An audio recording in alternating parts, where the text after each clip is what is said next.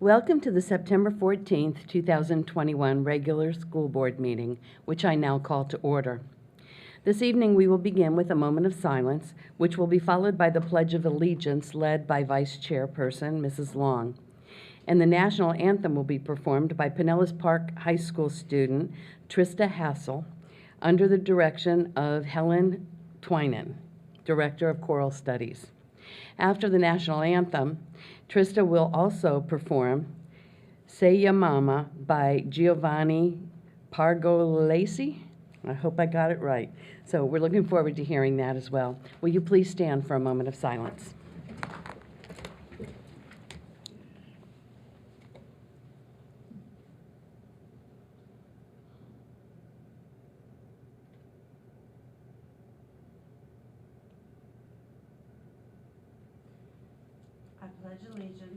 I pledge allegiance of the United States of America and to the republic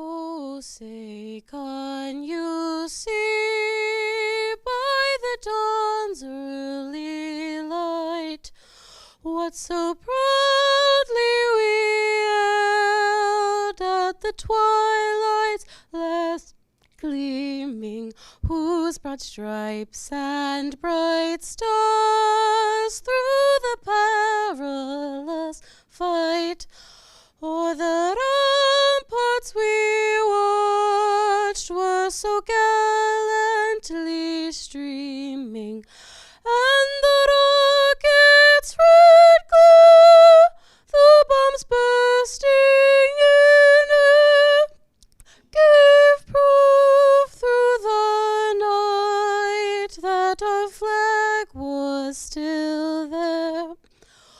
Oh, say, does that star-spangled banner yet wave o'er the land of the free and the home of the brave?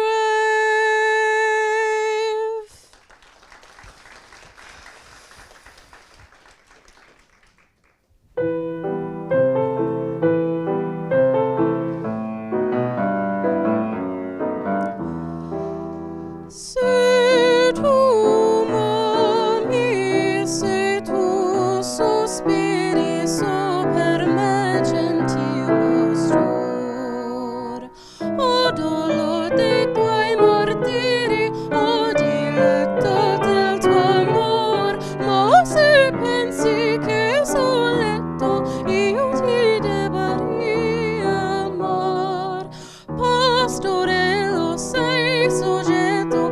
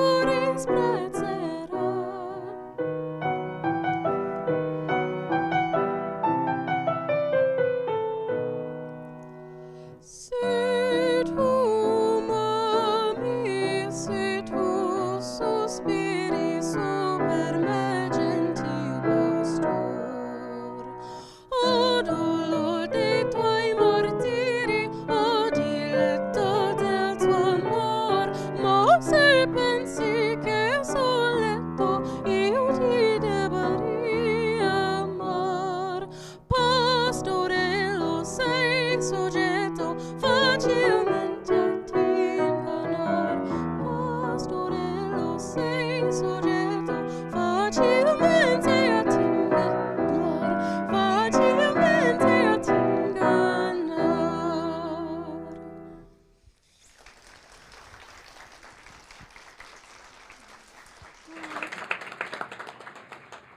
Very nice, thank you.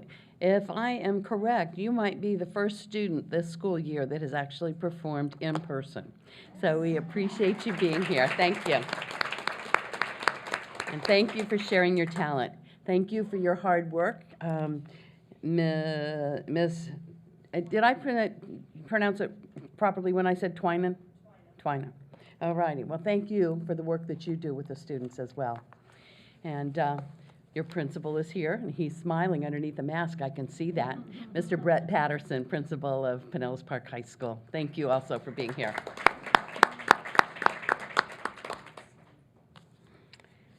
All right. We are going to have a video. All right. Kathy Biddle has worked over 4 decades at Clearwater High School as a teacher, coach, and athletic director. She has spent her life serving students and supporting colleagues. And as Bob Putnam from the Tampa Bay Times wrote, she is Clearwater High. That's why we're so pleased to share that Clearwater High is now home to the Catherine H. Biddle Field at Jack White Stadium. It is the first football field in the country to be named after a female, and no one is more deserving. So let's enjoy the celebration. This is going to be the ceremony as we dedicate the field. Will forever be known here henceforward as Catherine H. Biddle Field at Jack White Stadium. It's very emotional for me. I just want to cry. You don't realize how much of someone's life you've touched, and I don't. Right. And when they come up and tell me things, I just kind of am taken back.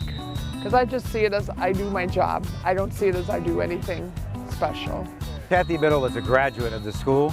After going to college, she came right back and started teaching here. She's coached here, 2 sports, cheerleading, student government, senior class, graduation coach, athletic director.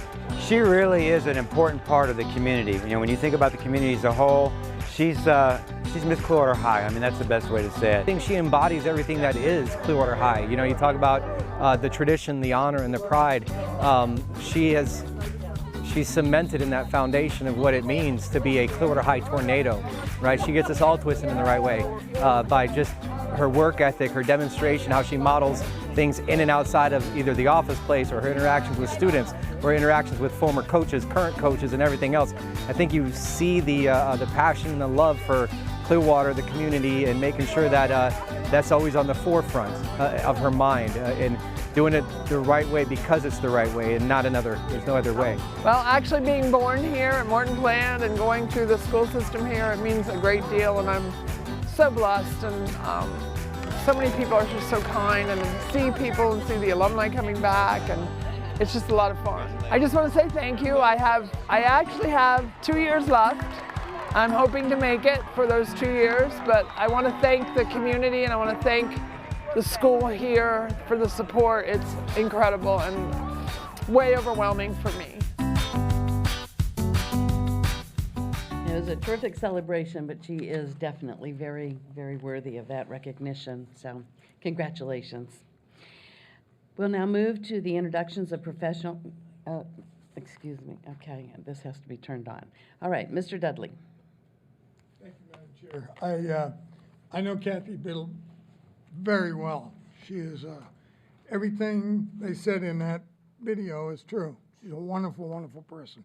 I got to know her when I was coaching cross country, and she was a Clearwater coach in cross country, and just a terrific person. I had the privilege of competing against her, our teams, and she is smiling all the time. Just, I just don't think I've ever seen her frown.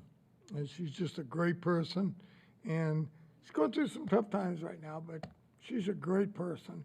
And if you ever get a chance to see her, you should go up and just say, you know, thank you for all you've done. Because she is an institution at Clearwater High School, and she has just a terrific person.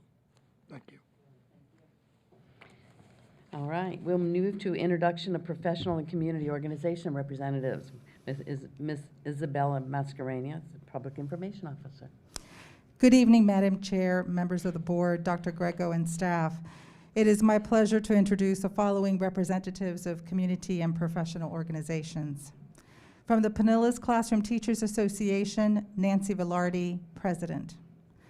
Representing the SEIU and the Florida Public Services Union, Talmadge Andrews, Chief Steward and member of the Executive Board.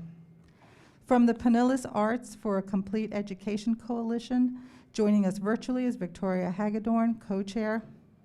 Members of the media in attendance today are 10 Tampa Bay and Telemundo. Today we have a presentation from the Student Rights and Responsibility Committee. Please welcome Amaria McDonald and Caleb Sandage from Pinellas Park High School and their principal, Brett Patterson. Thank Okay, you. Thank you. Welcome. Thank you, Madam. Thank you, Madam Chair, Dr. Grego, board members, and staff. Good evening to you all. My name is Caleb Sandage, and I am the Executive Board President at Pinellas Park High School. It is truly my pleasure to be here and to proudly present this information about Pinellas Park High School. Today, I will be mostly speaking about our school's extracurricular activities, as well as some achievements made by students at Pinellas Park High School. One of our students last year won the very coveted Florida Tax Watch Award for her work in overcoming barriers and excelling academically. I had a chance to get to know her briefly last year, and I can say with confidence that she is an incredible person and a true representative of Patriot spirit. Our principal, Mr. Brett Patterson, had nominated her for this award and received an award himself from the Florida Tax Watch, which is very well deserved for all of the support that he has provided to our school and its students. Over the summer, we also had a student who was accepted as a Bank of America Student Leader.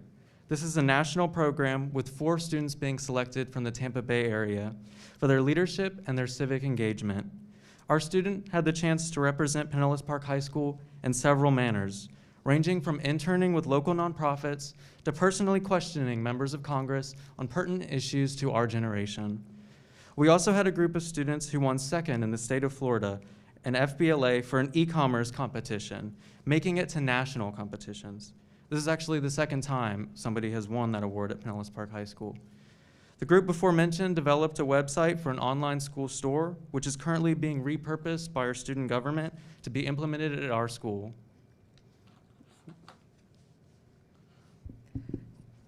Good evening. My name is Amaria McDonald. I'm a senator on the senior board. It is such a wonderful honor to be here and converse about Pinellas Park High School. Pinellas Park High School has substantial magnet programs, accelerating sports, while also having a welcoming, encouraging environment filled with various clubs and a first-class staff team. Pinellas Park High School has a very sophisticated, intriguing view on education. This educational institution secures students with not only stimulating, but fascinating professions, such as the Criminal Justice Academy, JROTC Coast Guard, and the First Responders. The Coast Guard program is 1 out of 3 in the nation. It recognizes leadership while empowering the importance of being an accountable citizen. The program also provides direction for young adults, allowing them to excel in real-world situations while using elevating techniques.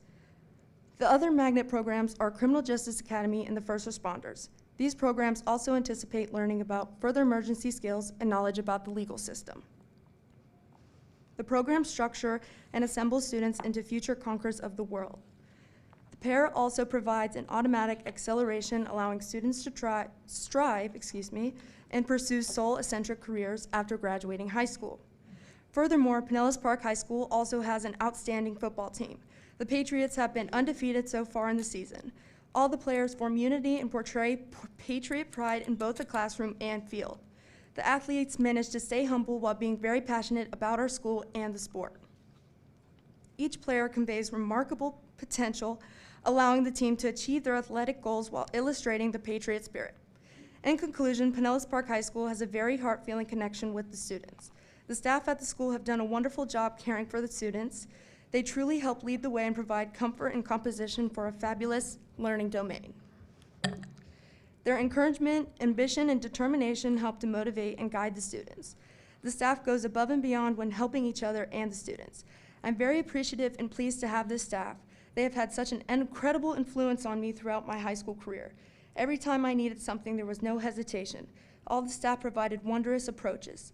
They're all very sincere. Within a school, society is very crucial to make sure the students come first and feel acceptance. That is exactly what Pinellas Park High School does. The respect shown in the school is very honorable and cherished. I'm very grateful for this opportunity and to express the lovely aspects of our school environment and provides. Words cannot express my gratitude. Thank you so much. Good, and thank you. Good job well done. Made you very proud, didn't they, Mr. Patterson? All righty, good. Thank you. Good. All right. All right, Dr. Grego, are there any changes to the agenda or any amendments? There are no amendments to the agenda, Madam Chair. All righty. Board members? Any items to be pulled? All right. Then I will entertain a motion to accept the agenda, to adopt it. Okay. Second. All right. Mr. Dudley made the motion and Mrs. Long seconded it. All in favor, say aye. Aye. Opposed, say no. And it passes unanimously. In our special order agenda, we have a presentation of the proclamation designating the month of September 2021 as American Founders Month. Constitution Day is September 17th, and the week from September 17th to the 23rd of 2021, and to celebrate Freedom Week during the last full week of September. Do we have a motion to accept the proclamation, or to adopt the proclamation? All right. Ms. Hine, do we have a second? Second. Okay, Ms. Long. Dr. Grego? Yes, Madam Chair and school board members, it's always a great privilege to bring this proclamation, but these issues forward, especially when centered around our Constitution, and also an opportunity to brag about our Social Studies Department for both this one and the next presentation. And I'd like to recognize Matt Bloom, our 9 through 12 Social Studies specialist, and the job he does. And he's going to highlight some of the activities that we're doing throughout our school district to honor these issues. Thank you. Good afternoon, Madam Chair, school board members, Dr. Grego, and staff. Pinellas County Schools proudly supports American Founders Month during the month of September, celebrate Freedom Week in Florida during the last full week of September, and Constitution Day on September 17th, which kicks off Constitution Week each year. For a little history, the celebration of the Constitution was started by the Daughters of the American Revolution, and in 1955, the DIR petitioned Congress to set aside September 17th to the 23rd annually to be dedicated for the observance of Constitution Week. That resolution was later adopted by the U.S. Congress and signed into public law on August 2nd, 1956, by President Dwight D. Eisenhower. Florida was one of the first states in the country to officially recognize Celebrate Freedom Week in 2002. And since then, many other states have passed legislation officially recognizing Celebrate Freedom Week as a week-long recognition of American values contained in our founding documents. While our social studies teachers guide students through in-depth lessons throughout the year on the founding of our country, this month, week, and day serve as a special time where we can continue to educate our students and community about the sacrifices made for freedom in the founding of this country and the values on which this country was founded. American Founders Month, Celebrate Freedom Week, and Constitution Day resources are able to be used by schools and teachers in a wide variety of ways to engage students. Some examples include morning announcements about the Constitution or trivia questions on the Founding Fathers and founding documents. The social studies classes around the county take a deeper look at founding documents like the Constitution and the Declaration of Independence to understand how they continue to shape and influence our country today. We are fortunate to have wonderful support from our community, and we've had support in PD and resources from our local Florida Sons of the American Revolution organization to help us engage students in understanding our founding fathers. We've had support from Dr. Robert Safransky, who's a retired Pinellas County Schools principal and member of the St. Petersburg Rotary, to be able to provide copies of the Constitution with lesson plans to students at many of our St. Petersburg schools. And the Daughters of the American Revolution have been able to provide a wealth of additional lesson plans and resources to be used at all levels by our teachers. And our K-12 Social Studies Department continues to expand our Constitutional Conversation video series, which focuses or features Pinellas County and Bay Area government leaders to help students learn about different elements of the U.S. Constitution and why it is so important to our lives every day. Thank you for your support in these annual events. All right. Mrs. Long, would you please read the proclamation? American Founders Month, Constitution Day and Week, and celebrate Freedom Week 2021. Whereas during American Founders Month, Constitution Day and Week, and celebrate Freedom Week, we focus on better understanding the nation's founding fathers and the sacrifices made for freedom that hold a special place in the history of the United States of America and the state of Florida. And whereas during the month of September, all civic, fraternal, and religious organizations, as well as public and private educational institutions, are urged to recognize and observe American Founders Month, Constitution Day and Week, and celebrate Freedom Week through appropriate programs, services, celebrations in which state, county, and local governmental officials are invited to participate. And whereas during American Founders Month, schools at all grade levels are encouraged to dive deeply into the history of our nation's founding fathers and the intent, the meaning, the purpose, and the importance of America's founding documents. Now, therefore, the School Board of Pinellas County does hereby proclaim September 2021 as American Founders Month, Constitution Day, September 17th, and week, September 17th through the 23rd, as the last week of September, as Celebrate Freedom Week. Signed this 14th day of September. All righty. Board members, is there any discussion? All right, we have a motion and a second to adopt the proclamation for American Founders Month, Constitution Day and Week, and Freedom, and Celebrate Freedom Week 2021. All in favor say aye. Aye. Opposed say no, and it passes unanimously. Thank you very much. Our next presentation of proclamation designating September 15th through October 15th, 2021 as Hispanic Heritage Month. Do we have a motion to adopt? I motion. Mrs. Long? Yes. And Dr. Carr is a second. And Dr. Grego? Yes, Madam Chair, it's always a privilege also to bring Hispanic Heritage Month and also use it as an opportunity to celebrate the achievement of our Hispanic students. They've done phenomenal work over the last 10 years in this district that we've really focused on the work of over 92% graduation rate, double-digit increases in advanced placement classes, gifted studies, and so forth, and just a sheer participation in our school district. So I couldn't be more proud, and as we celebrate the heritage of Hispanic students and families.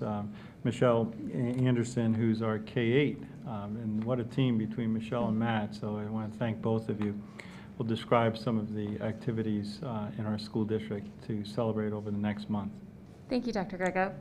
Madam Chair, school board members, Dr. Grego and staff, good afternoon. Each year, Americans observe National Hispanic Heritage Month from September 15th to October 15th by celebrating the histories, cultures, and contributions of American citizens whose ancestors came from Spain, Mexico, the Caribbean, and Central and South America. The observation started in 1968 as Hispanic Heritage Week under President Lyndon Johnson and was expanded by President Ronald Reagan in 1988 to cover a 30-day period starting on September 15th and ending on October 15th. It was enacted into law on August 17th, 1988, on the approval of Public Law 100-402.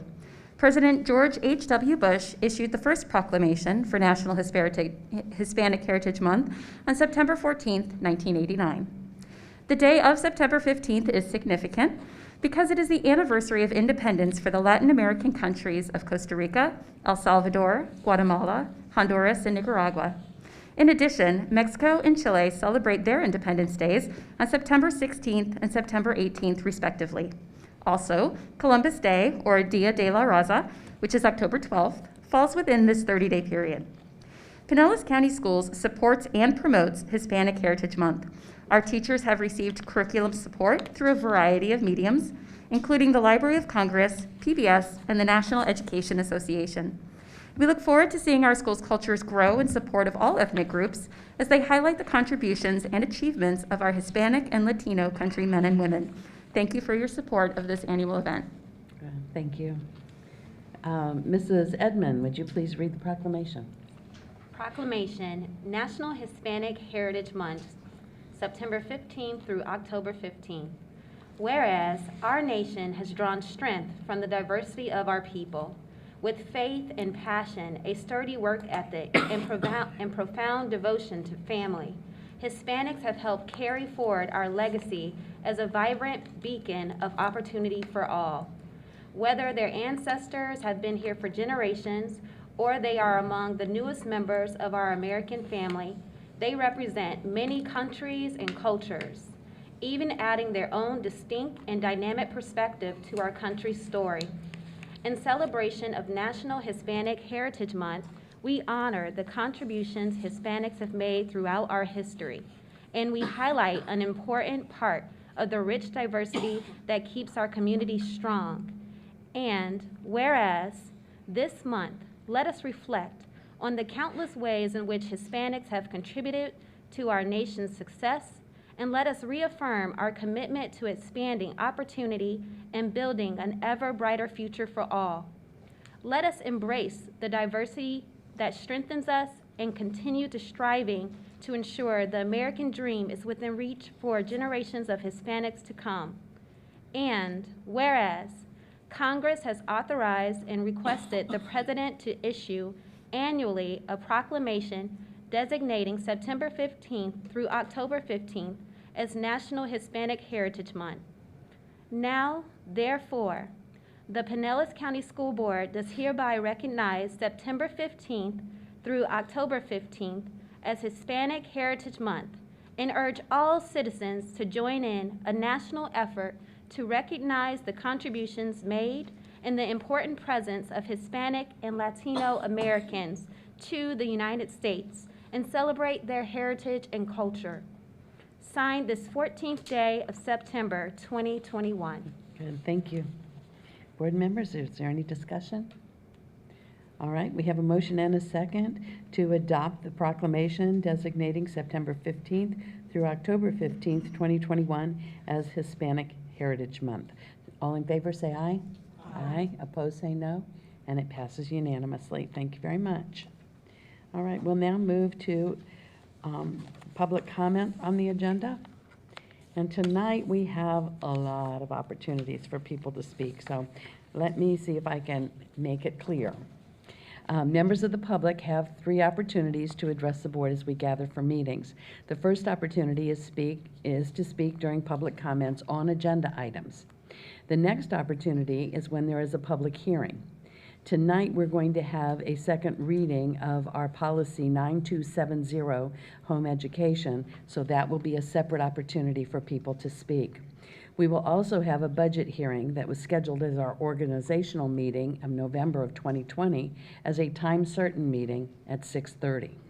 At that time, speakers may address the board on the budget if they choose to do so. They can sign up. In short, if you're here to address the budget, you will not be doing that during public comment right now. You'll be doing that during the budget hearings at a separate time. Lastly, after the meeting is adjourned, we will remain for public participation when speakers may address items pertaining to the business of the district. Our staff is here to help you if you have any questions as to when you're to sign up or when you're to address the board. Each of these opportunities for public input, board members are here to listen to you. This is not a time for discussion or debate. We will not take any formal action on information brought forward unless it is pertaining to the agenda item or our budget. However, the board and superintendent may clarify statements or refer the speaker to proper staff to help work through a problem or concern. The board is committed to a standard of civility and decorum in the conduct of our meetings. Whether you agree or disagree with the viewpoints expressed by speakers, please refrain from showing audible support or disagreement. We also ask that you assist us in maintaining a civil and constructive environment by confining your comments to the business of the district and refrain from profanity and intemperate or rude remarks. Thank you very much. Mrs. Hauk, do we have any speakers to the agenda items? Madam Chair, board members, and Dr. Grego, we have 3 speakers this evening for agenda items. Our first speaker is Mark Clutho, speaking to agenda item 7.11, 7.12. He'll be followed by Renee Chia, speaking to item 7.9, and then be followed by Sweet, speaking to items 7.9 and 7.17. All righty, thank you. Mark Good evening. Clutho, Largo. 7.11. This is a remodel and renovations. $16,700,000. Oh, yeah. And we had those high schoolers, and they're espousing Tax Watch. Where was Tax Watch? Another boondoggle. And here at Mildred Helms, you know, that's where my wife taught. The classroom where she was, they called it the morgue because the room was like a morgue because other rooms had to be bombarded with air conditioning because of the bad design of the building. And that school building was supposed to be a prototype. $2.5 million there. Oh. More stupid buildings, so what does it give us? Here's the headline. July was the Earth's hottest month on record, NOAA says. Melting ice imperils nearly all emperor penguin colonies. This is cause and effect. You make those stupid buildings, you keep ignoring science, and this is the effect. Hotter future is certain, UN says, urging immediate action to ease perils. Get ready for the climate disasters. Yeah, if it wasn't for that high pressure, what would have happened here if Ida would have struck Tampa Bay instead of going a little bit north? A hotter future is now inevitable, a UN report says. Earth's carbon dioxide levels at highest level in 4 million years. Adults are failing us on climate. This is from Greta Thunberg and some of her cohorts. We will not allow the world to look away, but that's exactly what you are doing when you continue to ignore the science of high-performance passive solar building. Only big steps will save the Earth. Stark warnings for the warming planet. UN report spells out dire consequences of climate change. You know, over 2 decades now, I've been bringing this science, and you just flagrantly ignore it. Thank you. One thing that I failed to mention is we're going to be calling several people at a time. So in order to make sure that we're attaching the right name to the cards, if you would give your name as you come up to speak, just as Mr. Clutho did, we would appreciate it, and it would be very helpful. So who's our next speaker?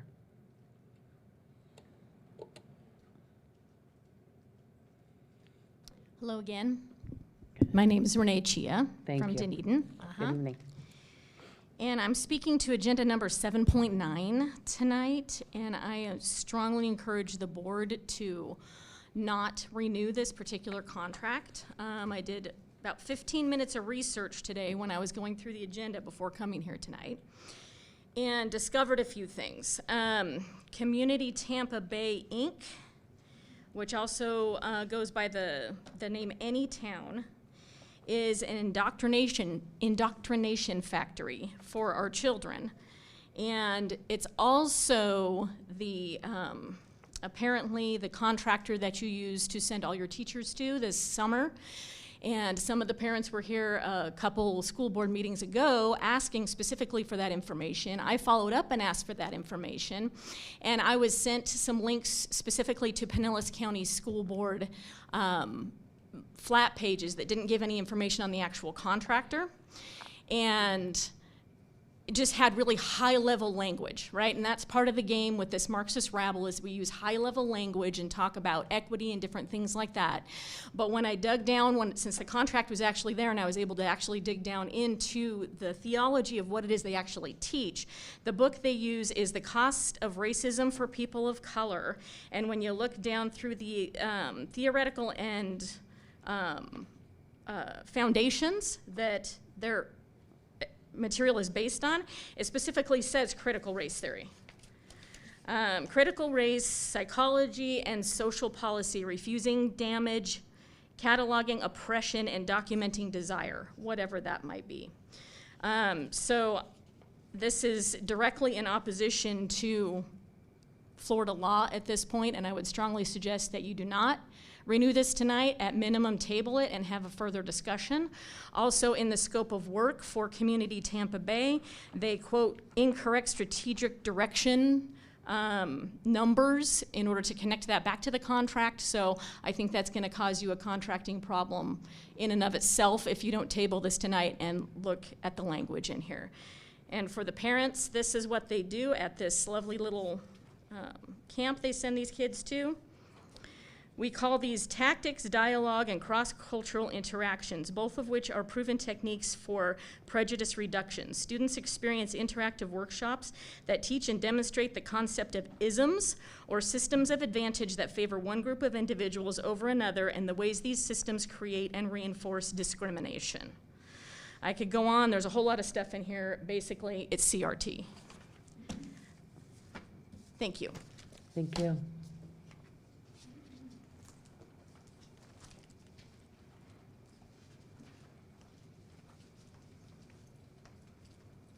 Good evening.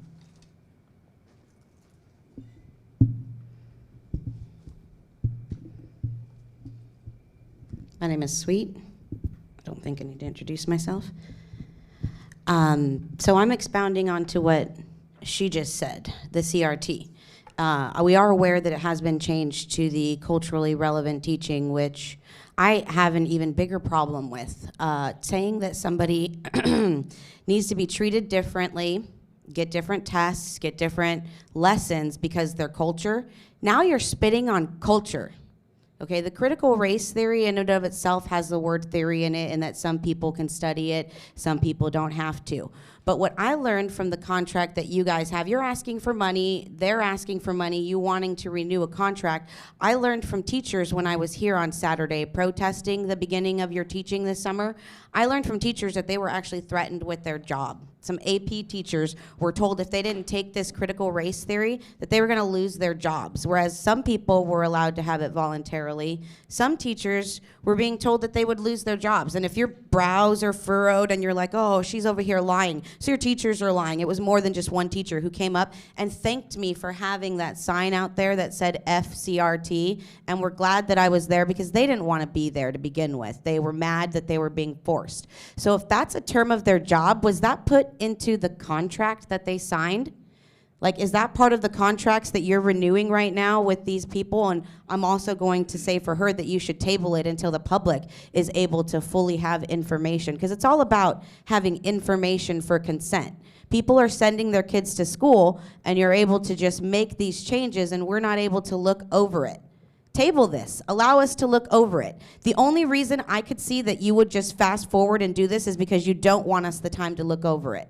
And that's fear and trying to make sure that we stay uninformed.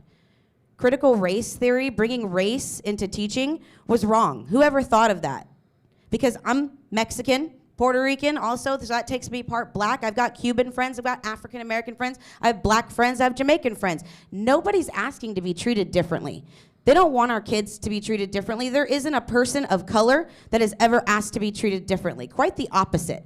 equality, not equity, which should just go to our mortgages. We've asked for equality, real equality, not to dumb down tests because, you know, you need better test scores so you can get more money, and it's got to be their culture, right? It's their culture. It's their parents' fault. It's how they're growing up. That's the reason that they can't learn the things that they're in school. It's got to be their culture. So we've got to have all of these extending community, Tampa Community Inc. and everything else that they're working with, because they can't go out and just say what they're doing, which is why they expound and they use these words to try to confuse people because of the anger that would actually happen if we knew what was really going on.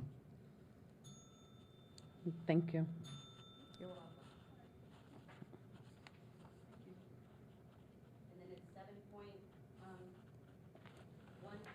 It's 3 minutes for all agenda items, not 3 minutes for each agenda item. Every single time I've been here, multiple people could speak multiple times if you wanted to speak on. If I had known that, then I would have brought up that part of the agenda. I wasn't told beforehand that it was only 3 minutes. Can I be allowed 1 minute? Sweet. When you were called up, our board clerk indicated the agenda items that you were speaking to. No, I'm sorry. When she called your name, she said the 2 agenda items that you were speaking on. And our policy gives members of the public during this opportunity 1 3-minute period to speak to 1 or more. You can speak during the general public comment. That's different than other people that have been here that have been able to speak twice. It's the only reason I signed up more times because I realized you did allow people to speak on different agenda items with more time. No, they I'm not speak- aware that we've done that. No.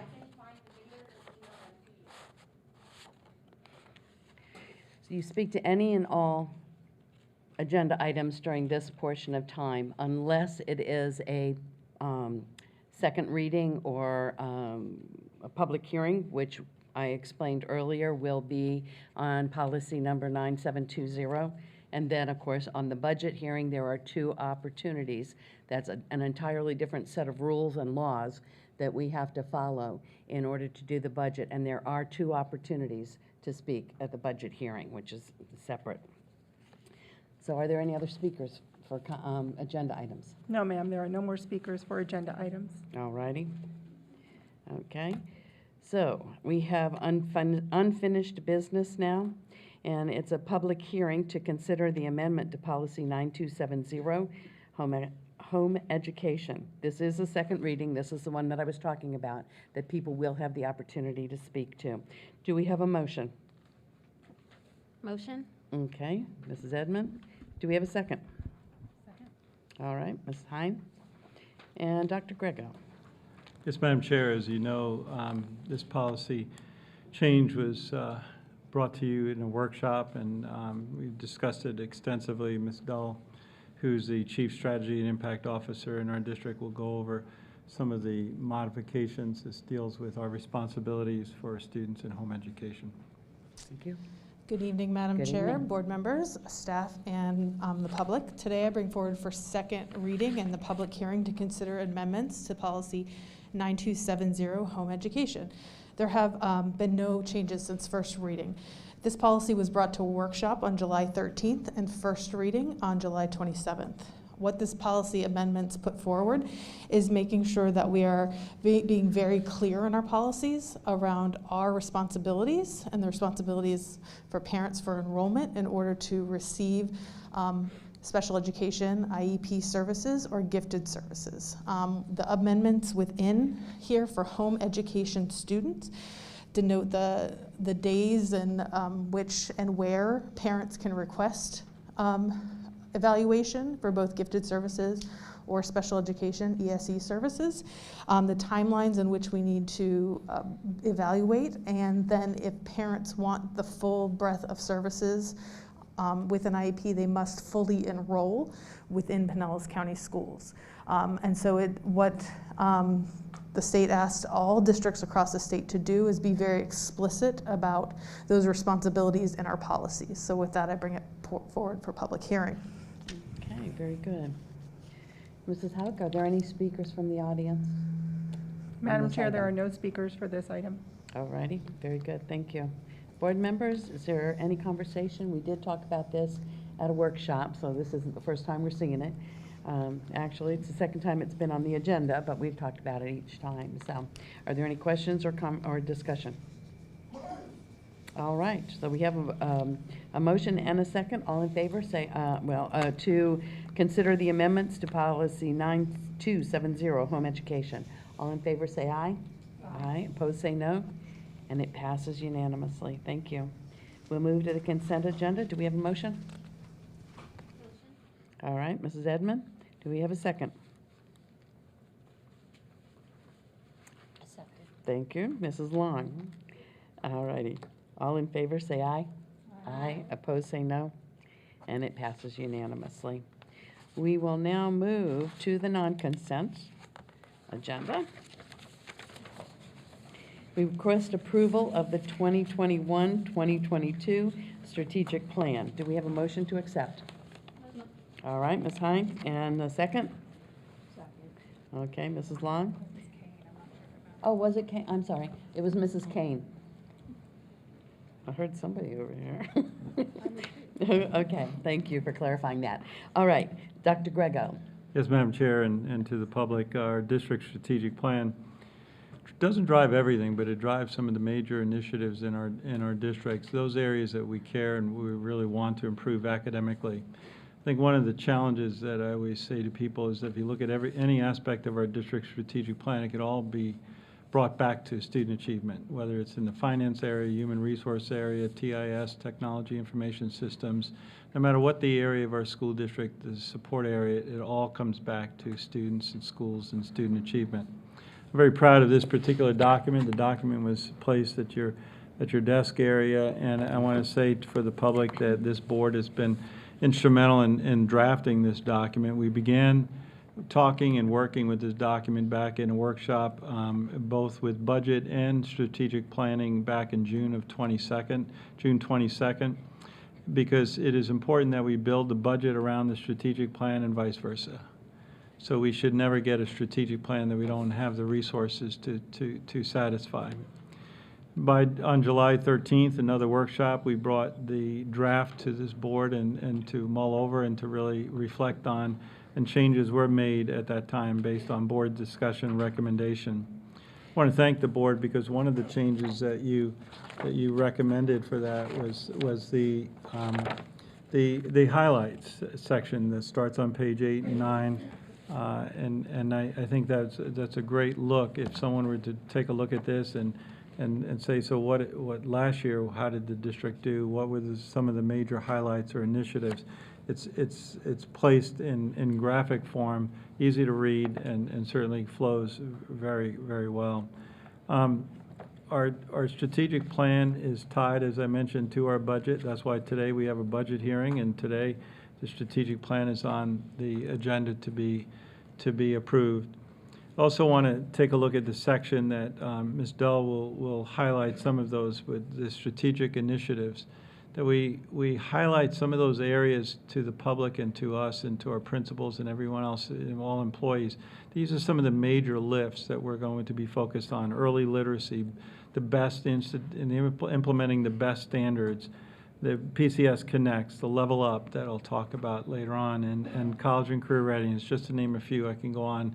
This board is very attuned to what those are.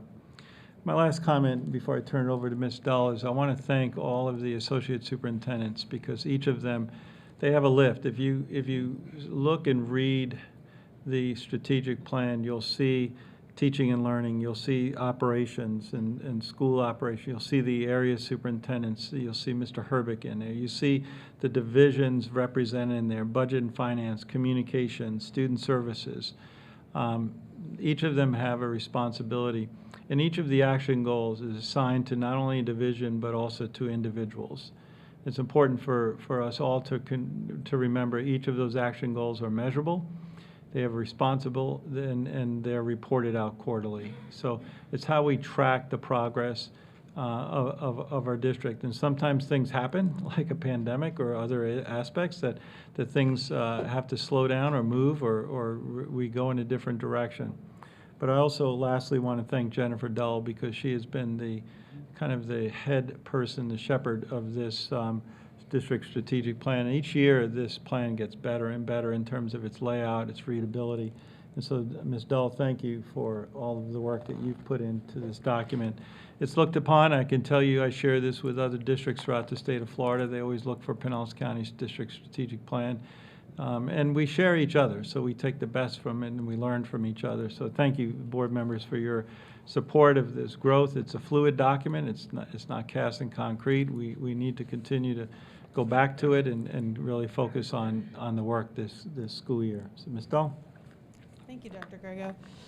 Some of the things I would like to point out as we bring forward this for approval for this year is that it is an annual plan, and annually these goals are updated to align with where we are in the work and where we want to push ourselves aspirationally to be at the end of the year. As Dr. Grego mentioned, staff works along with this, we actually have a Let's Talk button open for district strategic plan feedback 365 days a year from public or staff members.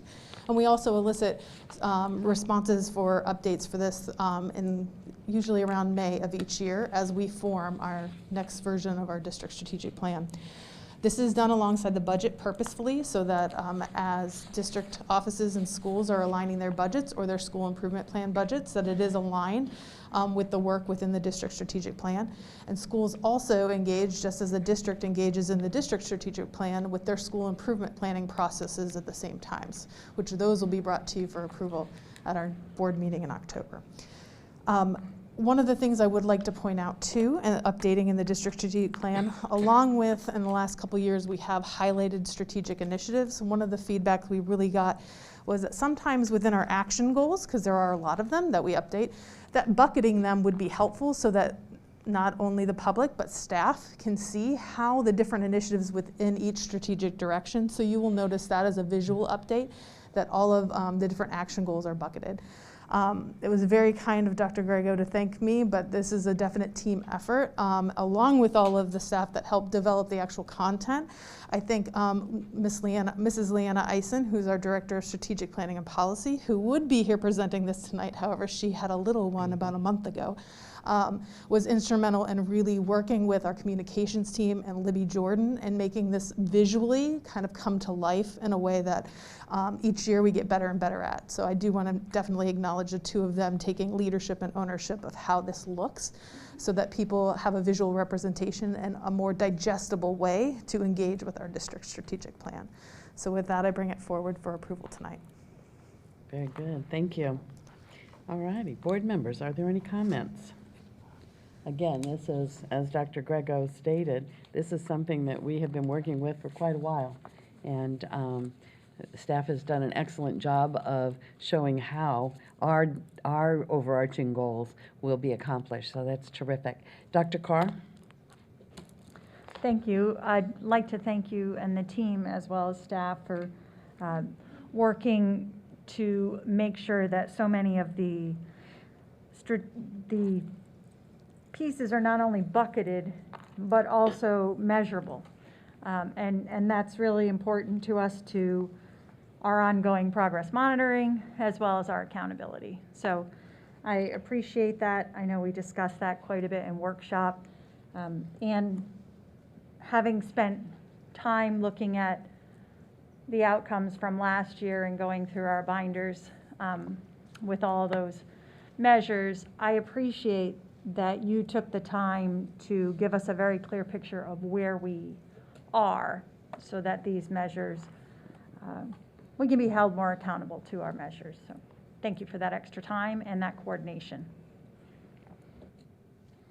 Mrs. Edmond?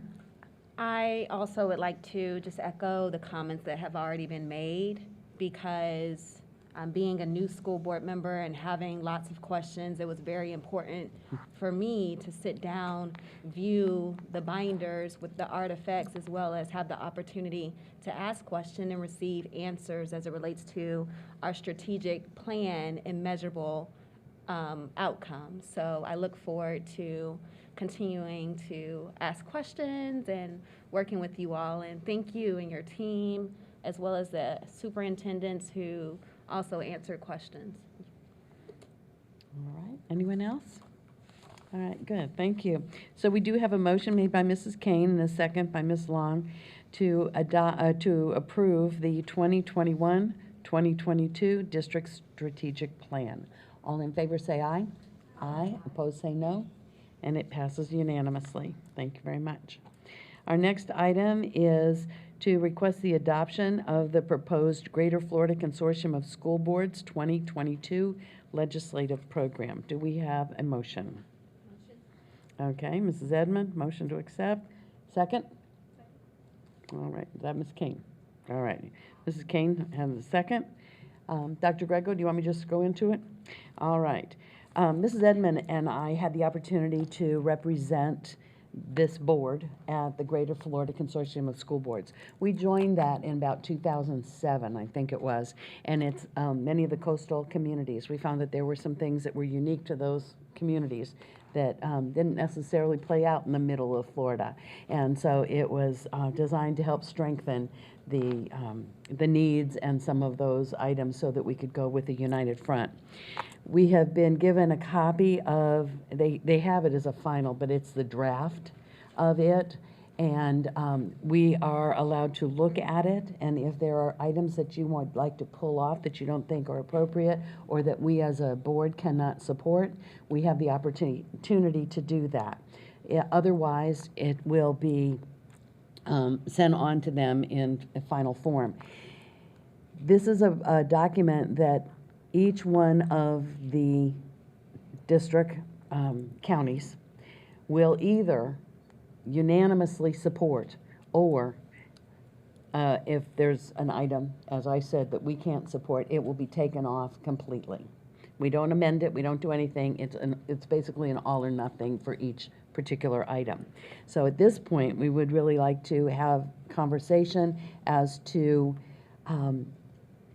are there any items in here that need to be pulled, or do we support the document? So I'm going to ask anybody. Mrs. Edmond, do you want to add to it? Yes. All right. Thank you, Ms. Cook, for highlighting the work of the consortium. Having the opportunity to talk with colleagues about the issues that we face and really go back and forth with how we can problem solve was impactful for me. So I look forward to seeing the outcome of our vote. Okay, good. There are a couple of items on here that we specifically put in here. One was to extend the lifespan of our of our referendums, so that a board could choose to do it anywhere from 4 years to 10 years. And if they guess it wrong, they run the risk of losing the referendum. But definitely to be able to maximize it for planning sake and that type of thing. So that was one of them that has been put in here. And the other one was to use other facilities, other governmental buildings, as well as schools, or instead of schools, let's look at them first. And we've talked about why that would be there. And it's also on our individual Pinellas County platform. So those are a couple of things that were added as a result of submitting it and the group talking about it. So if there is no discussion, we have a motion to adopt it in its entirety, is what it sounds like, to adopt the proposed Greater Florida Consortium of School Boards 2022 legislative program. All in favor, say aye. Aye. Aye. Opposed, say no. And it passes unanimously. Thank you very much. So we'll now move. We do have some time. So items introduced by the superintendent. Yes, thank you, Madam Chair. First, I want to thank Governor DeSantis and Commissioner Corcoran for visiting our district today. Both visited High Point Elementary School, a school that even through a pandemic increases its letter grade. Thank you, Mrs. Kane and Mrs. Cook, for joining us at that press conference. You'll hear a lot about it in terms of the different form of assessments that the state is moving to. I'm in favor of it. I think that monitoring students along the way instead of this huge assessment at the end is a good thing. I've talked with many of the board members about this in different ways, shapes, and forms. We have a lot of work to do still. Just recognize that it needs to go through the legislative process. I, for one, will be very involved with this, along with our Superintendents Association, to ensure that it's a meaningful thing for our teachers and our schools and students and parents. One of the highlights of it, though, that continued to be brought up today is the connection with families and the parents. The notion as we provide monitoring tools for parents, and parents always ask, well, how's my student doing, and what can I do? And one of the things we're trying to get closer to is to answer those two questions. So here's what they're doing great, here's where they need a little bit extra help, and here's what you could do to assist us in the partnership of educating your student. So if it reduces the testing time, it increases the instructional time, we all need to be open to it, and really understanding that the monitoring piece in this day and age with this technology, we ought to be able to do this. I've mentioned and used the College Board as an example. When they give an AP exam at the end of the year, they give these formative assessments periodically through the year, and as students progress, they find out where they're really strong and where they need to brush up. So it's better to prepare them for that AP exam at the end of the year. And guess what? Our passing rates go up. It's all about, if you're really, really sick, do you wait to go see the doctor at the end of the year, or do you go in and get a checkup earlier? It's not let's wait, but rather let's see where we're at. So as I said, there's a lot to be still ironed out with it, but it's a great start. I think it's a great talking point. I think it's needed. We've been dealing with the FCAT or FSA for how many, 10, 15 years, just about in the same format. And there's a real desire that we've been working on for the last year and a half to try to better connect families to their students' assessment and their progress. I'll keep the board up to date on how we make progress on this collectively as a state, though. But right in line with that, I want to also talk about Level Up programs, our Level Up program, because it is really a great indication that everything's building on more individualized instruction. How do we individually prescribe or subscribe a instructional program for students and where their needs are in school and out of school, and in terms of enhancing our PCS Connects program that you see is very represented in our district strategic plan. Last night, in fact, our high school students, specifically our high school seniors, had their first session in Level Up. And the session was addressing specifically, with parents, by the way, the high school graduation requirements and how they can utilize the ACT and SAT. It answered those questions. And the workshop was entitled Level Up to Graduation. And not only the families and students that watched it last night, but the archiving of those so that you can go back to it at any time, day or night. Tonight, in fact, just started at 6 o'clock. The math team will host a Level Up session for middle school students and families regarding our IXL mathematics platform, which has skill-based activities. This is a very exciting middle school program that the middle school team is rolling out. And it's involving everyone in practicing and enhancing the math skills in middle school. So the Level Up sessions are going to continue, and I'm going to continue to promote it. We need to promote this throughout our entire community. They're on our website if anyone wants to learn more about it, but you're going to be hearing a lot more about it, pcs.org/Level Up. And I want to thank our teaching and learning department for all of the work that they're doing. And as a result of our one-to-one devices, we're truly succeeding at expanding the learning opportunities of all students. In addition to that, I want to talk a little bit about the early literacy and our literacy program. Again, expanding the learning day and also enhancing what we're doing during the day. Project 23 was launched this year, addressing specifically the need for reading proficiency across our elementary schools, and the reading recovery that we greatly expanded this year into more and more first grade classes in our elementary schools. So these are things that academically as a district, we're 1 month into the school year, we're not only taking off, but we're really truly making some gains for the efforts that we're doing. And it all ties back to that strategic plan.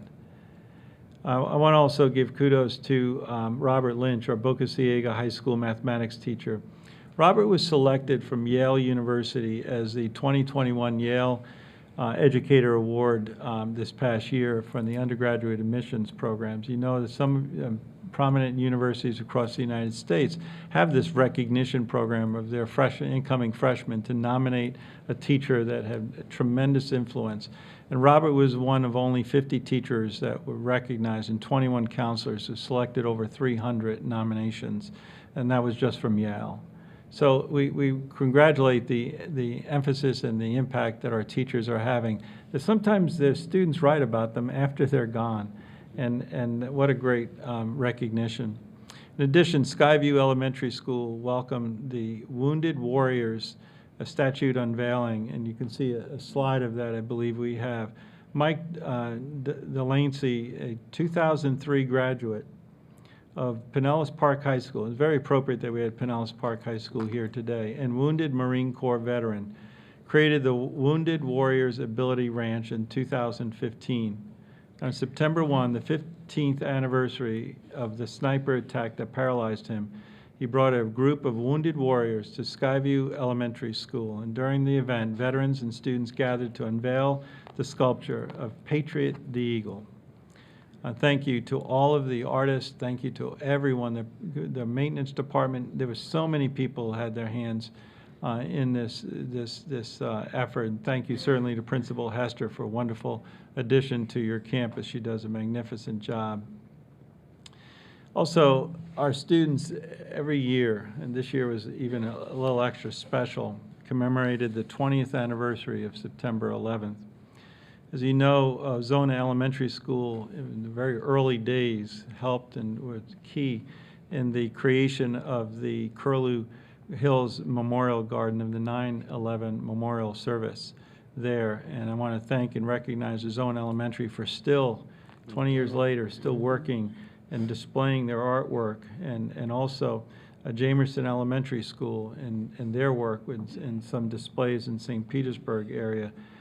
We truly celebrated and honored and remembered the 9/11 tragedy that took place in our country, and it's so important that our students who weren't born at that time understand and remember and recognize the event of that day, that we all might learn from it. I also want to say thank you to Al Bennett, as many people on a Friday night and the lights go on and the football stadiums are there.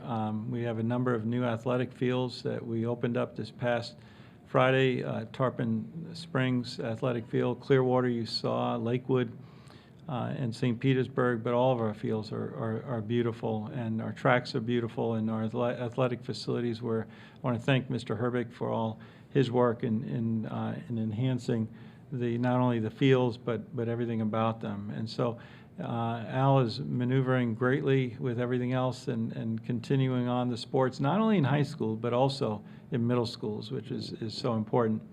I remind the board that the Rays are celebrating Pinellas County Schools Night this Saturday at 6:10 against the Miami Marlins in interleague play. So if any board members are interested, they honor our teachers, they honor our school district, and certainly our students and others are recommended or certainly are celebrated there that night. And also the Rowdies will be doing the same thing on Friday, October 15th.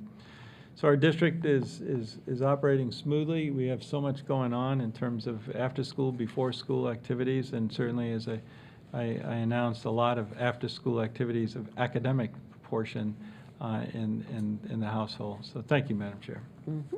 Thank you. All right. Items introduced by the attorney. I have no items this evening. Thank you, Good. Madam. Thank you. All right. Items introduced by board members. All right. Dr. Carr?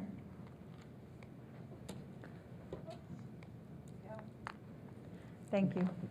I want to add to some of the athletic events that we have going on. I had the opportunity to attend the relay swim event at North Shore Pool, and I don't know if you've had the opportunity to attend one of our swim meets recently, but I found it to be incredibly entertaining and far more fun than, I dare say, at football. But between the breaks and activities that take place, and the level of engagement with families and the students that were there. So it was a tremendous event because it was all relay and a real opportunity for students from across the district, all our high schools were there, showing up and building their team spirit. I also wanted to acknowledge and thank Ms. Kane for your coordination, or your leadership, as well as Ms. Cook and Ms. Edmond for our legislative meeting, which took place yesterday. Goodness, and those folks who were in attendance, Senator Rison, and as well as Representative Rayner and Representative Diamond and Representative Latvala and Representative Cheney. So those individuals who participated and were able to attend, it was especially fantastic for those who came to Pinellas Technical College because they had the opportunity to see some of the programs in action in schools. So the culinary prepared, we had the welding, we had, tell me the dog's name, I know you remember it, but Sponger the dog was there, and as well as the Juno, the body, for our medical program. So it was very engaging and a real opportunity for students and staff to showcase our certification programs. While we were there, an element that really stuck with me was a comment from Donna Cecilian, who is the leader of our student services. And one of the things that was poignantly asked of her was regarding any evidence or research related to positive or negative mental health around masking and other mitigation factors. And she articulated it so well, and I have such positive regard for her expertise as a mental health expert in our schools and in our community and as a leader, and I'm going to do my best to paraphrase her, but she certainly said that there was not specific evidence one way or the other of it being detrimental to the mental health and well-being in terms of in the literature with mental health at this time. But that really where we see, and as a former school counselor myself, I believe it's oftentimes in the way that adults frame things that can add to the stress and anxiety of students. So how we behave as adults and how we support our arguments and present ourselves contributes to the anxiety one way or the other. And it caused me to reflect on a lesson recently learned in our household, that no individual is as totally good or totally bad as they are often portrayed. So there's not perfection or pure evil. So we want to make sure that when we are sharing our perspectives and opinions on positions in this environment, that we consider how we frame it to our children and how we present things to our children. And I just really, that was a big takeaway for me from the event when there was some of the discussion at the end. So I'm grateful to her for her expertise. I'd also like to acknowledge Mr. Herbick for working so hard. We've had some real struggles with transportation through, we're not alone in that. It's a national and statewide issue, finding individuals. I know we received our update on it. I know we've really been working to fill in gaps within the bus bulletins capacity to get the information out to families. And that we really started out with fewer drivers than we had in the past. And I'm grateful to you for these extra efforts you've been putting into place and the additional training group and and things that are about to roll out to really address some of those issues. So I appreciate our families and parents. I know that has had a direct impact on student instruction and learning, and I know that you're working on it. I know it's not something, and it looks like Dr. Grego, you have comments. Oh, okay. But I want to acknowledge that and put it out there publicly that it's not, we have received concerns, issues around that, and the things that are in the works. And then lastly, to represent a little bit of the data that we was shared. I have the opportunity to serve on the continuum of care, homeless leadership for the board, and the subcommittee I work on is, because you do also serve on a subcommittee, and I see some others that are on the committee. But one of them is data, system performances and measures. And one of the things that was very apparent regarding that, there was some recent probing and looking at our veterans and the disproportionate homeless rate amongst that group. And I just, we are fantastic in our celebration and recognition of individuals who have served this country in so many ways and with things that we do. And I'm just going to push again to request that we acknowledge it further and have Veterans Day as a holiday. I know we have gone back and forth on that quite a bit. I'm just going to put it out there again.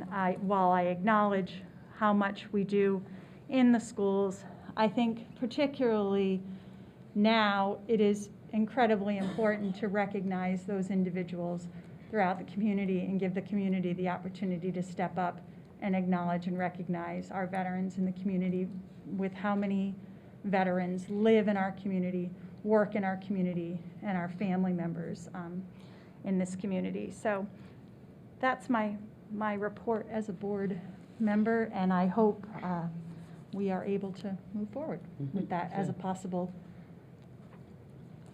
consideration for the calendar committee. Exactly. Dr. Grego? Yeah, Madam Chair, and if I may, if I could address, because I think Dr. Carr brings up not only one of the more important points. I know that about 3-4 weeks ago, we had a statewide meeting of all superintendents, and the number one issue was bus drivers, with a distant second, by the way.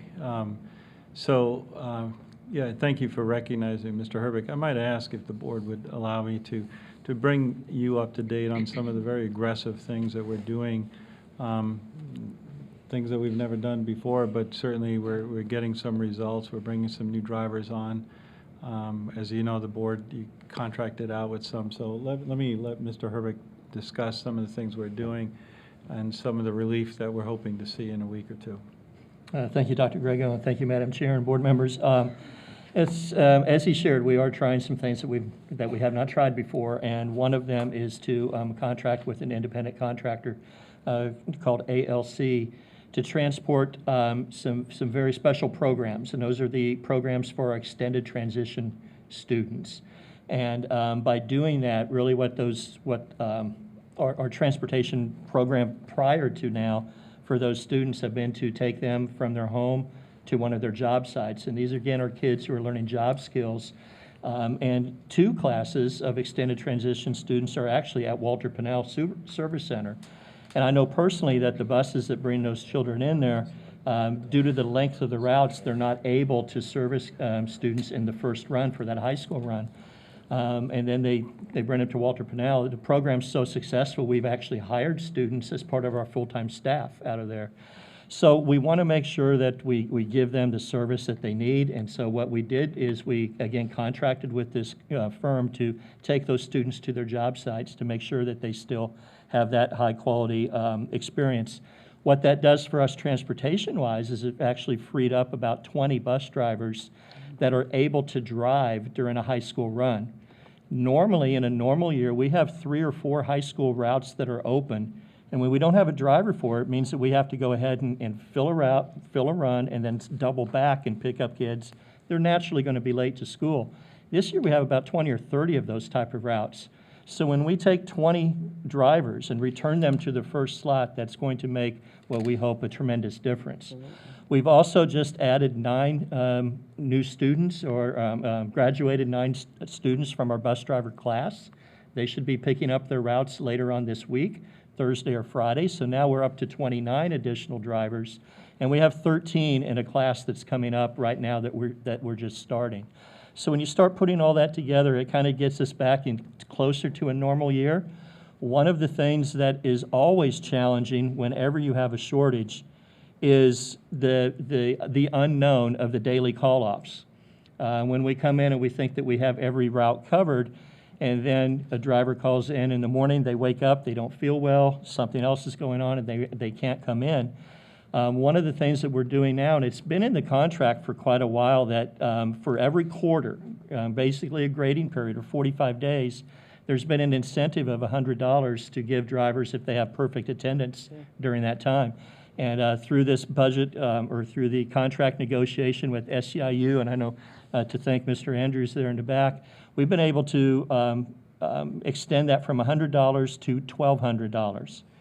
So that if a driver who has that perfect attendance for 45 days make a substantial bonus for being able to do that. That eliminates that huge unknown every morning, makes the job of our dispatchers and routers, which remember we combined our dispatchers and routers this summer into one job. It makes their job much easier, and it kind of gives us more of a fighting chance to be able to put the correct information into Bus Bulletin, because we won't have so many changes to put in every day, and parents will be able to get more accurate information, which has been a real cause of concern. Is Bus Bulletin just cannot handle the number of changes that we're having to put in today, and parents aren't being able to get the accurate information that they need. So again, those are some of the things that we're doing and putting in place. We'll keep you informed as we move forward.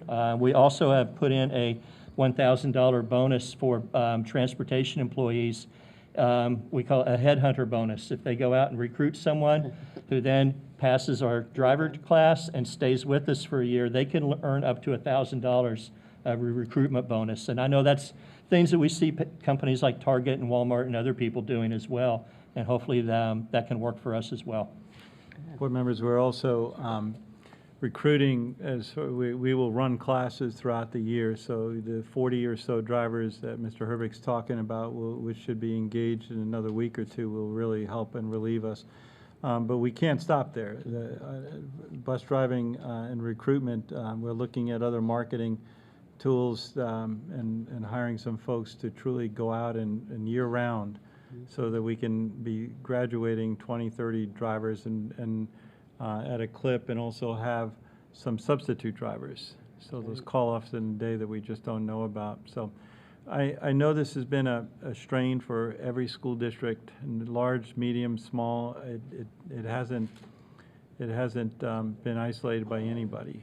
Every district is experiencing it, but I feel comfortable that we're constantly attacking the situation, not just having a discussion with it. So the other thing I want to do is just thank our bus drivers. I get an email every single night by the transportation department. I don't rest until every, what they say, every bus is back in the barn. And at that point, I know that we're good to go. And it's usually around 6:15. Then all of the runs with I just talked about athletics. You see them transporting our football teams. So our bus drivers do a remarkable job, and they get up early in the morning. They're long days. So please, just really thank them for what they're doing. We'll continue to try to enhance their compensation along the way too, truly. So thank you. Okay, thank you. And Dr. Carr, you thanked many of the people on the legislative committee, but you too served on that committee, and I want to thank you for your work on it as well. Okay, Mrs. Edmond, I think we have time for one more. So go ahead. I would like, I would like to also thank Mr. Hendricks. I know that a lot of people have academic concerns as it relates to the quarantines, and I was able to ask him about the academic helpline. So I think it's important that people are aware that there is an academic helpline if your student is quarantined, and that laptops are available. So it would be great if communications could keep pushing out that information so that families are aware. And thank you, Mr. Herbick, as it relates to the quarantine or providing food opportunities for families that are in quarantine. I noticed that the communications department did push that out on social media, and we're getting the ball rolling on that. So I really appreciate you and your team for that, as well as working through the bus situation, which you elaborated on a few minutes ago. I'd also like to congratulate Pinellas Technical College for earning Tampa Bay's Times Best of the Best People's Choice Award for the best trade vocational college in the Tampa Bay area for the second year.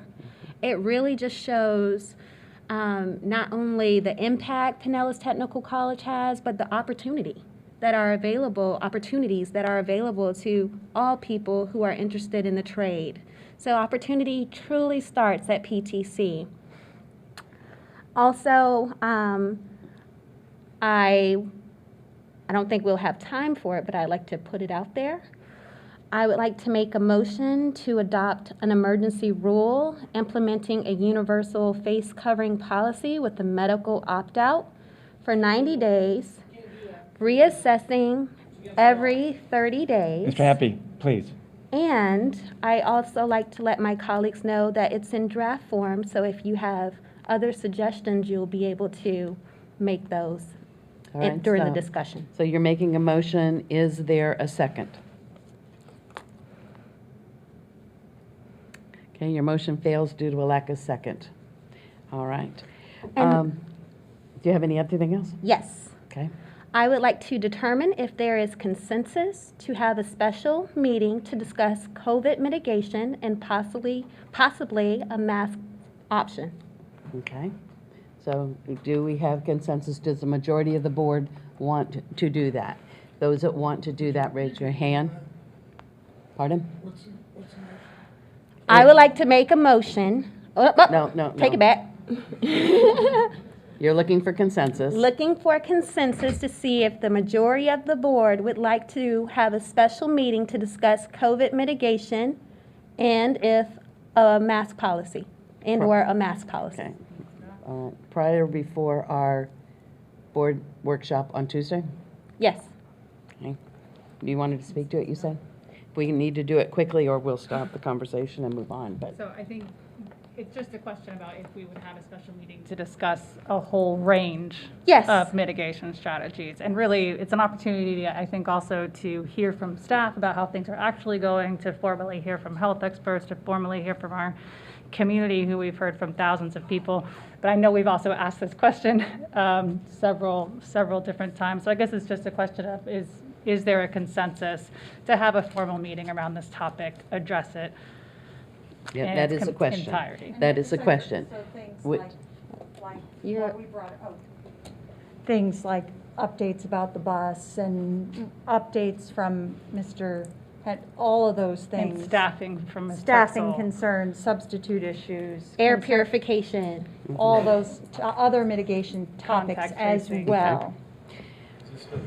So, no, they're asking for it prior to the workshop rather than doing it at the workshop. Okay, so those that would like to do that, raise your hand and we'll see if we have the majority that would like to do that. All right, I don't see a majority, so what we could do is ask for some of those things to be added and brought to the workshop. Does that help? So that we know the mitigation things that are going on and what is happening with air purification and sanitation and that type of thing. That'd All be right. great. Thank you. Anything else? Because we are 1 minute away from our time certain. Okay? Dr. Corbett, are there any board requests? Yes, Madam Chair, the board requests are recorded as we will add mitigation efforts update to the workshop next Tuesday. Okay, all right. So with that then, we can adjourn the meeting knowing that our evaluation will happen after. And after our budget hearing, we will have public participation. All right? Let's take a 3-minute break and let the people for the budget hearing set up, and we can go get a drink or do whatever we have to, but like 2 minutes. Okay? Great. Just stretch.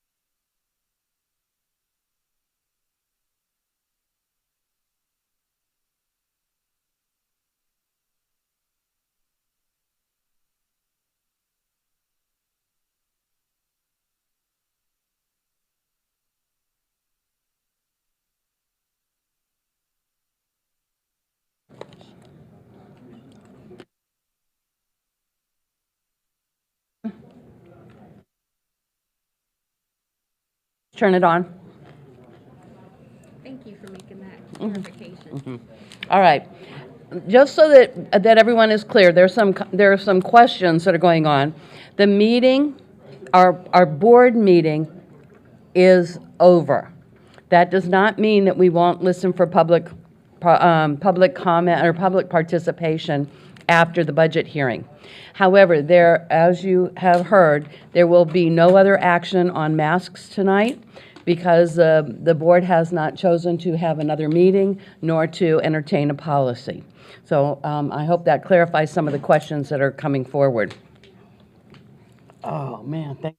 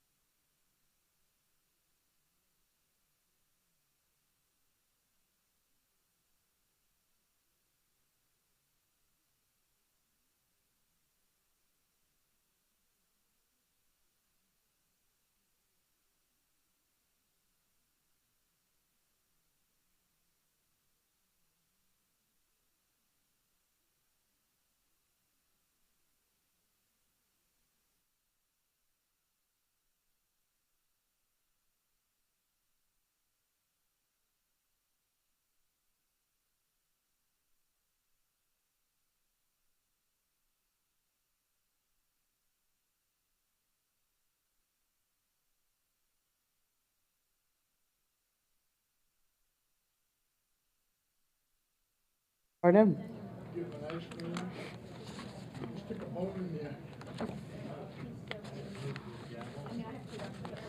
Yep.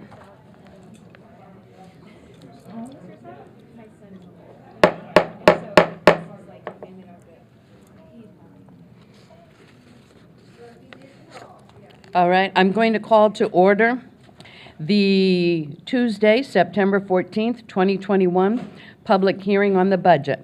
It's 6:30 p.m. or actually 6:35 p.m. All right, so good evening and welcome to the second of the two public hearings for the 2021-22 budget.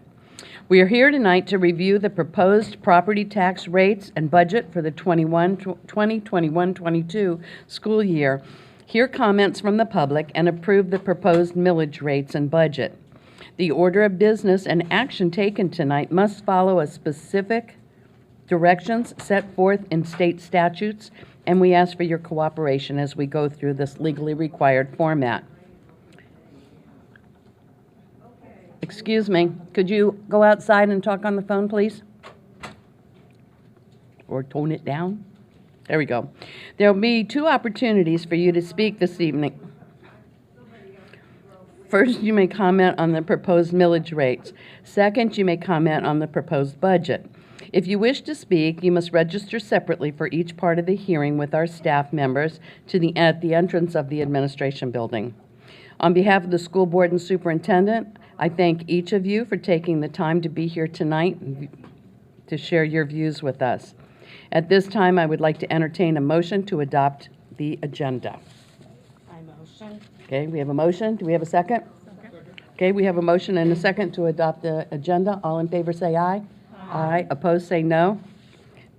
All righty, it passes unanimously. Dr. Grego and staff will make some introductory comments prior to the presentation. And before we hear from the public comments, this will happen. So, Dr. Grego? Yeah, thank you, Madam Chair, and to the board. As said several times this evening, that our strategic plan that you passed a little bit earlier is tied to this budget, and I'm very proud of this budget, and especially during these challenging times. I want to thank Mr. Smith and his entire team for establishing this budget. If you remember, board members, he put together, Mr. Smith and the entire division put together a very comprehensive, where every dollar spent, booklet for this board to go over. Spent a lot of time with any individual board members who chose to dive a little bit deeper. And then we had our first budget workshop on, I believe it was June 22nd also, and then followed up in July with the first public hearing. So here we are in September. So Mr. Smith, thank you for your leadership, your entire team, not only those here tonight that really contribute to this. So Mr. Smith. Thank you, Dr. Grego, Madam Chair, school board members. Appreciate your interest in the budget, and I appreciate that you participated in that comprehensive workshop back in June. As Mrs. Cook mentioned, this is the second and final public hearing on the budget and setting the millage rates.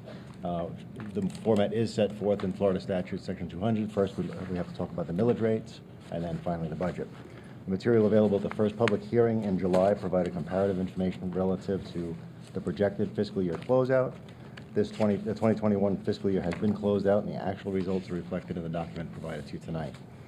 At this time, Ms. Luann Jordan, Manager of Budget, FTE, and Cost Reporting, will present first the millage, followed by the budget. Ms. Jordan? Welcome. Thank you. Thank you, Mr. Smith, and good evening, Dr. Grego, Madam Chair, board members, and staff. Truth in millage, also referred to as TRIM, requires school districts to advertise their proposed budget and millage rates annually. The district's 2021-22 millage is comprised of the general operating millage, which includes the RLE, discretionary, and local referendum.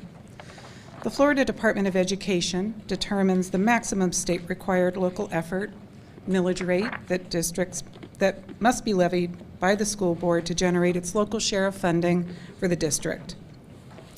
The local referendum of 0.5 mils was initially approved by the voters in 2005, 2006, and was approved for the 5th time in 2020-21 for a 4-year period.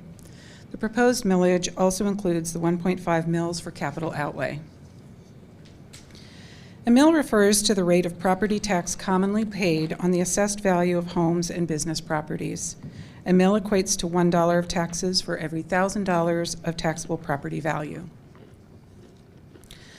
The rolled back rate is the millage rate that would generate the same amount of revenue as last year if applied to the current tax roll after adjusting for new construction.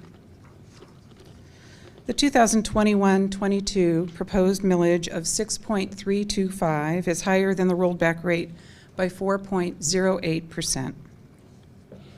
Pinellas County's gross property tax value of approximately $106 billion is an increase from last year's value by $6.6 billion or 6.7%. The proposed millage rate for 2021-22 of 6.325 represents an overall decrease of 1.59% when compared to the 2020-21 total millage rate of 6.427. The required local effort millage has decreased by 2.77%. The property tax revenue comparison reflects an increase in revenue of $30.6 million over last year's proceeds. This is the result of the increase in property tax value. The required local effort proceeds are increasing by about $13.1 million. The proposed discretionary millage will generate about $4.8 million more. The referendum will yield an additional $3.2 million more, and the capital outlay millage will generate $9.6 million more than last year. Under the proposed rate, the owner of a $200,000 home, after the deduction of the $25,000 homestead exemption, would pay $1,106.88. This averages out to $3.03 per day.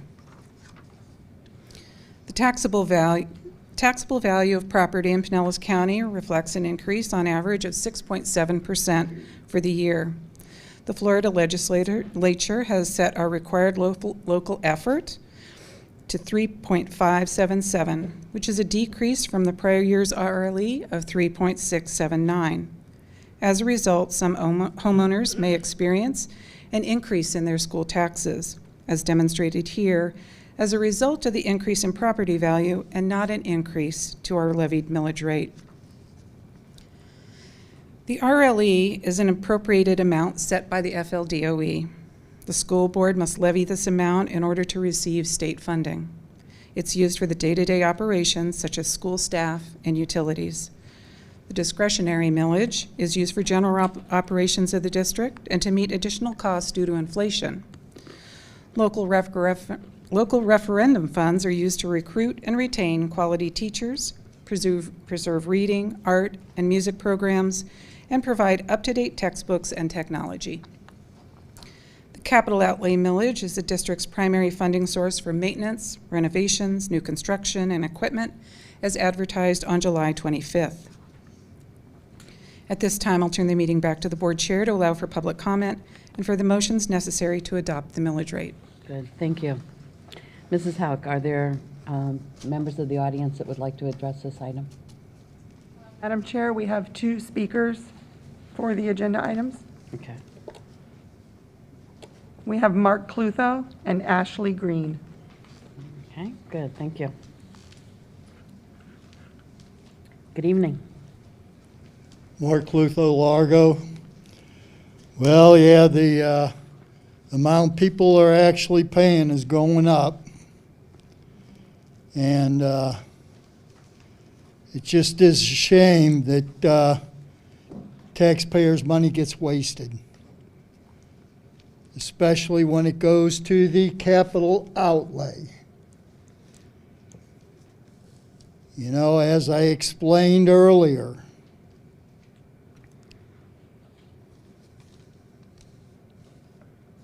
the cause and effect. Cause and effect. What do you get? And, you know, isn't it backwards that you're talking about millage before the budget? Shouldn't your budget come first? You know? It shows what kind of morons you have up in Tallahassee, that they can't get the hearings in the right order. Good, thank you. And the next speaker, okay. Good evening. Hi, thank you all so much for having me tonight. My name is Ashley Green, and I want to speak on behalf of actually keeping the millage rate as is.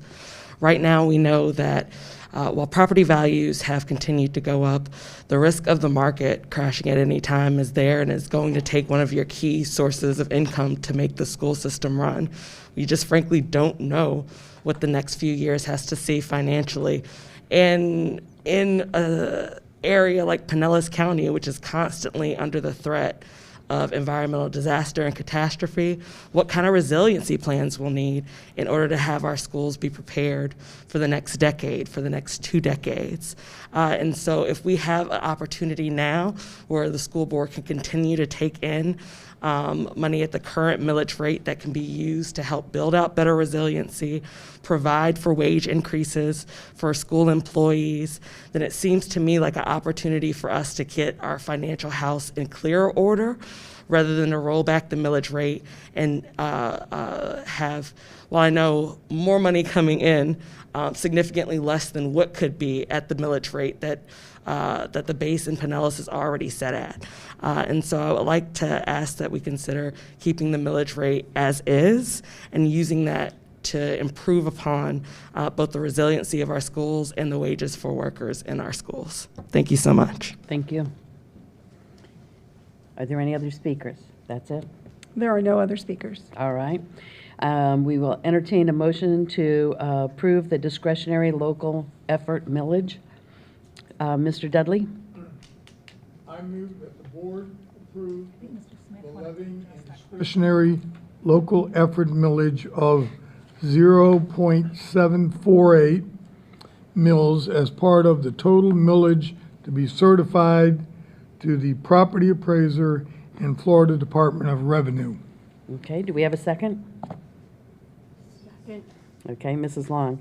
Now, Mr. Smith, would you like to, now that we have this on the floor, would you like to address the comment that was made by one of the speakers? Yes, I would. Ms. Green, I greatly appreciate your comments. However, this board has only one option, that's to adopt the millage that's proposed by the legislature within the FEFP at its rate that's prescribed or lower. They can't raise the rate. So in this case, if they kept the rate at the current or prior year's rate, they'd be in effect raising the rate, and they're not permitted to do that. So we have to adopt the rate that's proposed. Yeah, so by law, we have to adopt the rollback rate. We have to, it's not necessarily the rollback rate, but it's a rate that's proposed within the FEFP. Okay. And it's, you have no option to raise that rate. However, you can lower that rate if you so choose to do. Okay. I recommend against that, of course. Right.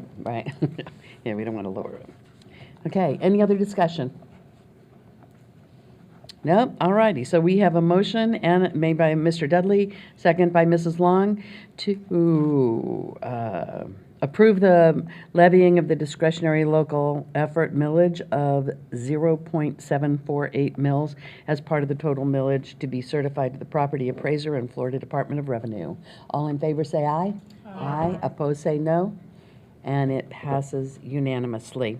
Okay, now we have a motion to adopt the total millage rates. Mrs. Kane. I move that the board adopt a millage rate of 6.325 mills to be set and certified to the property appraiser and the Florida Department of Revenue.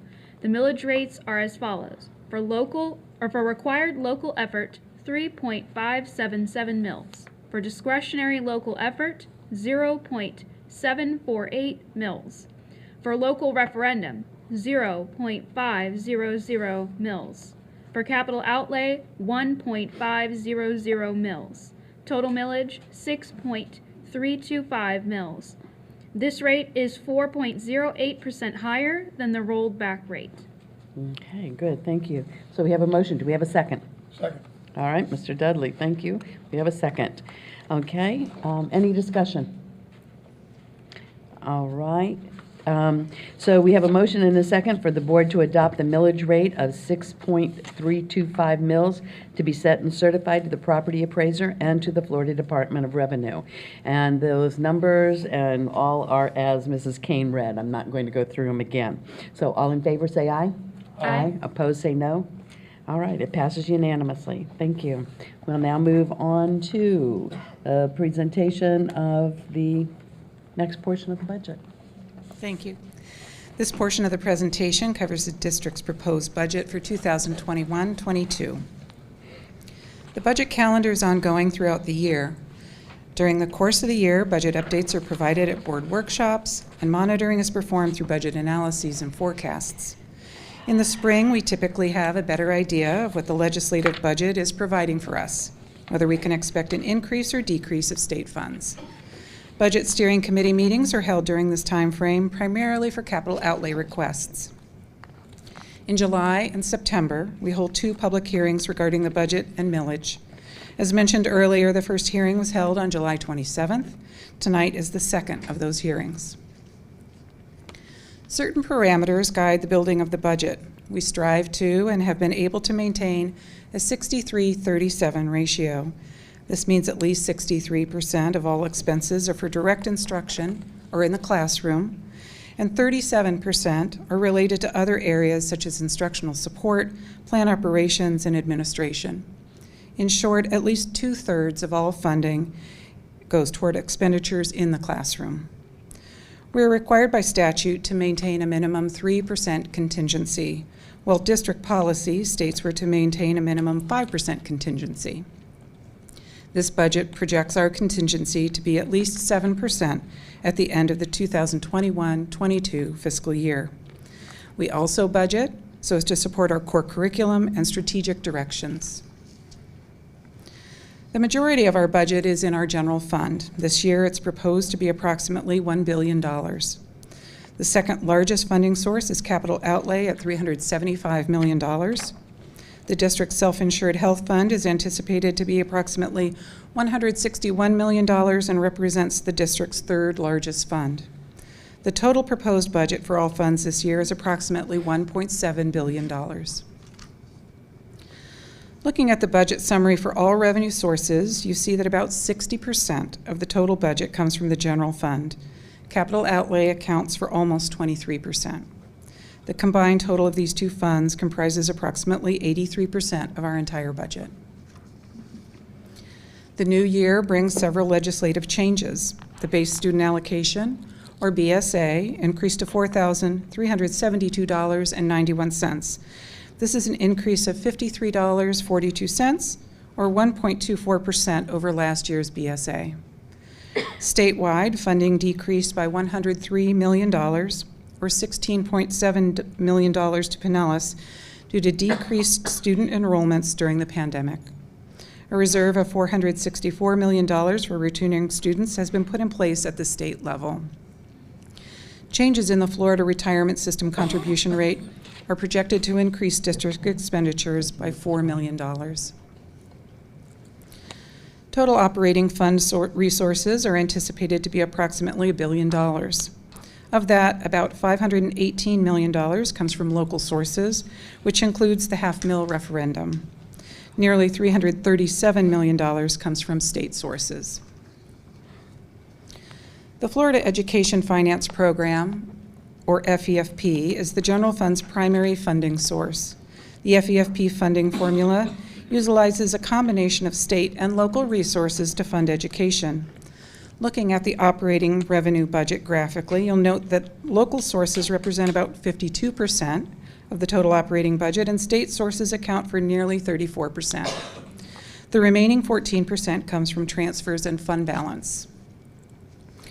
The operating budget is used to fund the day-to-day operating expenditures of the district. It pays for salaries and benefits, supplies and materials, textbooks, student transportation, utilities, maintenance, and repairs. Viewing the distribution of our operating budget by object, there's little change from previous years. About 61% of our budget is spent on salaries and 22% on benefits. In total, approximately 83% of our operating budget goes towards staffing. Capital outlay funds include revenue from both state and local sources. This fund reflects the revenue and expenditures for construction and renovation of school buildings and grounds.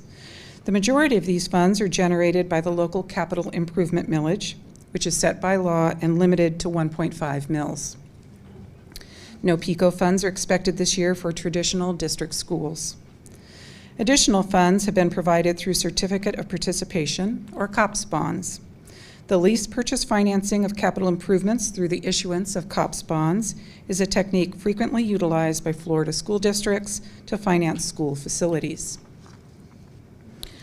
Our proposed capital outlay budget is approximately $375 million. The budget reflects $164 million in new revenue and $338 million in proposed appropriations.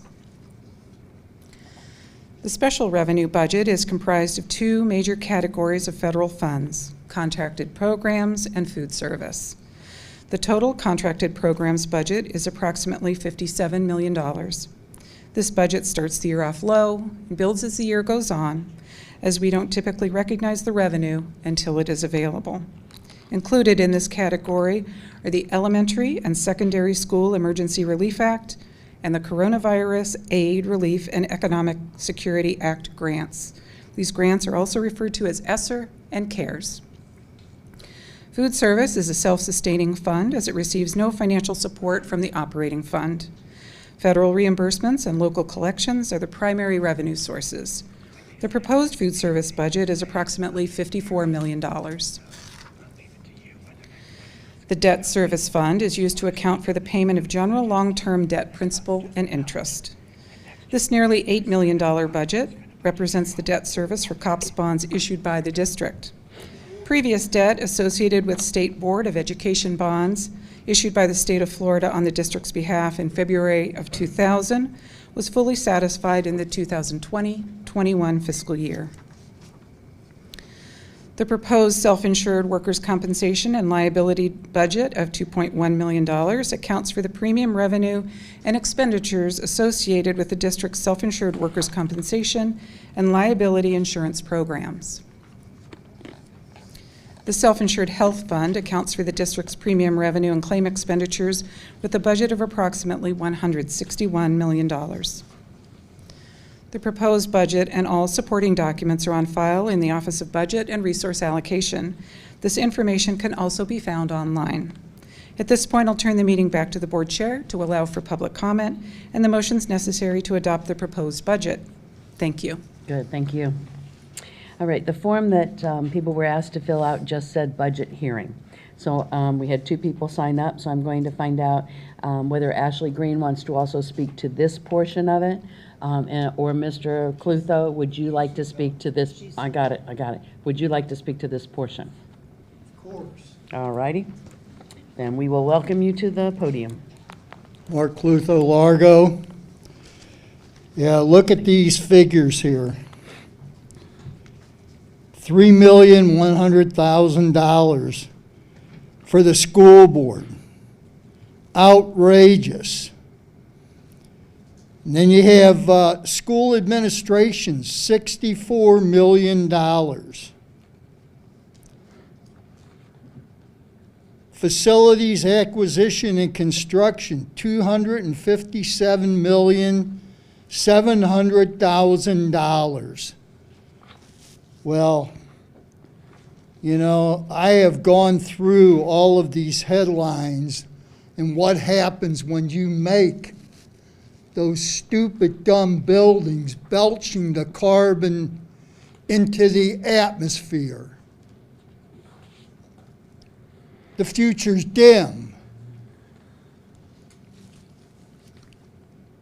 $79,700,000 for operation of plant, maintenance of plant. $20 million, $8,700,000 for debt service. And the superintendent's using that word that's entirely inappropriate, strategic. No, not in any way related to this budget. Not even close. When you're talking about over $250 million for the facilities, that new building up there at Clearwater High School, not oriented correctly. Brand new building.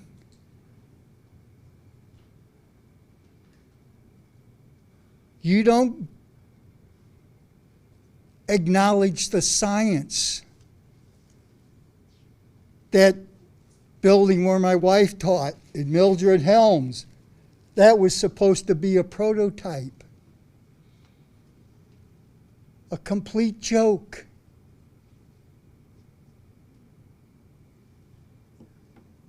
The future's very dim. Very, very dim. And this budget is malfeasance.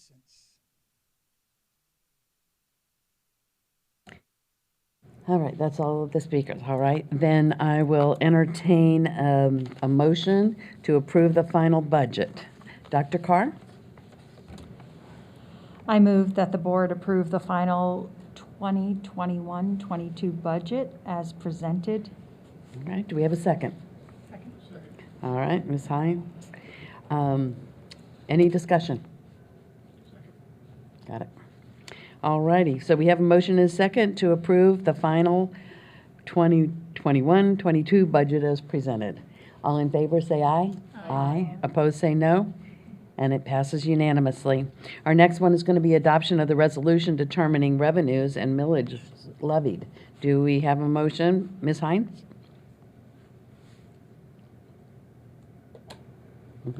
I move that the board adopt required resolution as presented without formal reading. All right, is there a second? Second. All right, we have a motion and a second to adopt the required resolution as presented without a formal reading. All in favor say aye. Aye. Opposed say no. And it passes unanimously. All right, do we have any other consideration from the board? And do we have any closing comments from anyone? All righty, then this meeting is adjourned. Thank you very much for your assistance this evening. Okay, let us put this stuff away. And we will now go to our public input.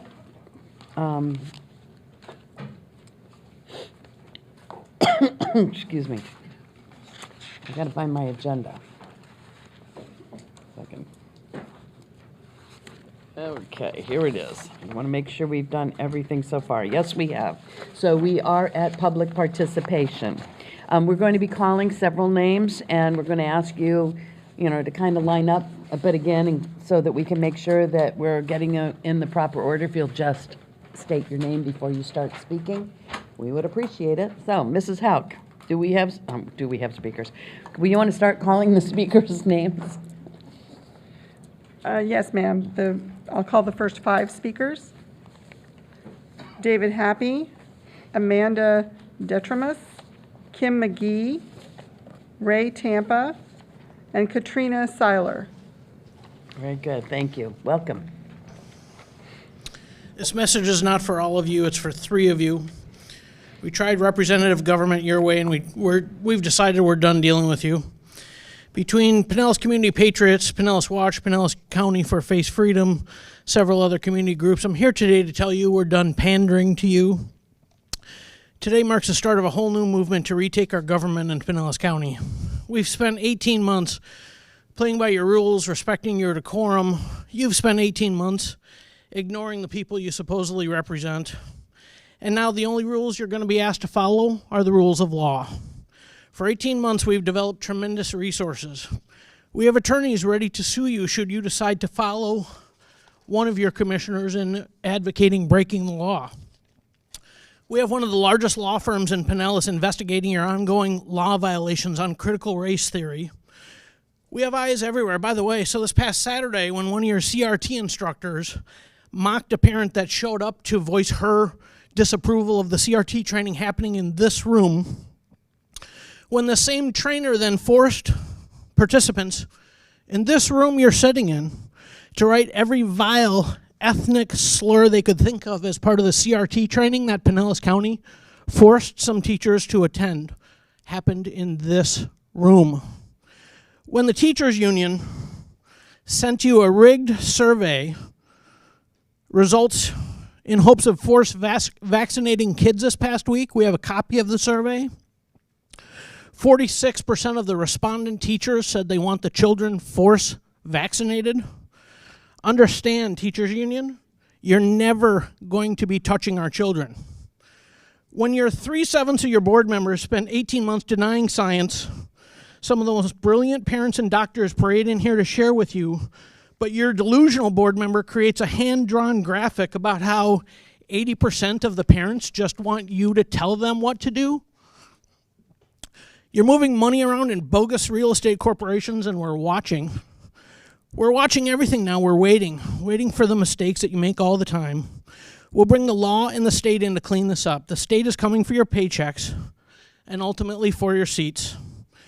We're going to do the only thing that matters to you because we're going to take what you think you have here.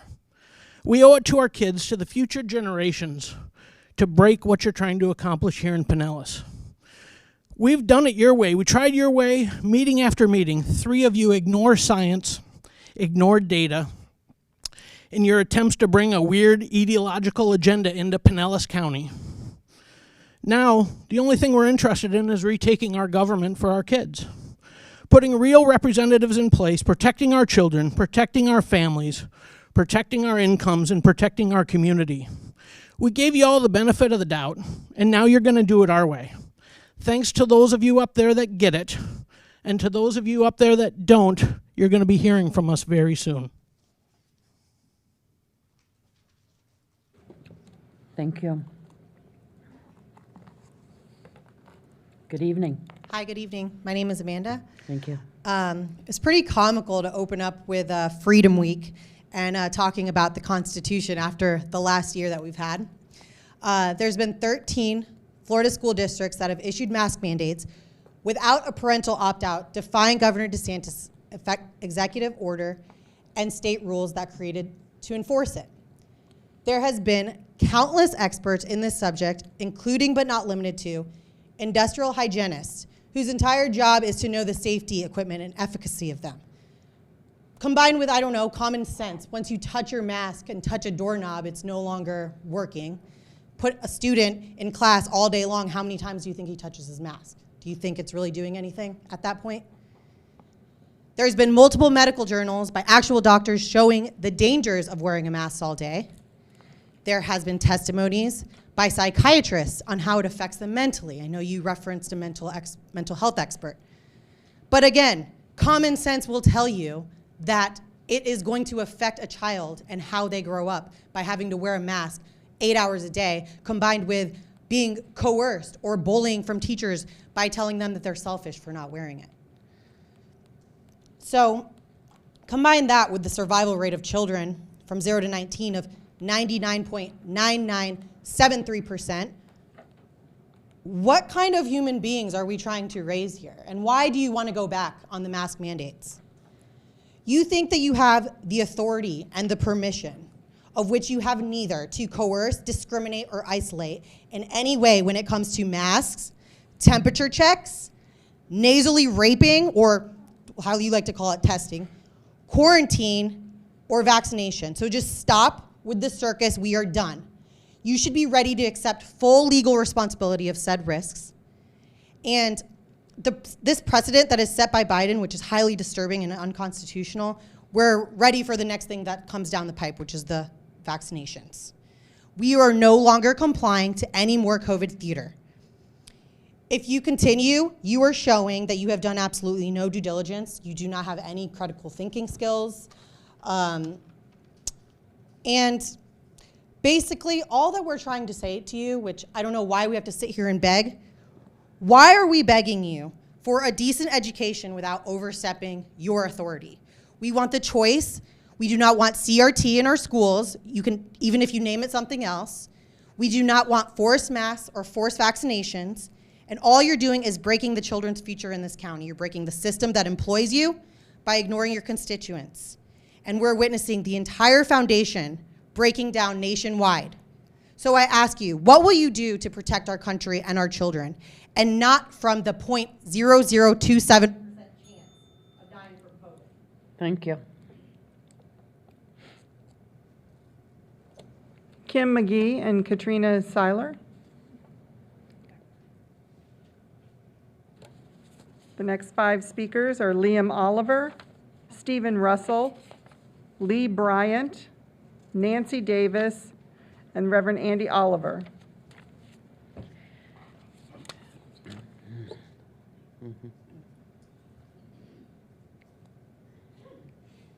Good evening.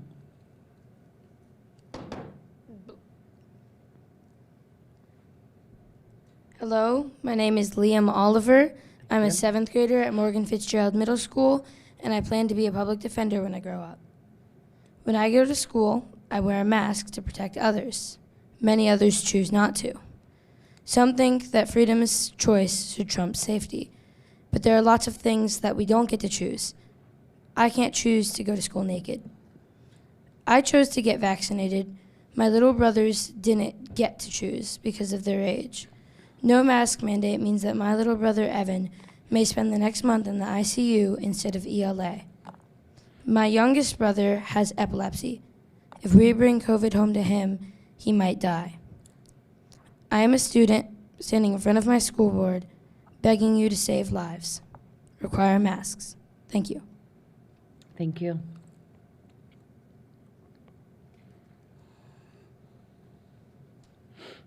Good evening. Good evening. My name is Stephen Russell. Thank you. I have a child in the Pinellas County school system. I also wanted to address the issue of masks this evening and specifically question the philosophy of the board when it comes to it. My first question is specifically, what studies and data are you utilizing in potentially implementing mask mandates?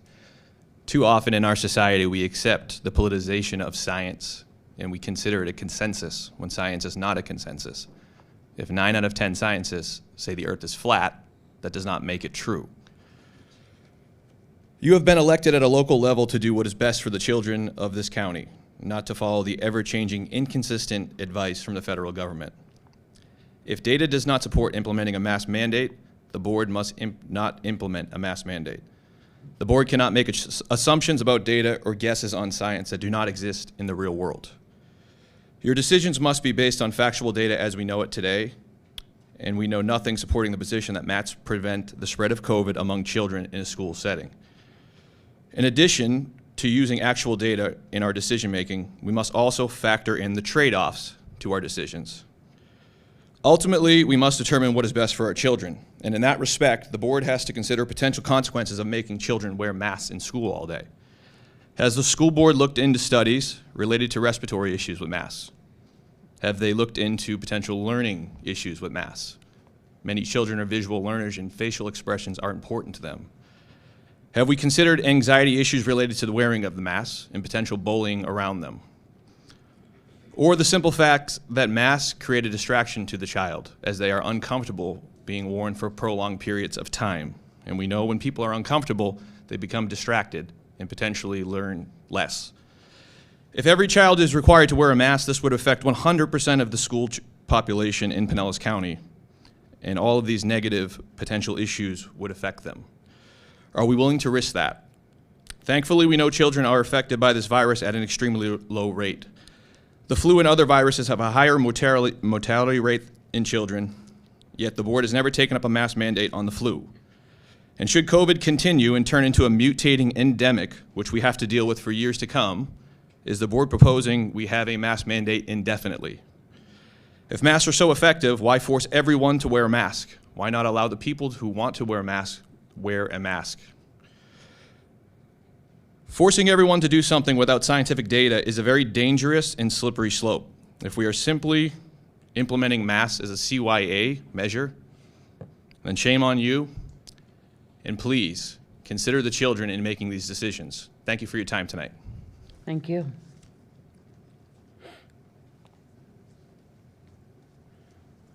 Good evening. Good evening. Chair Cook, Vice Chair Long, members of the board, Dr. Grego, and staff. By the way, it's Grego, not Greco. Sorry, I went to Greco Junior High School. I'm tired of them mispronouncing your name all the time. My name is Lee Bryant. My pronouns are he, him, and his, and I rise to speak on my own behalf. The last time I spoke to you, I pointed out that Florida schools do not and never have taught critical race theory. Continued debate about that would be akin to debating the existence of the Easter Bunny. It's time to stop. I'm speaking tonight to support the need for masks for all students, faculty, and staff. I teach seniors, 17 and 18-year-old young adults. The majority of them are not wearing masks in class. And the numbers of reported cases is scary. The number of unreported cases is scarier. The numbers are telling the story. Last year, after the first 6 weeks of school, we had 164 staff and students with known COVID. This year, after the first 6 weeks, we have 3,556 known cases of staff and students. 164 to 3,556, 21 times higher than last year. And we won't even consider the masks and the mitigating issues we need. Mrs. Edwards has shown the courage to propose a meeting to discuss COVID mitigation, not limited to masks, but to discuss them.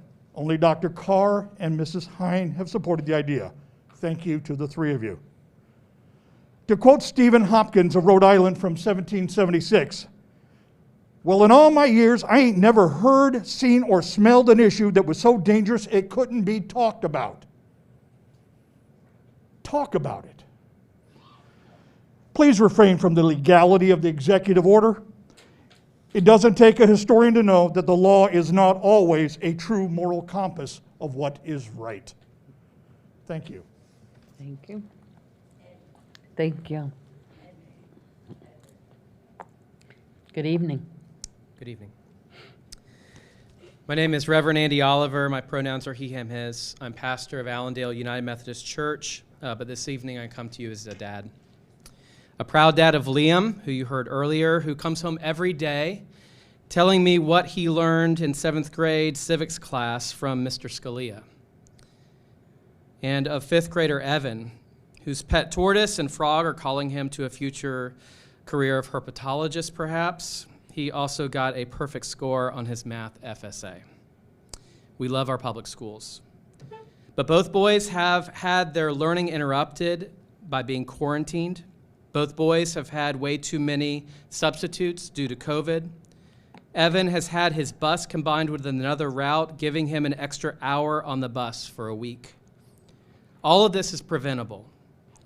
You can look at other districts with mask mandates like Brevard, who in their email to parents today said, "We have had a decline in quarantine since the mask mandate was put in place on August 30th. The mandate will allow your school staff to remain focused on the number one priority, educating your children." Many of you feel no urgency to use your unique power to act because anti-maskers and speakers at these meetings have outnumbered mask advocates. Whereas that may be true quantitatively, it certainly isn't qualitatively. Some arguments are more sound than others.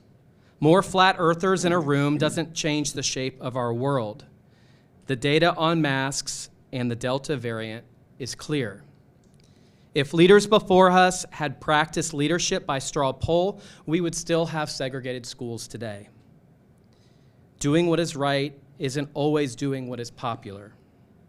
In this case, you get the opportunity to do both, as mask mandates are urged by our medical professionals and favored by residents of Pinellas in recent polls. Doing the right thing may upset a certain governor and cost you a future political appointment, but if it keeps children and teachers and bus drivers and staff safe in our schools, if it slows community spread, if it saves even one life, then it's the right thing to do. In the future, I beg you, as a dad, for the safety of my children, especially my youngest who can't get the vaccine yet, show some courage. Mandate masks and keep them safe. Thank you. Thank you.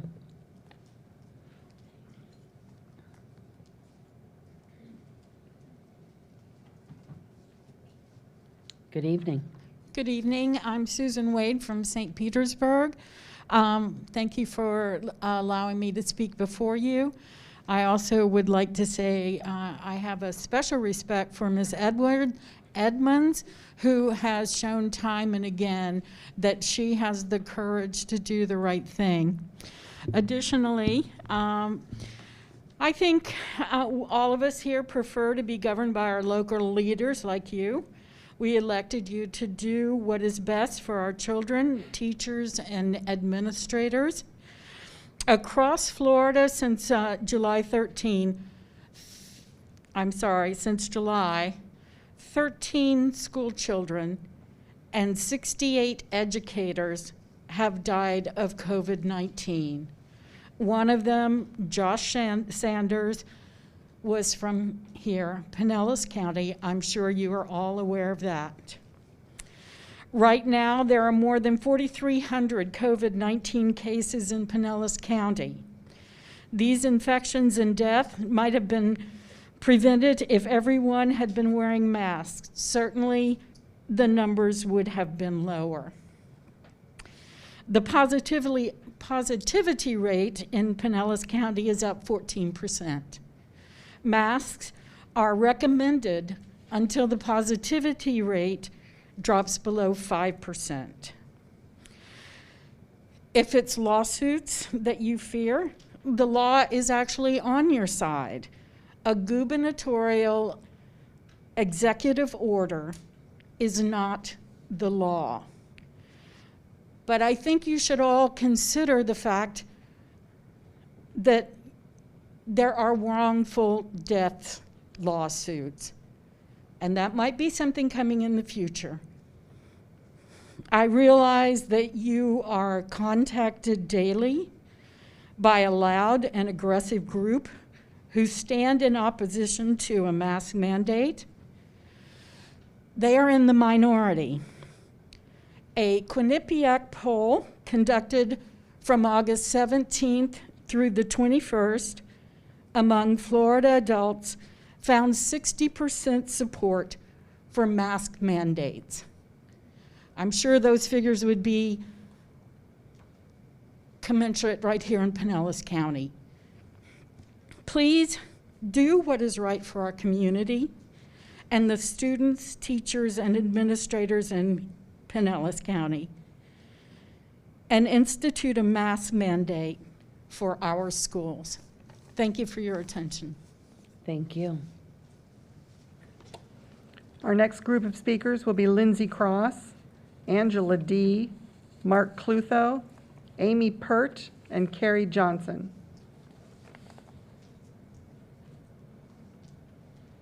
Are any of those speakers here? Lindsay I know Cross? Yeah. Mr. Clutho, Angela, okay. I said Lindsay Cross, Angela D., Mark Clutho, Amy Pert, and Carrie Johnson. Good evening. Good evening. I'm Amy Pert. Amy I have Pert, a okay. 12-year-old at Palm Harbor Middle, and so I'm here tonight as a mom. I'm also a nurse of 18 years, pediatrics specifically. This past year, many parents have awakened to some pretty alarming things, and many of us promised to keep eyes on. I made that commitment, and I meant it.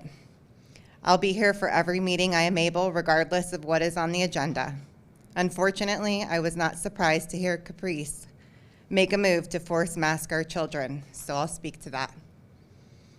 I want to thank the board members who have sincerely listened, who helped us start this year on a high note by giving families the responsibility to make choices that are right for them. Our kids are thriving. Thriving. I can't tell you how much I appreciate this. As several of you mentioned earlier this evening, there are so many awesome activities our kids have to be excited about, both inside and outside the classroom. For those of you who would do anything in your power to take this choice away, up to and including subverting the law, shame on you. If you think we wouldn't notice the bump set spike between Dr. Carr, Ms. Edmonds, and Ms. Hine, well, that's why we're here today. Today we recited the pledge together. We had the pleasure of hearing from a wonderfully talented student, and there was recognition of our beautiful Constitution and the celebration of freedom, precious freedom. Let's continue to focus on holding up freedom while we support and nurture the needs of our children. Thank you. Thank you. Good evening. Hi, my name is Carrie Johnson. I was not prepared to speak today. I can't believe we're even back at this point arguing over masks. I did want to come to the meeting. My daughter offered to come and speak for me because she knows my anxiety at speaking at these things. She has softball. She's in 5th grade. Her dream was to become a safety patrol officer, and she did that. She was the first one voted by her teachers from last year, even though she was absent online learning all year. I've written to you guys, I've read comments thanking you for upholding our parental choice in decisions for our children. She is happily back at school. If a mask mandate comes, she will forever leave the Pinellas school system. Her choice as well. I'm not just going to force that on her. She will not agree to an education in a mask. I don't even know what else I want to say. I have lots to say and new organized thoughts. I appreciate you, again, upholding the law. I think it is abhorrent that Caprice is trying to engage you guys in breaking the law and in reinstituting a mask mandate. At this time, it is still against the law. My daughter had a 2nd grade teacher who at the time I like and admire, still can't say that I don't, and she recently shared on Facebook a public post about her COVID experience. She admits to being an avid mask wearer, having COVID vaccinations, and still getting sick. She alleges that she got sick from someone that had the shots and was an avid mask wearer as well. Then she went on to urge the rest of us to please get our vaccines and wear a mask. I didn't bring any science today because we're not even at a logical point. At what point does that seem logical for her to beg us to do something that she did and it did not help her, as did others? My family got COVID, my mother is fully vaccinated. They say that she didn't have as great of illness because she was vaccinated. She had the same exact symptoms as us, and there will never be any way to determine if that would have been otherwise. So I urge you, keep doing the good job. You guys have a difficult job. I wouldn't want it. I'd rather keep mine. Please do not institute another mask mandate. Oh, I had one more thing. Hand washing. That is my #1 go-to for infection. The first day of school, as I turned from the classroom to wash my hands, the hand washing stations were empty. I did not mind because I sent my daughter with her own. By the 3rd time I got my hand washed. I sent my daughter with her own hand wash because she is in control of her health. That's it. Thank you. Thank you.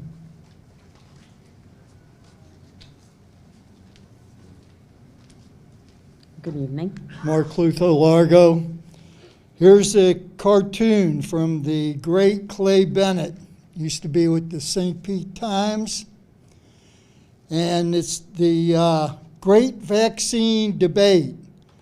Has the Dr. for at the lectern and the against at the lectern. It's an urn. You get it?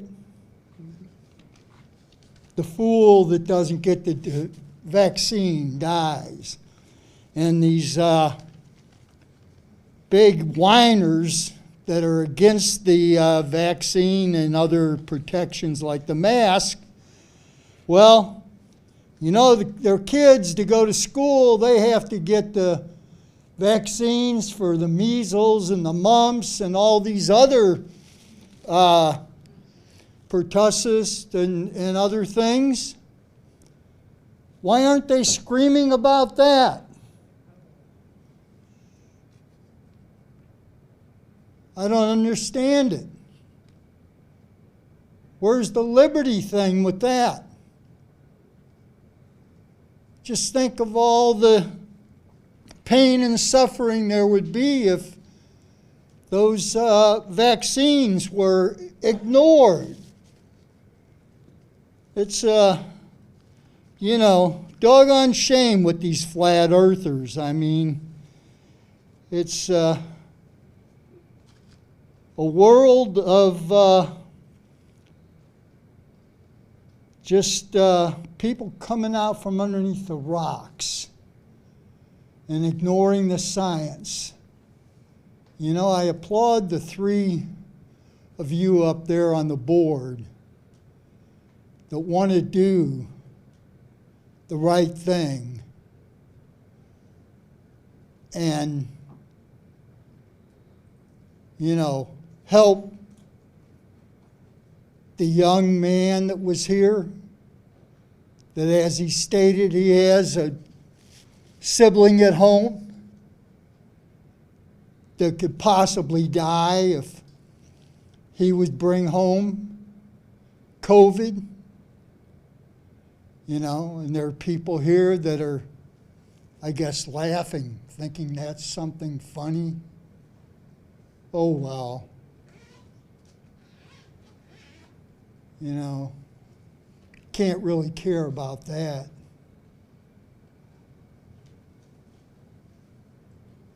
It's too bad.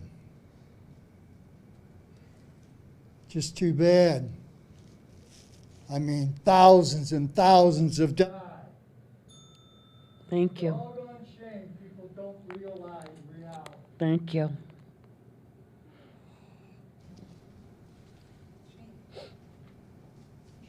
Next group of speakers will be Stephanie Fry, Elizabeth Fox, Nicholas Carey, Ms. Cox, and Kevin Johnson.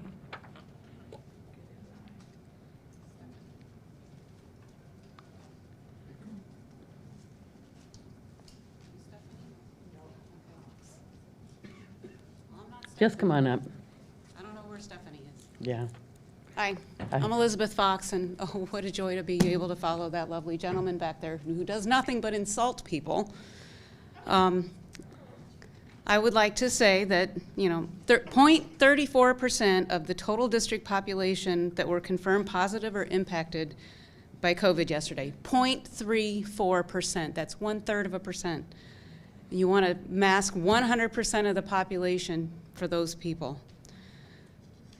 In the 9 days prior to September 11th, new pediatric admissions in Florida fell from a 7-day average of 69, Florida, to 48. In other words, they fell by 1/3 in 9 days. Also note that over 50 of the 67 districts in Florida do not have any sort of mandatory masking in effect. None. And yet, cases are falling. Cases. The Atlantic published an article on 9/10 headlined, "The downsides of masking young students are real." The article goes on to state, "The educational cost of face coverings is far better established than the benefits of mandates." This is the real issue. The known cost of mandatory masking for many kids completely outweighs any known benefit from mitigating COVID in schools. A study reported in Medical Express found that reports of more children being hospitalized for the Delta variant have been exaggerated. In an article headlined, "Study suggests Delta does not cause more severe childhood COVID," the medical news agency reported that after examining 3,116 hospital records from the period before Delta and comparing them to 164 records during the Delta period, the percentage of children with severe indicators was found to not differ greatly. On September 9th, Florida's R-naught, and R-naught is the measure of how many people each infected person tends to pass an infection to, was 0.62. Anything less than 1 means that things are going down, the wave is over. And contrary to polls, I don't know where these polls come from, if the vast majority of parents are sending their children to school without masks, which I don't have anything official, but everybody I have talked to has said kids aren't wearing masks in school. To me, that's an indicator parents do not want their children wearing masks in school. You don't need any polls to tell you any different. That's the poll you need to look at. And as far as measles, mumps, rubella, and any other vaccines, if you were educated, you would know that Florida has religious exemptions. So any parent that has a religious reason not to give their children those vaccines is exempt, and that is Florida law. So, any questions? Oh, he left. I wanted him to know that he was spouting things that weren't true. So I've cautioned everybody, you know, and even with me, don't believe what I say. Go look for yourselves. Do the research. Thank you. Thank you.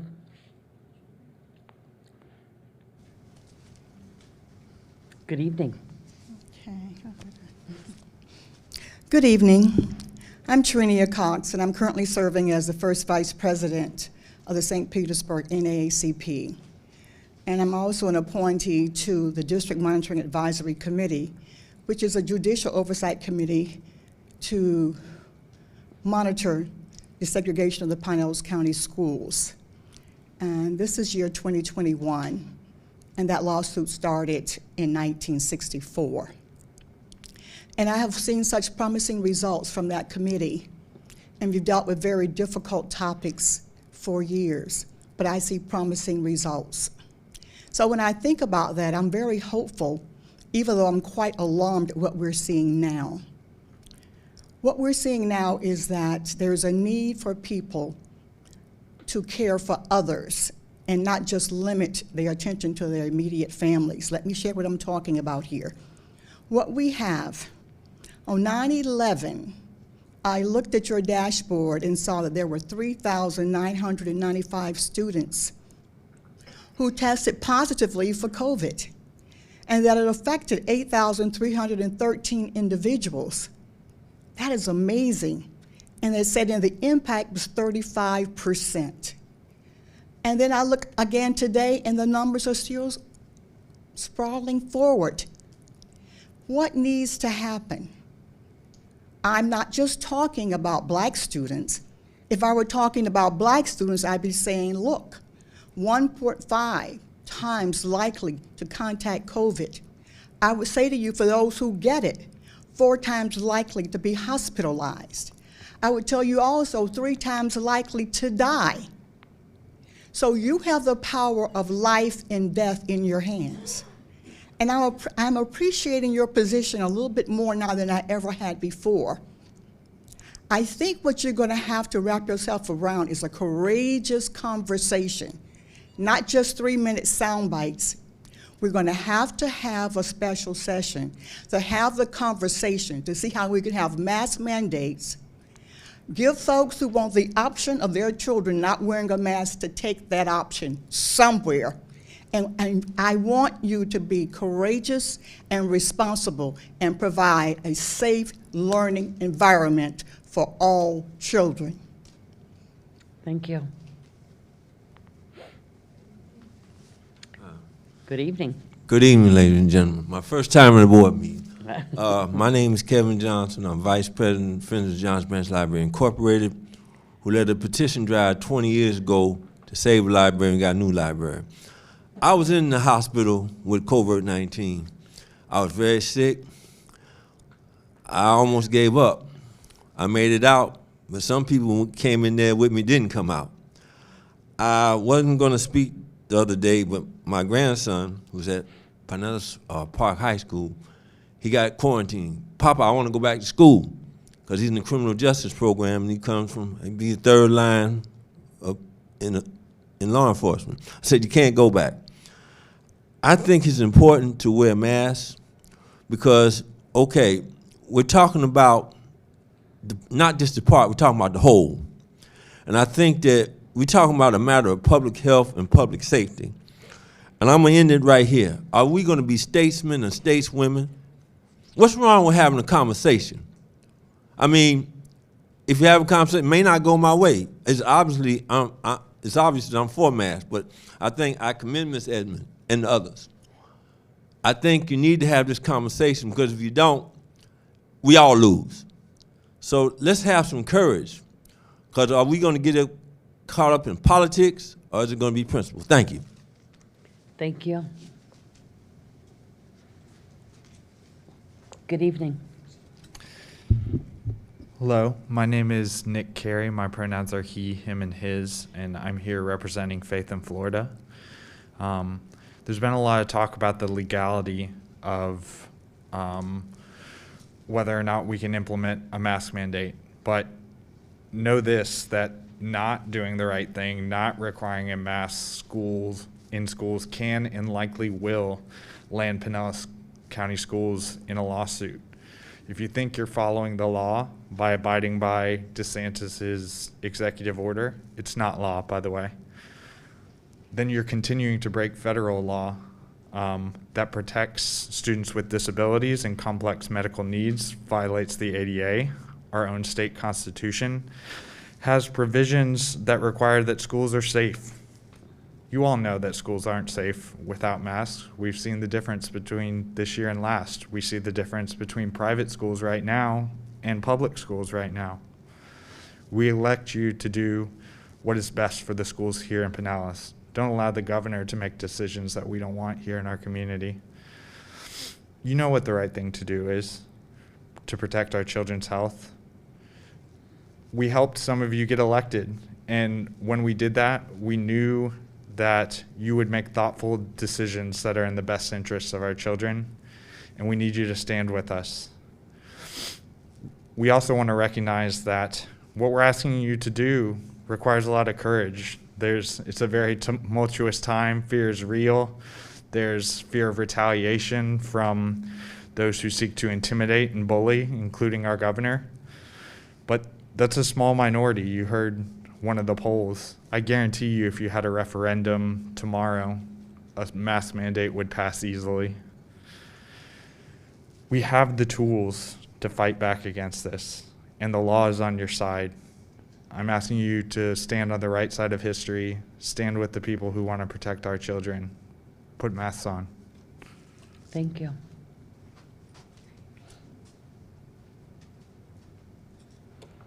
The next group of speakers is Stephanie Lane, Josh Wallace, Sweet, Megan Dougherty, and Esther Eugene.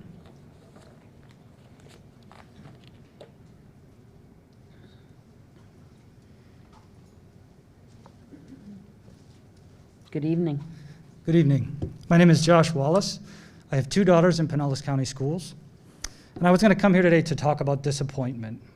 Disappointment that there is a layered approach to safety with our students in schools. It's not just masks. We can do other things. We can do social distancing. We can do hand washing. We have other ways to protect the students and the staff. I know that things are out. I was going to talk about that disappointment, but I won't. I was going to talk about the disappointment in parents having to pay for air filters to put in schools because the school district has said they will not follow that, even though they say they follow the CDC guidelines. And that is one of the recommendations from the CDC. But I won't talk about that either. And I won't talk about the disappointment, how our social distancing is better here for adults than it is for our kids at school. But I don't want to do that. Instead, I want to say thank you. Thank you for giving me extra time with my daughter because she contracted COVID at school. 10 days, 10 extra days with her because she's not at school. Thank you for the late nights with my oldest because she was concerned about her sister. Your inactions led to that. Thank you. And thank you for giving my oldest the courage to write a letter to you and to write a letter to her school voicing her concern for the students. And 13 other students write letters and hand-delivered them to you yesterday. Thank you for giving her that courage. And the other thing that I hope for, my only wish, my only hope in all of this, is that the CDC can get some political appointments to dangle in front of some of you so you follow their guidance as fervently as you do the governor's. Thank you. Thank you.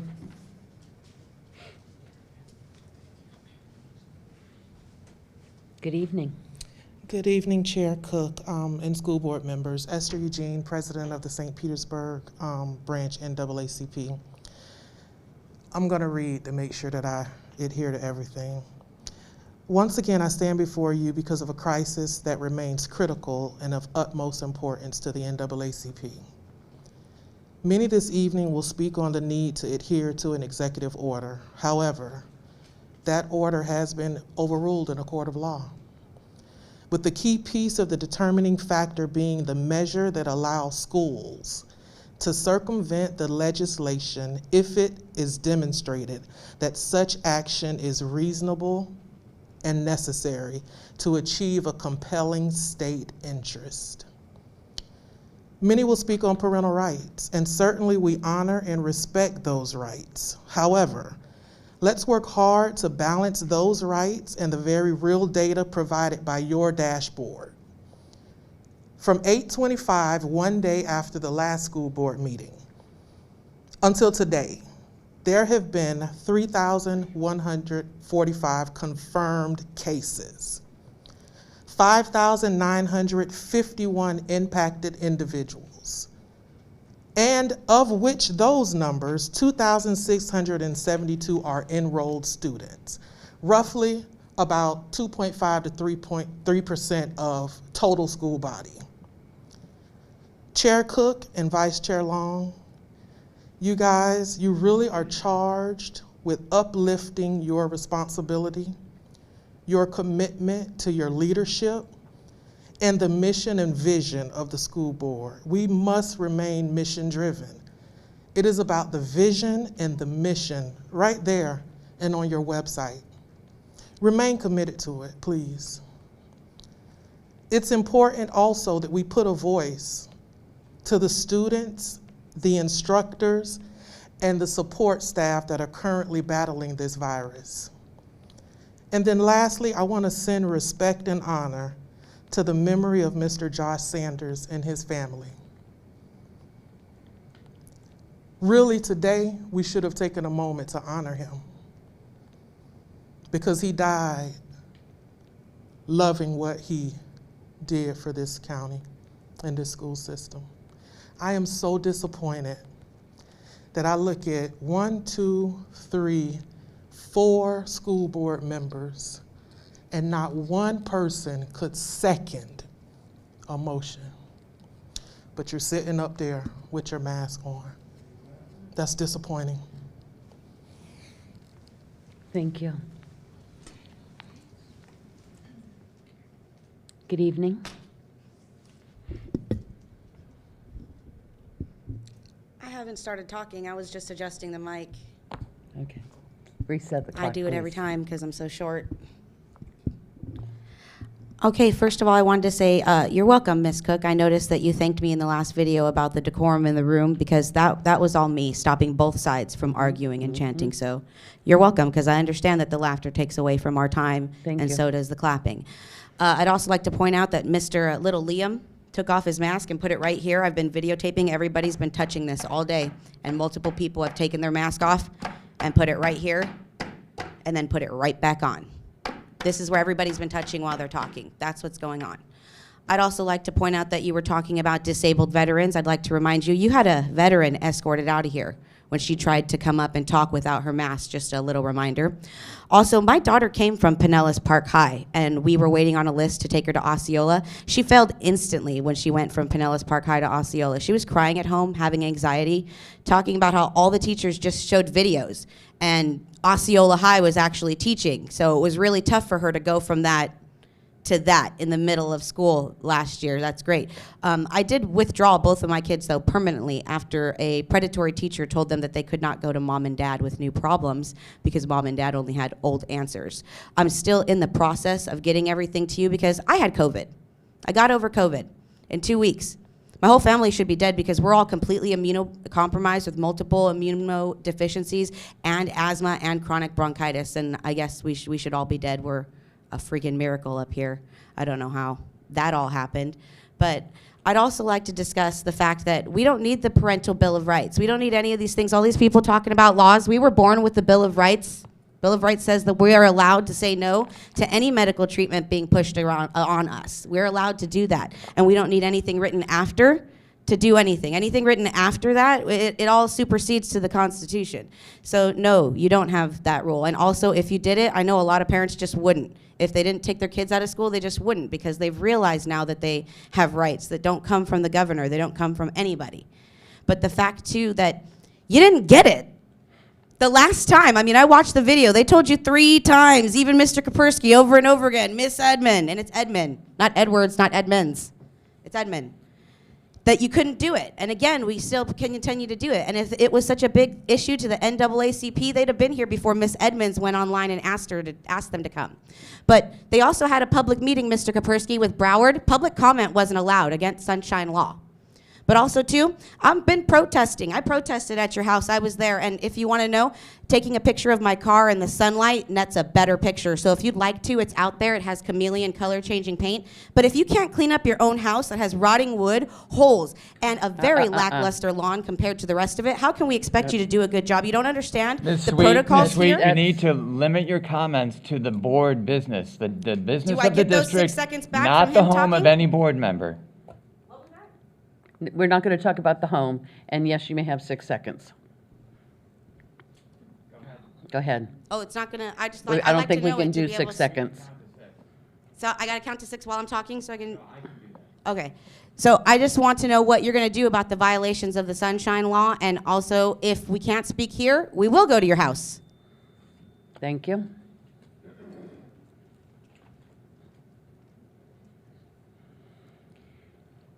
Welcome. Thank you. Good evening. My name's Megan Doherty, and what an example of decorum. Thank you all for your service. This is the first time I've ever been to a meeting like this, spoke to a meeting. I watched all 6 hours of the meeting last month while I could. I was born at Morton Plant, as well as our first presentation, that woman, the teacher there. I went to Dunedin Middle, Dunedin High, Curtis Fundamental. I'm a member of Pinellas County, and I've got a first grader in Pinellas County schools. And I want to just share my personal experience because I feel like it's the only thing I can do, which is I've known more people in the past month that have had COVID than in all of the last year. I feel like it's knocking on our doors and we're not doing anything about it. Yesterday, I came off quarantine with my daughter, who was exposed because one of the little girls that sits next to her in her classroom was positive. And I knew her mother. And her mother called me hysterically crying. She couldn't believe that her daughter got positive, or was positive. And I said to my daughter, "Were you wearing a mask?" And she said, "Yes." I said, "Was she wearing a mask?" This is a 6-year-old. And she said, "No, it's her choice." Her mother, who I know, and I didn't tell, said she was wearing a mask. We're asking 6-year-olds, I'm asking my 6-year-old to make a decision with other 6-year-olds about wearing a mask. And it's like asking a kid, do you want broccoli or donuts? And they're not able to make that decision. We are here to help them and allow them to go to a safe place to learn. And if a mask just helps it a little bit, and it doesn't mean, we think about the mental health. Think of the mental health when they're quarantined. This family I'm talking about has run out of COVID days. She's a school teacher. The dad had it the first week. The mom had it the second week, and now the kid has it. She's a teacher. She's run out of COVID days. I have friends on both sides of the aisle. I don't have this conversation with them. I know a woman who was COVID positive and sent her kid to school and told her not to tell anyone. I didn't have this conversation with them. I don't have these conversations. But for you all, I would plead with you to think and you put your head down at night. Are you allowing our schools to be as safe as possible? These people can talk numbers all day long, but let's look at the CDC. Let's look at what the American Pediatrics Association suggests. I don't have a lot of time left, so I'll stop. Thank you.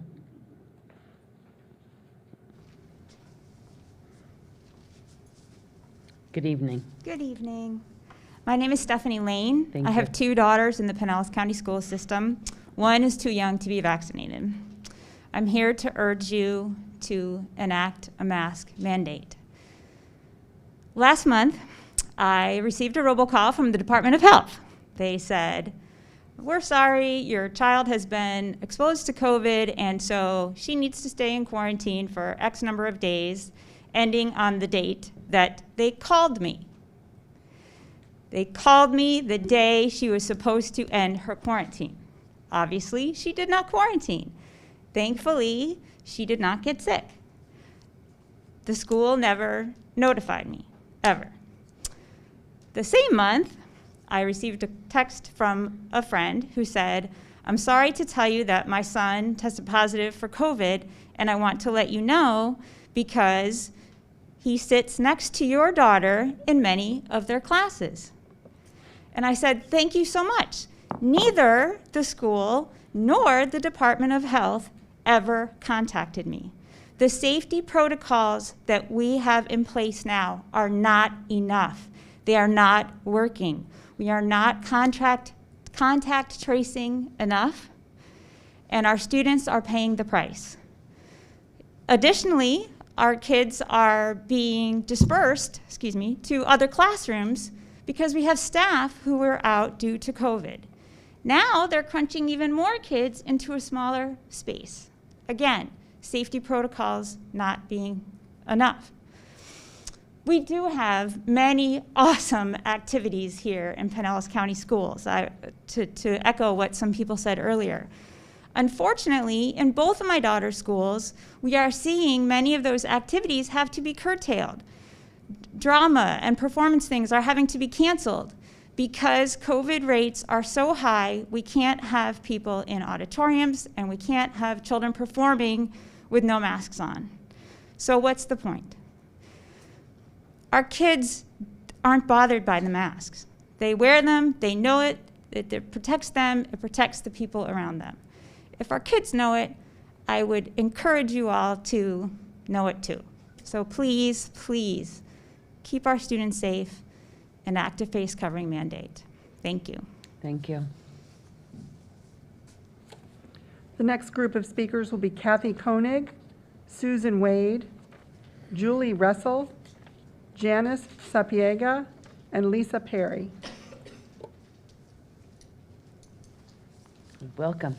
Hi. It's good to be here tonight. And one of the reasons I'm here is because in my working lifetime, I was a classroom teacher. I was an educator committed to my career. I taught for 35 years here in Pinellas County in public schools and private schools from preschool through 8th grade.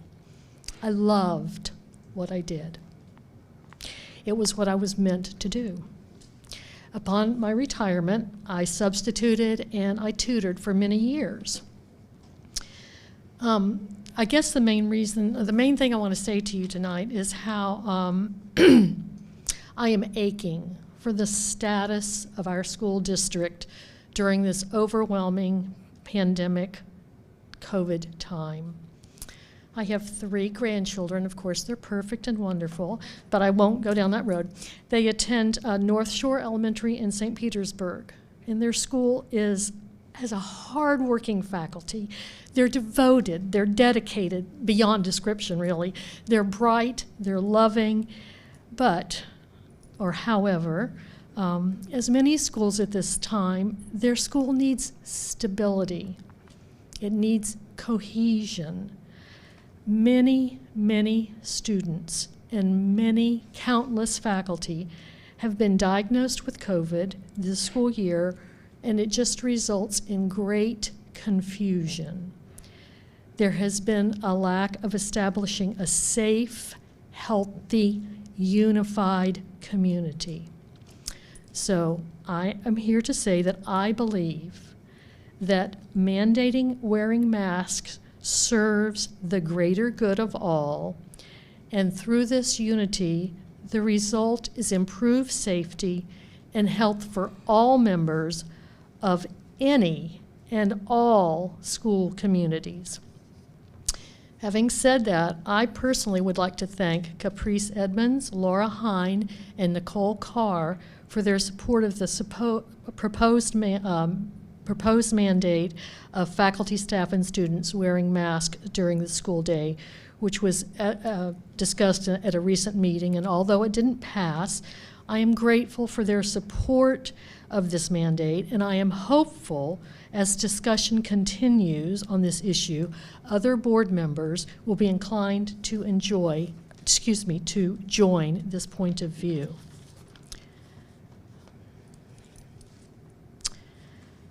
I think it was I don't know, a few days ago in the paper, there was an article by Tampa Bay columnist Jeff Solacek. Yeah, time's up. Thank you. Yeah, thank you.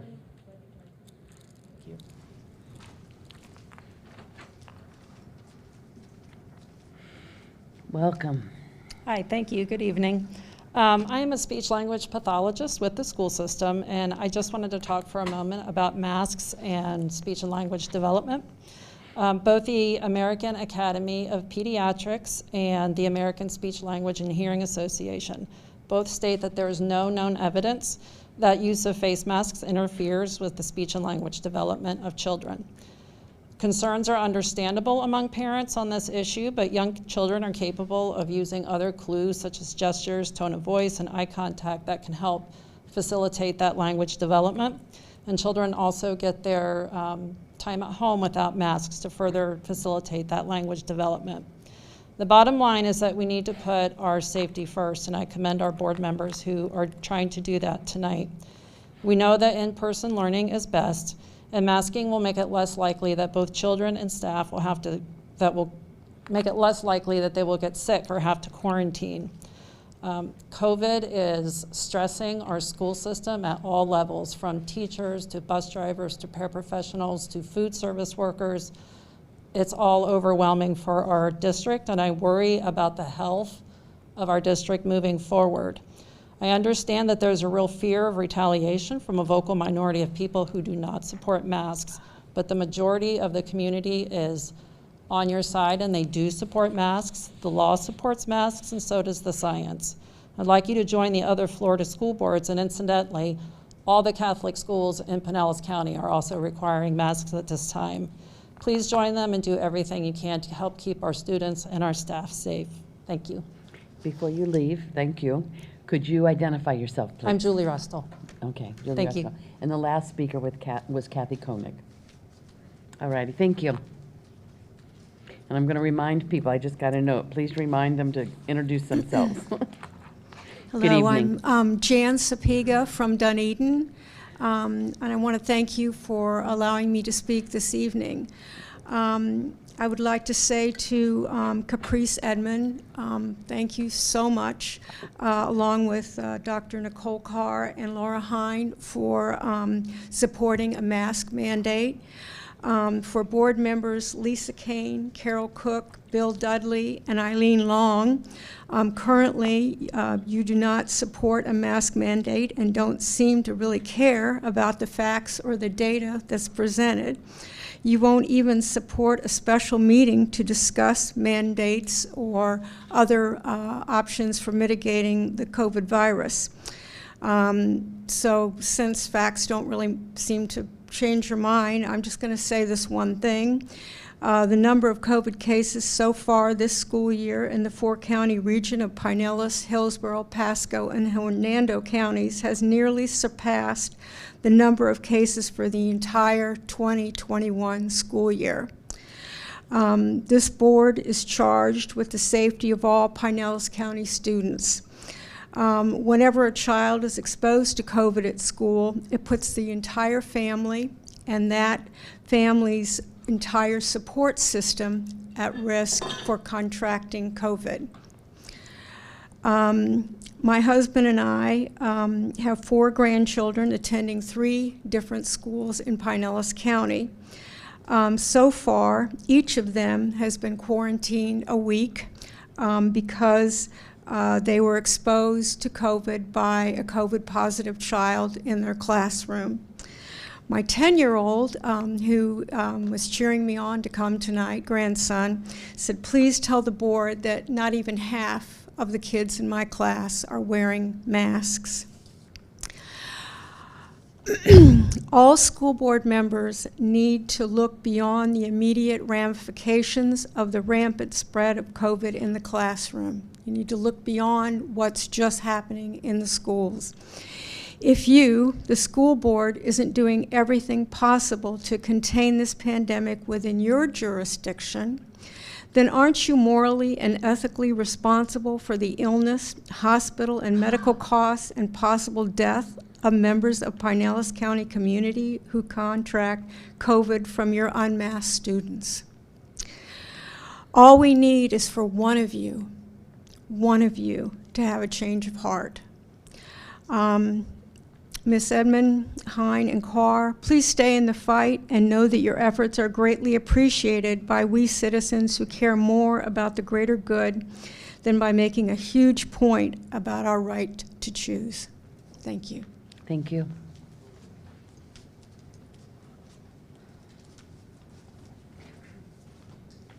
Welcome. Hi, I'm Lisa Perry, and I am a community activist, as many people I work with off and on. I'm here today as a Pinellas parent. I have 2 young children, too young to get vaccinated. I know something about courageous leadership, as I have led a lot of efforts in collaboration with coalition partners trying to keep our community safe through COVID-19. And I want to just first of all say thank you to Caprice Edmond for her courageous leadership. And I hope that that courageous leadership and fighting for the safety of our children is something that spreads and that I see more of from those of you who may sit with us at the end of the day, because I will tell you that my daughter has not been in school since the middle of kindergarten because she is immunocompromised. She cannot return to school safely. I will also beg the question, what has changed from last year? In 2020, as we started the school year, I hosted with my organization a virtual event with Dr. Grego, who is very in favor of all of the mitigation efforts, letting parents know that the Pinellas County School Board was going to do everything that they could to take care of our kids and keep them safe in school.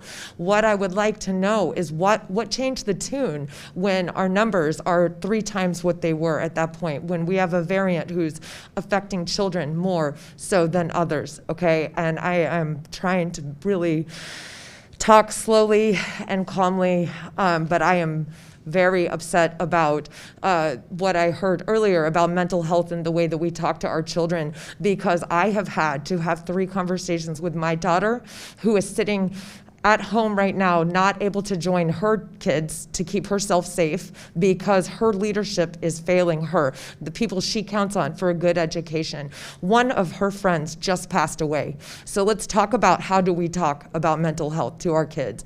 And I really feel that there are simple mitigation efforts such as masks, such as social distance spacing, okay, in the classrooms, just contact tracing. These items should be implemented right now, and it is inexcusable that they are not available to make the school system safe. That is your job. That is why we have elected you, okay? You represent us and the kids, and you know that. And in most times, I do believe that you do actually do a really great job in our school systems. I have been very proud and grateful for your service.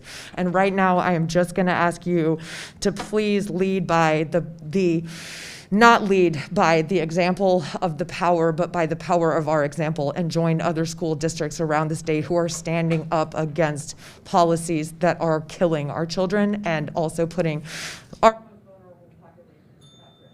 Thank you.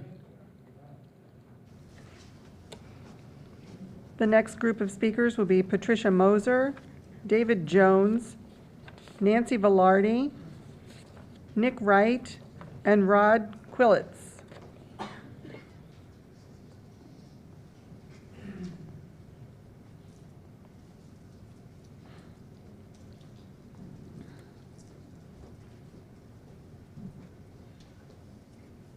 Just come on up. Some speakers may not be here, so it's even more important that you give your name. Welcome. Yes. Nancy Velarde. On August 2nd, I asked for protections for the teachers through an MOU. Here we are a month and a half later, and I'm still struggling to bring myself to sign this document because of the level of protection reflected in that agreement. While the numbers of cases have lowered a bit, we are still in the throes of a surge. And we have already seen over 4,600 cases in our schools, with 8,500 having to isolate or quarantine at one point or another.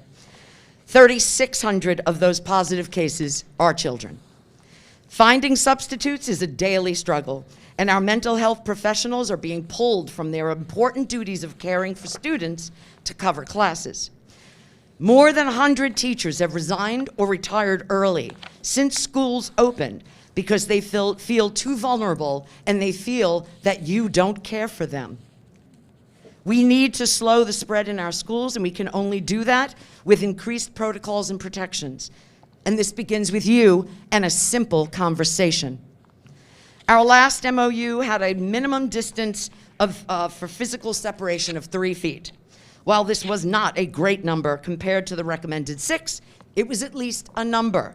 We have no number this year, which means our students and teachers can be jammed into small rooms with no social distancing.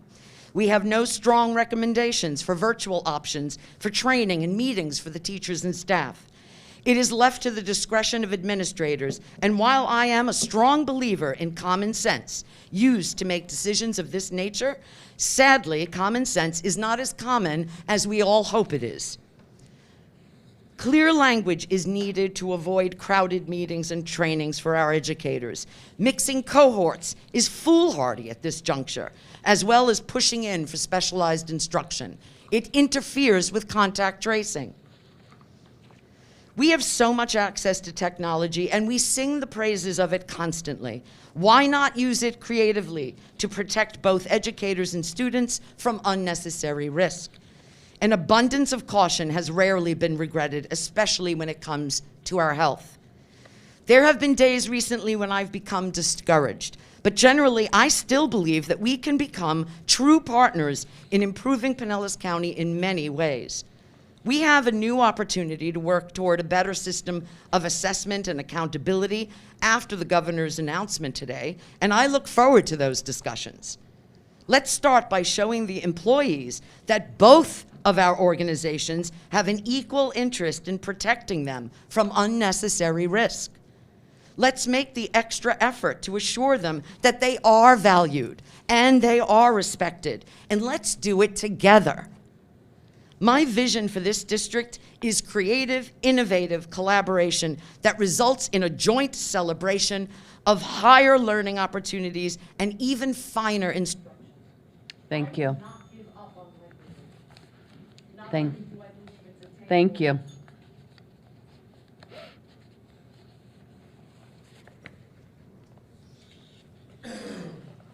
Good evening.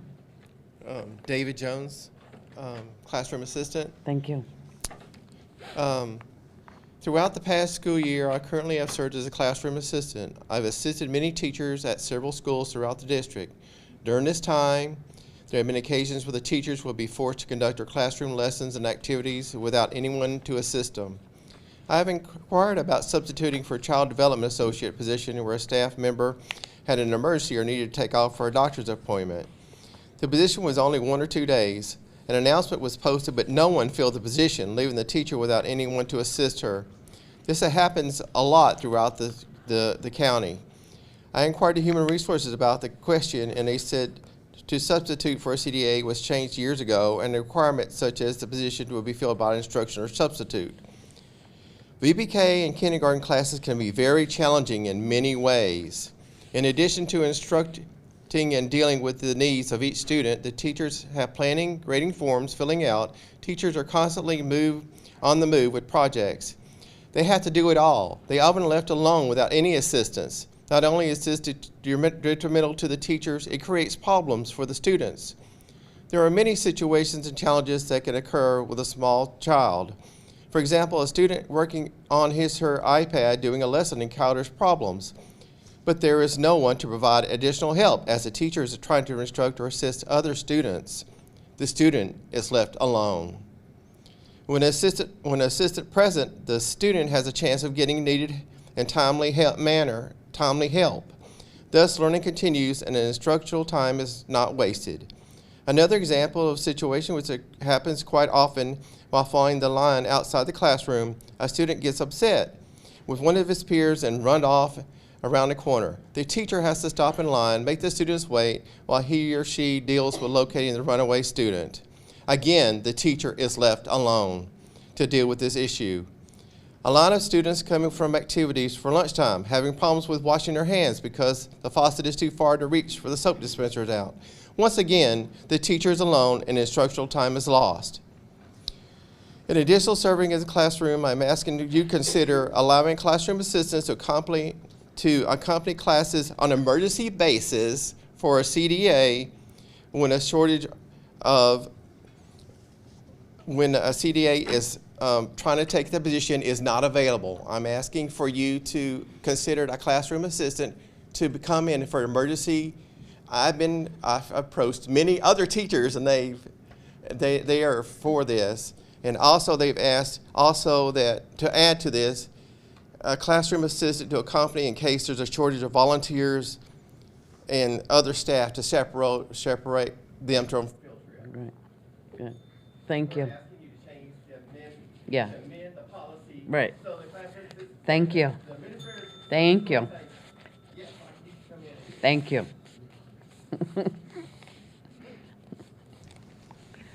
Third time's a charm. Good evening. Good evening.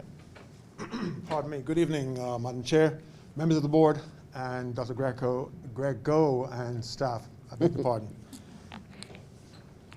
Today I had the pleasure of holding 3 restorative circles with my classes. And I was forced to admit by some of my students that I love my students. And I said, I love you guys. And one little girl said to me, by little I mean a small teenager, Mr. Wright, do you mean you like us? I said, yes, I do like you. I like all my classes, I like all my students. And I said that to them because of this. I'm saddened when one of my students become ill and have to leave the classroom. I'm saddened when there's hurt to any of them. A friend of mine wrote an article in the Challenger, Weekly Challenger, this week. And I quote this from Go Davis's article in the Challenger. COVID-19, and especially the Delta variant, are viruses of opportunity. They seek hosts irrespective of political affiliation, religious orientation, wealth, or other social, cultural variables that divide us. However, public policy influences infection rates to the extent individuals in the lower socioeconomic strata tend to have underlying conditions conducive to higher rates of infections. This was brought up earlier this afternoon also. The Pinellas School District continues to enact public policy that adversely impacts scholars of all ethnicities with deleterious consequences.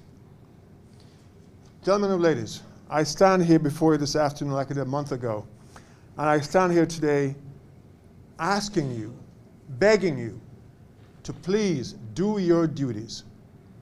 3 members of the board this evening, or in the past, and 1 member this evening, try to get the rest of you to go along and support her in her aim to have a discussion. Now I see 4 of you not wearing masks. So you're safe enough. In my classroom, not all my students are safe. Okay, I found this on the web for host respective of political affiliation, religious orientation. I'm sorry. Alexa is talking to me.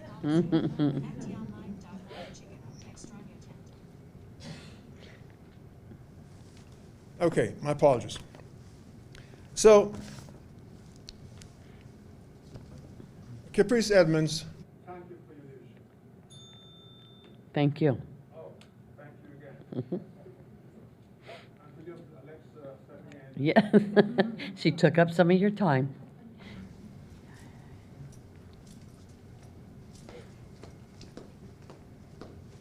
Good evening.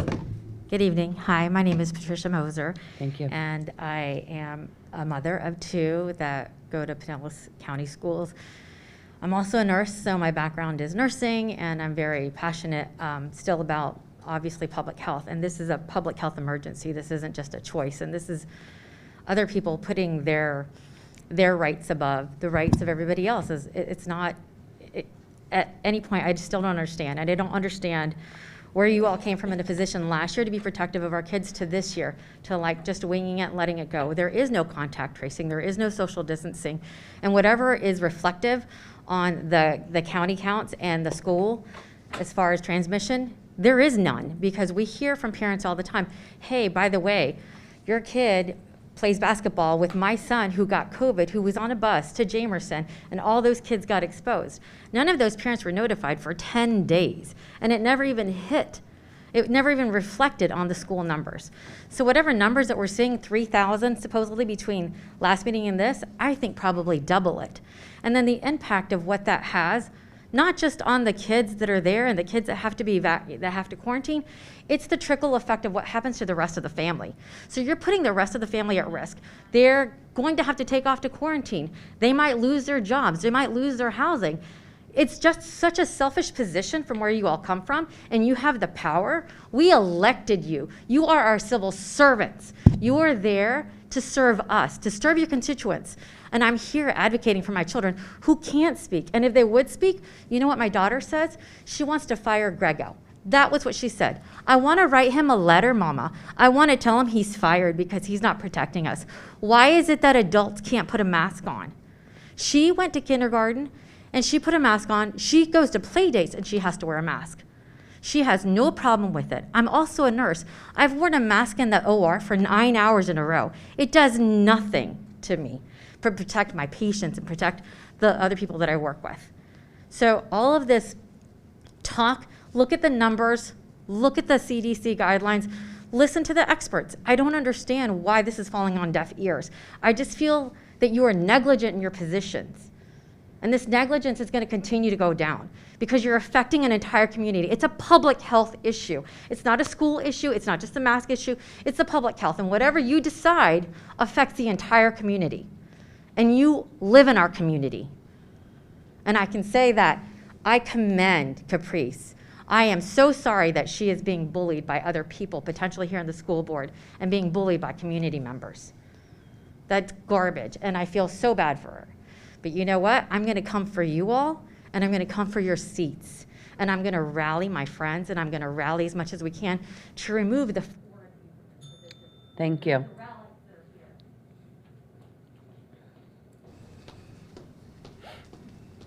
Good evening. Good evening. My name is Rod Quillitz. Thank you. I am from St. Petersburg. I'm an infectious disease specialist clinical pharmacist, and I'm the father of three sons who are in the Pinellas County school system, one of whom is too young to be vaccinated. That's right. So I mean, throughout this crisis, I've worked with our physicians, our nurses, our team to help treat patients who are in the hospital with severe COVID-19 to try to stay on top of all this, constantly changing data as we're learning more and we're trying to judge the quality of the information that we have in order to do the best for the people who are already at a life-threatening stage. And what I'm asking is for everyone in the community, including the school board, to respect that the decisions that are made affect everyone. And thankfully, our children are not as vulnerable to COVID-19 as older people or people who are more immunocompromised in general, but children are dying. And they certainly have the ability to transfer the disease to other more vulnerable people who we may wind up caring for, and often unsuccessfully. So, we talked about early at the beginning of this meeting about Freedom Week and about the sacrifices that our founders made. We're asking for a negligible sacrifice in terms of wearing a piece of cloth. Our kids are much more resilient than we give them credit for when we think that they can't rise up in a challenge in order to help protect themselves, their friends, their families, So let's just use some common sense. let's listen to the experts, right? We have advice from the CDC, and yes, you know, what we have are people who've dedicated their lives to trying to help us in situations like this. They're not all knowing. We're all learning because this is a novel virus. So, you know, recommendations do shift over time, but we have to go with the best scientific data that we have, and when we lack the best data, we go with the best consensus until we get more data, and then we revise. And right now, masks are part of the mitigation strategy that we need to be utilizing in our schools. Thank you very much. Thank you. Our next group of speakers will be E. Brenda Lewis, Amy Boyle, Denise Delbrun, Kelly Pomatico, and Marjorie Deskovich.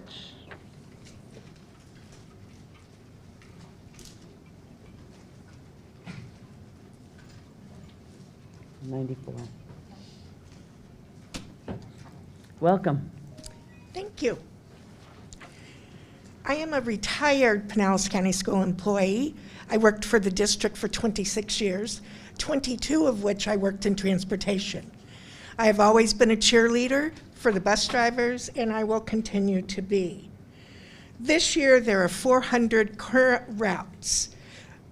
We now have 90 open routes.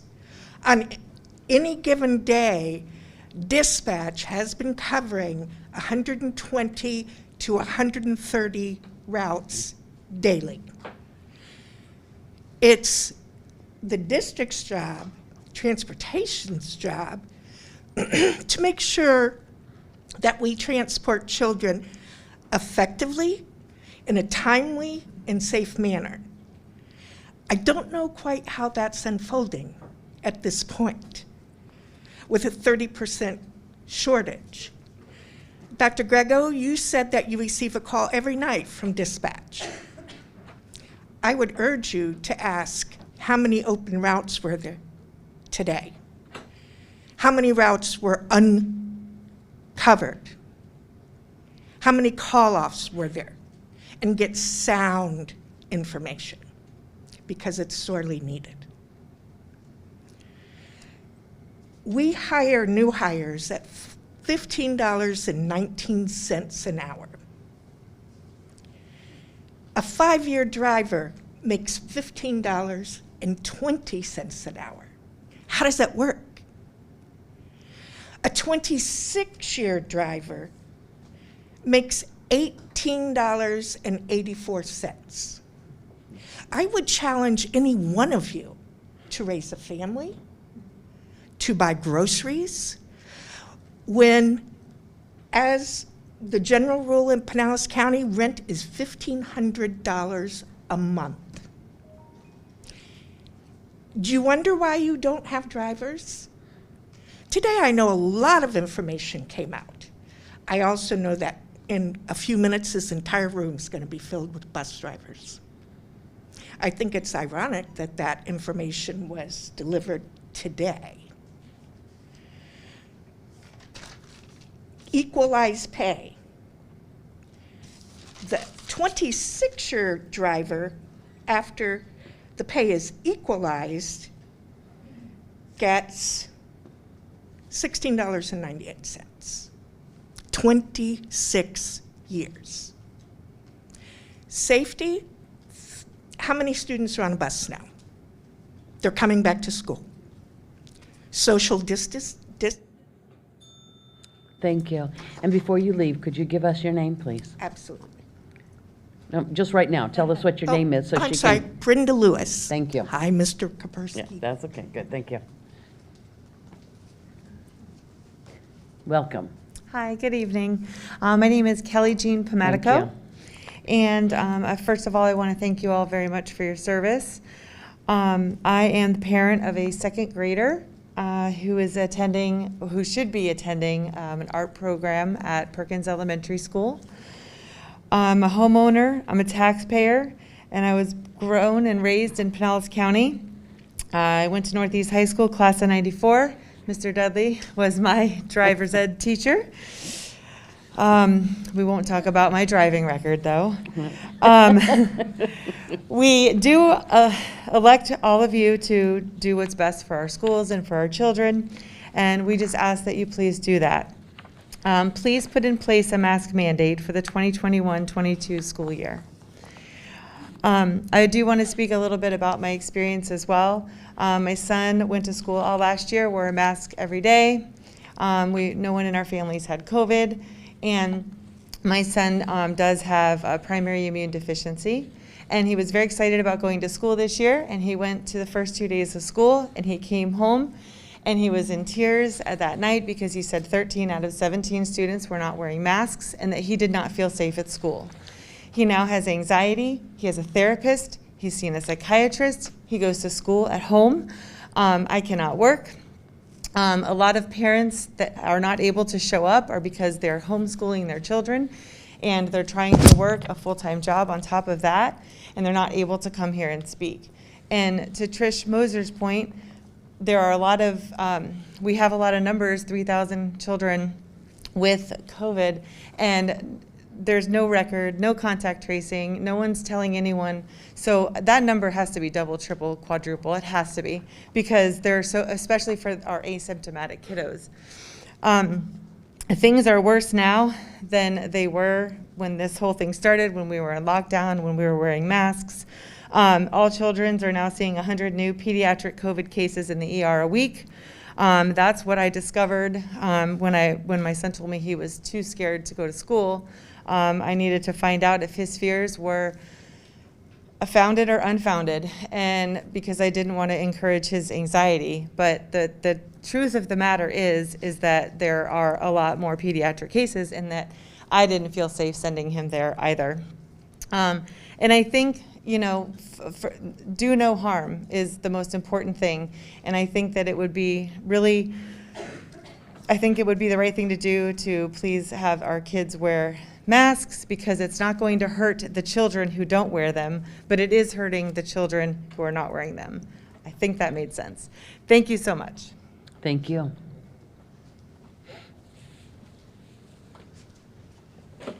Good evening. Good evening. Good evening. My name is Denise Delbrun. I'm a parent of 2 fifth graders who are not old enough to be vaccinated. I should have been home today for homework, for dinner, for bedtime, but instead I'm here. 4 of you have chosen to ignore what is happening in our schools. So I'm here to tell you what's happening in our schools. 5 weeks in, no social distancing, no outdoor lunches, no outdoor instruction, no separation, sick children, parents not being contacted. So again, 5 weeks in, you can choose to ignore this, but parents are talking to you. This is what's happening. I have emailed, I have called multiple members. I have had, thank you, Caprice, Member Edmonds, for addressing some of our concerns. But again, I have contacted many of you. This is what's happening 5 weeks in. 5 weeks ago, you chose to ignore this. What will you do today when parents are telling you we are not being contacted? We have had children, positive cases, in our classroom. Not one parent. As parents, we are buying air filters, okay? We are contacting each other. We are creating spreadsheets to try to mitigate and manage this. But nobody on this board, not nobody, 4 of you are choosing to ignore this and ignore us. We voted you in. Yes, my 10-year-olds cannot vote, but I will vote, and I vote at every single election. It is your job to protect them. Your job. They are minors. If you're not concerned about litigation, be concerned. Have some kind of moral judgment to say, is it okay to infect any child? It doesn't. How many children? Any child that is affected by this is too many. We are waiting on you to act. So now I go home to my 10-year-olds to tell them, hey, bud, no meeting. You were right. Nothing is going to change. Not tonight. Thank you. Thank you.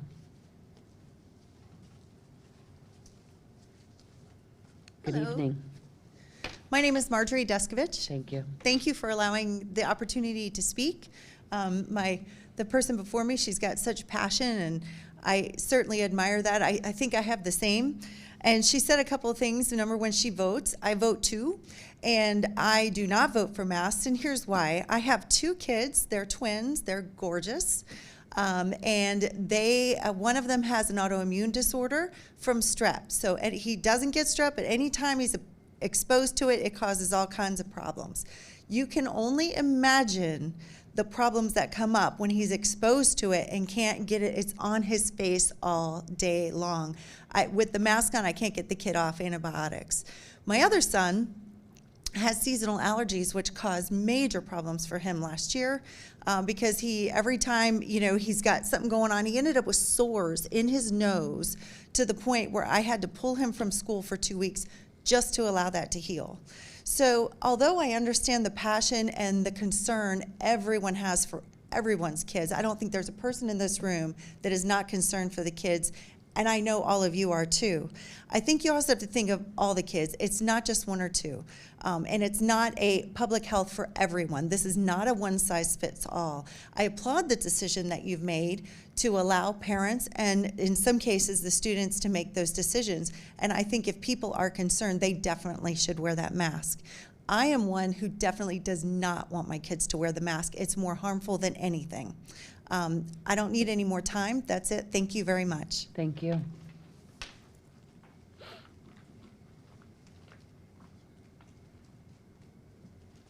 Good evening. Good evening. My name is Amy Boyle. Thank you. I have 2 amazing grandchildren in Pinellas County Schools with whom I spent the last year and a half, facilitating virtual school and then my PCS, which was a wonderful option for the time, in order to keep them safe and healthy. For Pinellas County Schools to just throw open the doors in August of 2021, when numbers were at a record pace with the cases going up, it was incredible to me.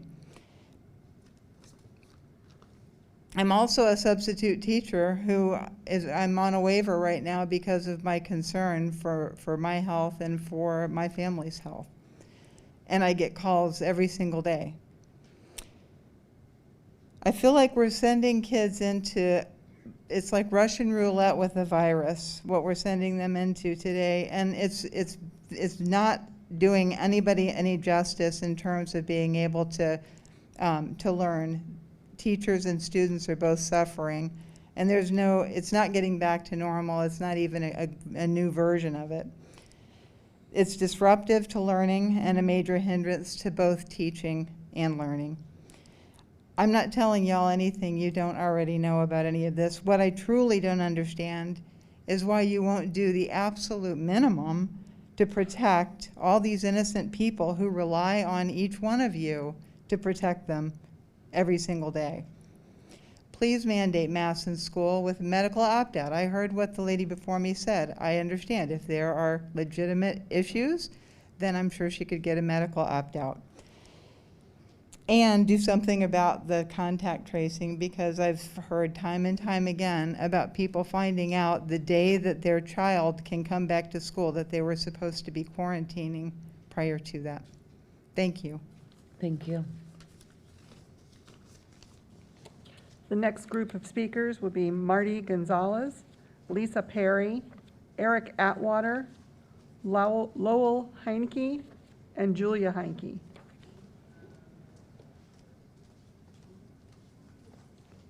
Good evening.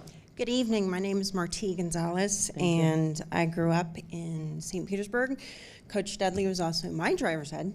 I think he probably taught half of St. Petersburg to drive by now.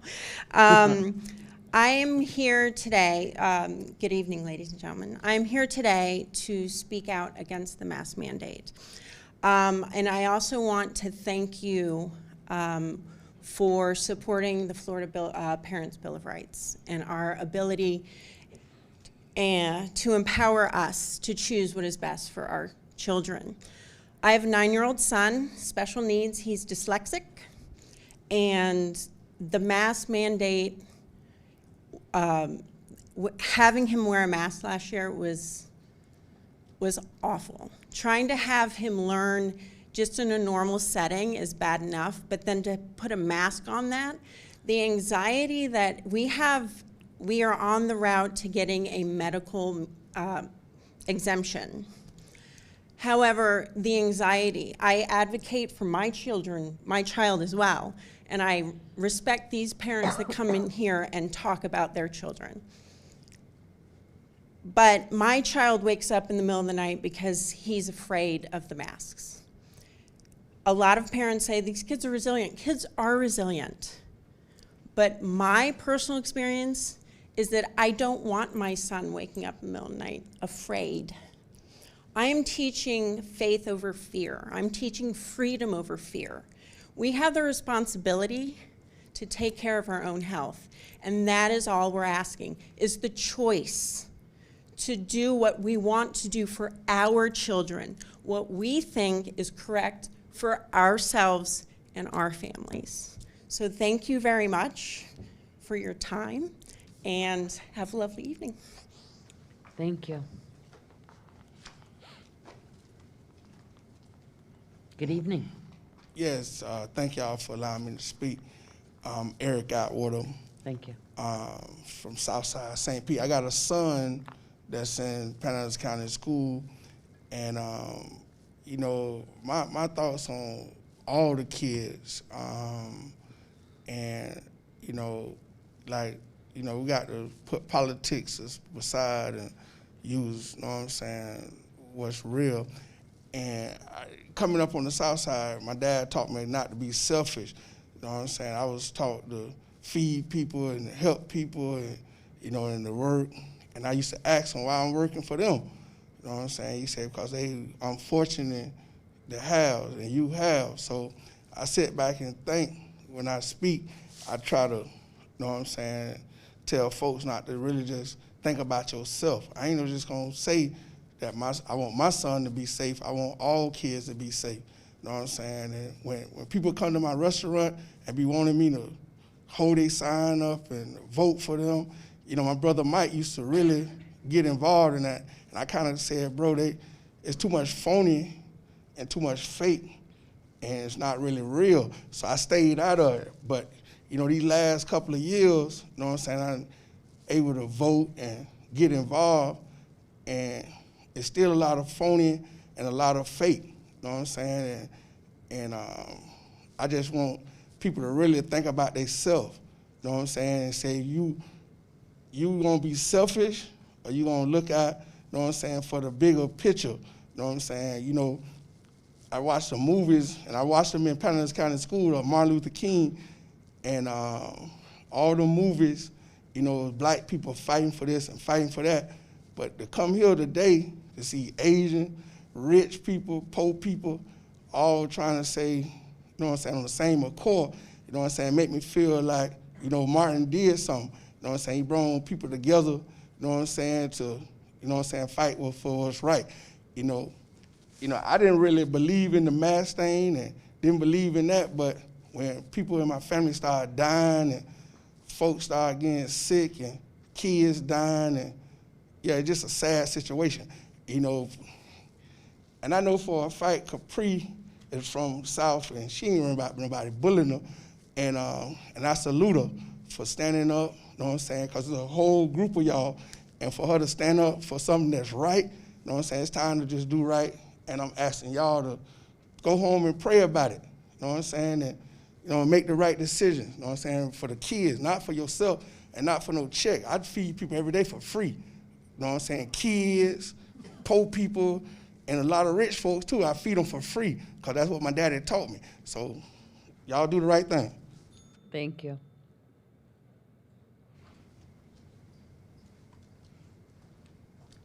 Good evening. Hello. My name is Lowell Bruce Heinke. I go by Bruce. I'm a radiologist in Baycare and MD. And we've been seeing just rampant, raging cases of COVID. As a radiologist, I see this, you know, a lot of cases. There have hit somewhat of a peak, but actually I'm not sure that it'll plateau. Right now, about 25% of population are under 19, but about 30% of new cases are in that age group. So that rate is going up. And so it is definitely a threat. It's a threat to the school staff. About 25% of school staff have medical pre-existing conditions. And as far as like Children's Hospital, their ICU is at peak volume. And Dr. Perno at Children's Hospital, urges mask mandates, especially since, the vaccine is not available yet. And so, we have to mitigate the risk of even asymptomatic carriers. We don't know the long-term effects of COVID. So, when people lose their sense of smell and taste, those are basically nerve endings coming from the brain. So, there's people reported brain fog. People's lungs will probably never return to normal after getting this. So, and it's just running, Florida is so bad as far as, its rates. And there has been a study of, they can get the rate down to about 1% of transmission if masks are used. That was a study of 114 school districts that had mask policies. They were able to get it down. That alters the need for masks. It actually allows people to quarantine in school. Like if they're, if you get the transmission rate low and do contact tracing, people quarantined can actually, if they're asymptomatic, stay in school with masks. So until the... Thank you.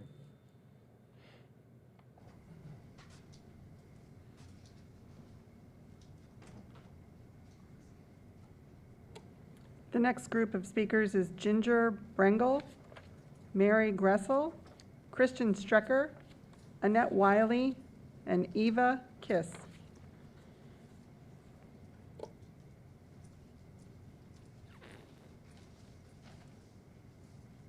Good evening. Good evening. My name is Ginger Brengel. I'm a Thank you. library media technology specialist here at Pinellas County Schools. And after hearing the slew of misinformation being spewed forth tonight, I actually changed my topic at the last minute because I believe that now more than ever, we need to bring back our strong library programs. School librarians teach research skills, digital citizenship, critical thinking, and the ability to evaluate online information and differentiate fact from fiction. In addition, all school library impact studies prove that strong library programs produce students with better scores in reading, stronger information literacy skills, and higher graduation rates. Unfortunately, in recent years, partly due to the pandemic, our district has chosen to relegate librarians into the role of technology technicians, something, by the way, that I did not get my master's in library science to do. This job sucks up more than half of our days now. We are also being forced to cover classes. They are being placed in our libraries, and so we are being exposed to hundreds of students a day who are not in our herd, so to speak. We are also required to act as test proctors all year long, something else that takes away from our job as librarians. In fact, our recent change was made to our job description. They threw the TS in there without asking us for our input. So we are now library technology information, or library media technology specialist. I can't even say it, it's so many words. But you know what? I'm a librarian, and I will always be a librarian. I'm asking that you place a full-time technology technician in every single school, At the high school level, we need an assistant to that technology technician, and allow the librarians to step up and teach our students and to do what we do best, and that is to instill a love of reading and to teach them those skills of information literacy. Let us do this so we can have future generations of educated citizens. Thank you. Thank you.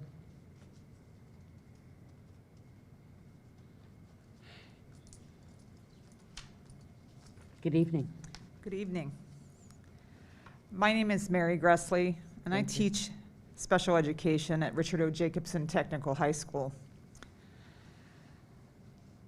Tonight I want to talk to you about my concern about masks. And my concern is simply this: we need to do something as a district to help get the spread of COVID under control. Masks are essential in helping to reduce the spread of COVID. Myself, along with my colleagues here tonight, believe that they do, in fact, help decrease the spread of COVID. Not just that, but they also decrease other illnesses as well, such as the common cold and flu that we have in our district every single year. I know that I didn't miss any school last year because I didn't get a cold or the flu because I wore a mask, and because of the cleaning safety protocols we had in place. There's no virtual option this year. There's no alternative plan if students become sick. What if the teachers become sick? What if the teacher is admitted to the hospital because they had an underlying condition that was exacerbated by COVID, or being exposed to a student that doesn't wear masks who carry those illnesses to school? Maybe that student didn't know that they were a carrier. Maybe they knew that they were sick but came to school anyways because they felt it was important to be there. Maybe they just didn't care. But whatever the reason, masks are an important part of keeping our teachers, support professionals, bus drivers, and substitutes safe and able to continue our work to help educate our students. We as a district are a leader in Florida. Other districts look at us as to what we're doing in situations. But now I feel like we're just sitting on our hands and shrugging our shoulders and saying, we don't want to rock the boat. Teachers are dying, they're leaving for other careers, or retiring because they don't want to sub. You state you care about our health and well-being. Please, I implore you, have a discussion regarding the use of masks in school. We trust you to protect us and keep us safe, to provide us with safe and secure working conditions that help this district run smoothly. And appearance and perception is everything. Please, again, have a discussion, open a dialogue with each other. What's the big deal about talking about it? Make a decision regarding this. You're not going to make everyone happy. We know that, but that's the beauty of being a human being. You don't have to like or disagree anything that anyone else wants or has. But when it comes to a public health crisis, we should all be willing to step up. Thank you.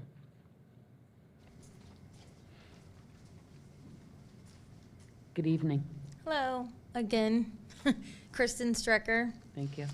As I'm sure you all know, a few people have mentioned this, but what the R not situation is. And I just wanted to kind of give a perspective because a few people have mentioned that. And it kind of goes hand in hand with a few of the parents saying they got the phone call after the quarantine period was over, which says your kid didn't get sick. It doesn't, just being exposed doesn't guarantee your kid is going to get sick. So I do think we should look at the bigger picture, but that's a different topic. Just for comparison, measles R naught is 12 to 18, meaning one person can infect 12 to 18 people. Pertussis is 12 to 17. Rubella is 6 to 7. Chickenpox is 10 to 12. As I'm sure you are aware, the current level of COVID R naught in Florida is less than 1. Yes, you heard that right. It's currently less than 1. So that means, like I said, and these parents kind of reiterated what my point is just because one kid in the class is symptomatic doesn't mean everybody in the class is going to get sick. I think kids should stay home if they're sick, absolutely, but quarantining healthy kids and, just creating mayhem is not the answer. Okay, anyway, I went off my little tangent here. Okay, so the last 5 weeks, our cases have actually been dropping in Florida, if you actually look at the numbers instead of listening to the media. And the cases have been dropping after the last 5 weeks, even with all the testing that's going on for kids to go back to school and people to go back to work, it's still dropping. And we should be celebrating that we're finally heading in the right direction, but of course now we're back here, going through this whole thing over again, over and over and over. Anyway, let's see. Like I said before, I want to talk about, I do think we should have discussions about mitigation efforts, but the ones that actually make sense. Like I said, not quarantining healthy people, not the contact tracing we know is useless because these kids get together outside of school, they get together on the playground, like they're mixing and mingling all day long. So I think contact tracing is very hard with kids. I also think masking is very hard with kids. When you send a kid in a mask, they're not wearing it properly. We all know that. And I think for parents to be putting this pressure on their children and their own fear is very sad to me. I think that's sad. I think we need to look at the actual media. Instead of the media, look at the actual data and try to just take this, bigger picture approach. Thank you. Good. Thank you.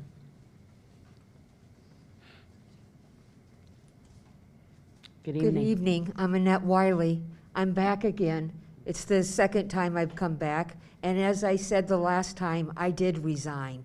Not because of my health, but because I cannot be a part of the lies. And we've heard from teachers. And I'm going to let you hear from a teacher later.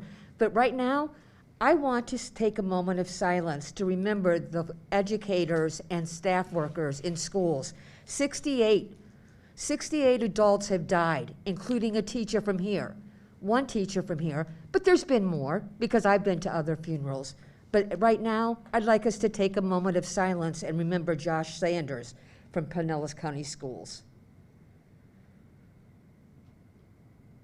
There have been 14 children who have died in Florida. I look around, and I came here tonight thinking I would see leadership, and the only person I saw leadership from was Caprice Edmond. And it makes me sad, because you represent children. And that's who I'm here for, the children. I come with an experience of 35 years working with special needs kids. Last time, I heard you listen to people make up excuses and reasons on masks. And then I heard doctors and nurses from All Children's come and beg you to mandate masks. And instead of listening to the experts, the one that went to school, the ones that are incubating these kids, you ignored them. And you hide behind a governor who is a bully. We have bullying programs in Pinellas County schools. I spent the first half of my teaching career at Hamilton-Disston. I started teaching with Bill Corbett. I'm astonished and, quite frankly, discouraged for kids. I come tonight to advocate for the safety of all staff and students within the building, but especially my students with Down syndrome. These children have heart and lung issues. I have a child that was in my school that's 5 years old. He ended up in the hospital. He was diagnosed with COVID and leukemia. He has siblings in school. His siblings now are putting him at risk because we don't mandate masks. What about the ASD child who has a legitimate concern about a mask because of sensory? What about the child that's fighting cancer? All of these children require us as the adults to lead. I don't wear this mask anymore to protect myself. I'm vaccinated. I wear it to show respect for those who can't be vaccinated or choose not to be vaccinated. I look around this board and you lead by example. Thank You're you. not setting a good example.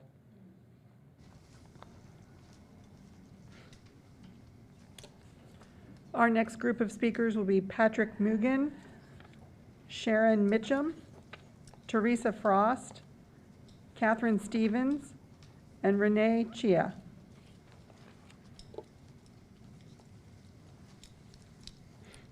Hello, I'm Patrick Mugen. I Welcome. teach at Pinellas Park Middle School. I'm one of your employees. I'd first like to say that the response tonight to just the suggestion of having a discussion about possible mitigation and safety strategies, the fact that that was not passed is a joke. There is no social distancing happening on campuses. You know this. There is no mask mandate. You know this. There is no contact tracing that is anything real, and you know this. But I walk out there, and I can use the water fountain. In my school, the water fountains are turned off. Why? To stop the spread?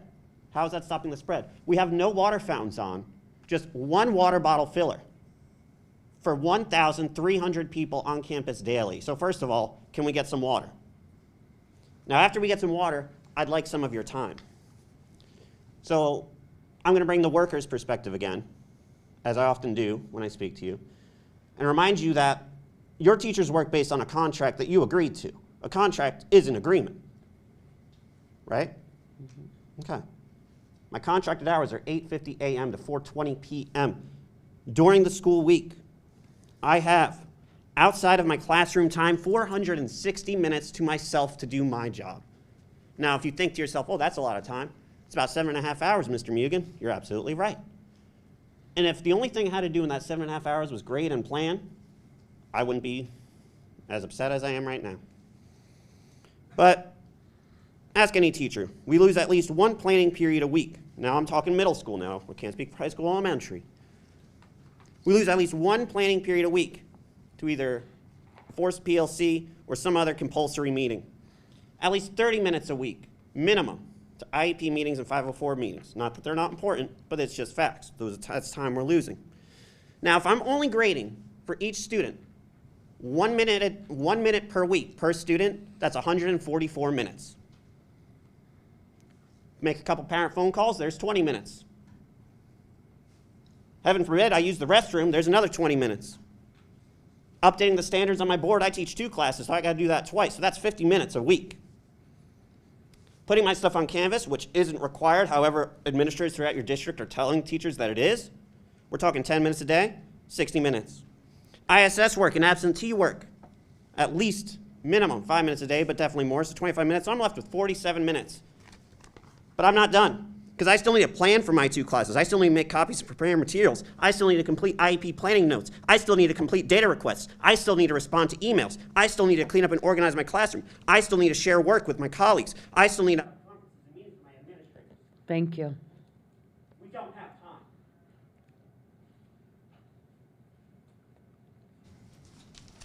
Welcome. Good evening.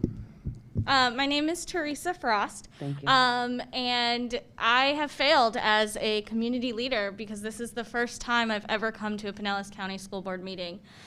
And I am here because I am so concerned as a community leader and a religious leader. I am the director of youth and children at a local church here in Pinellas County. You see, most of my youth, they are vaccinated, but we still require masks for every event that we have because there are members in our community, in our church, and in our families that are either too young or immunocompromised and cannot get the vaccine. The Delta variant has been running rampant in our state, and I could sit here and tell you the data and the numbers, but there's this thing called the CDC and the WHO, and your own website has all of that for you. But I do want to say is that I'm doing all that I can to keep my youth safe. I'm doing all that I can to keep my kids, who I love dearly, safe. They get masked every meeting that we have. However, you, our school board members, are refusing to do the same thing, and that is hindering my ministry. My youth understand that wearing our masks are keeping us safe. Why can't you even have a conversation? There's already many places in Florida that have lessened, that have put in mask mandates. The fact that you won't even have a about contact tracing, I didn't even know about the vent thing. Parents should not be buying filters. Maybe you should be providing that for your school. And I'm gonna echo that guy, provide water to our kids. And contact tracing. I think that all of this is important and should be part of the conversation. And the fact that when Caprice Edmond asked for that, there was silence. That is not okay. Caprice, I want to thank you so much for not backing down, for doing what is right and using your voice.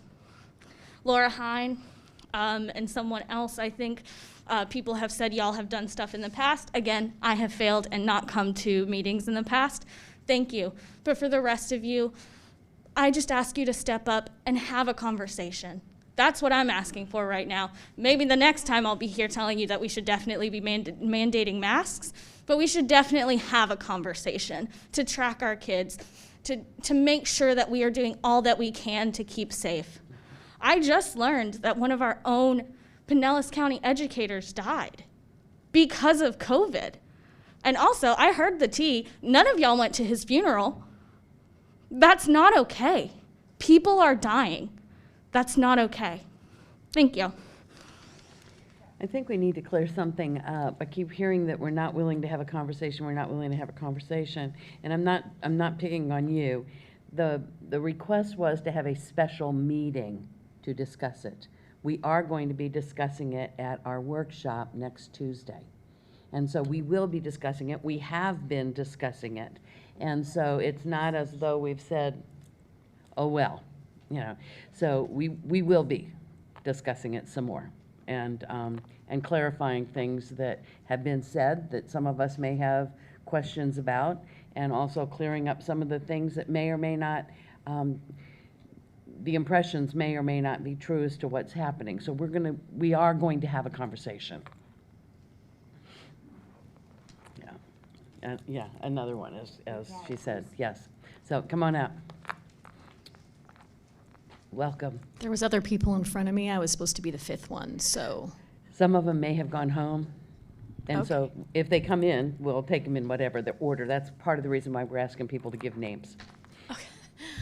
Okay, thank you. Renee Chia again from Dunedin. Hello. Hello. I believe you've had the conversation. We've all been having this conversation over and over and over here. So since we're doing it again, I'd encourage everyone to go to the Pinellas County, Florida COVID data website. And I shared this last time we were here. Anyone can pull it up on their phone. Last time we were here, the infection rates were rising. You could see the curve, and it was sort of, they were still going up right now. We're now coming down at a stark V rate, you know, like all of these spikes do. It's coming down. And once again, if you go from new cases instead of talking about the case data and you go to deaths, once again, you can see it's been flatlined. There's been 0 deaths in Pinellas County since June 2nd. 0. So this is Pinellas County data. So anyway, I don't interrupt you. So anyway, think you're doing the right thing. Thank you very much. And the reason I really came here tonight, was to talk about CRT once again. And I know I talked about it according to the contract problem that I saw on that one agenda item. But as you know from the last time I was here, I was aware of some materials that were in the classroom, and I have gone through your process. I've submitted the materials for review, and this process is going pretty slow. I'm hoping to get something back, hopefully pretty soon, but it's been since the last meeting, and I still haven't received a response back. That's a pretty slow response rate as this teacher continues to teach that curriculum in their classroom, and that's a concern to me. I would still like to encourage you to have a task force to look through all of the county curriculum, and again, I would be happy to be a parent on that task force. You know, my My degree is in cultural anthropology, and I have a certificate in applied cultural anthropology from Chico State. I've written ethnographies. I understand cultural anthropology, and CRT is not cultural diversity training. It's very different. It is Marxist rabble. It has a very different tone. It has a very different agenda. And it is not objective science like anthropology should be, and that's very offensive to me. And the first time I came here, when I did list out a number of things that I would identify as Marxist rabble, and I said a few things. It was not hyperbole. Those are literally things that were said to my child in a classroom in California. All white males, raise your hand.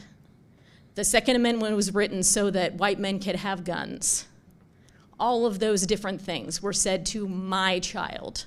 That's not cultural anthropology. That's not history. That's not the Constitution. Thank you. Our next group of speakers will be Barbara Dumichel, Sarah Miles, Elicio Santana, Brad DeCourt, and Christina Goudard. Hi, I'm Barbara Dumichel. Welcome. I spoke before, and there are two trains of thought. One is the media, the government. It's just not true. A mask cannot keep out a microorganism, whether it's cloth or paper. A microorganism goes right through a mask, sails right through it. Not only that, when you're wearing a mask, it's open on the sides. Microorganisms go right through. And it's exacerbating sickness and disease because a child is touching their face, they're touching everything, they're touching their mask, they're adjusting their mask, not just a child, anybody. And you're actually making it worse for yourself. The top doctors in the world and scientists in the world are being censored, and there is right now, the curtain is gonna roll up, and there's gonna be a lot of shock and awe, because the science that you're quoting is fake, it's false, it's not from the top scientists in the world. By the way, 18 countries have put a pause on the vaccine because of the real data that it is causing disease and sickness and actually causing COVID. So 60% of the people that are going in the hospital are admitted because they were double vaxxed. They're getting COVID from the vaccine. That is the real science. They wear masks in surgery in the OR. My daughter's a nurse in the OR and also on COVID wing. She's got a religious exemption for all of this mandated stuff.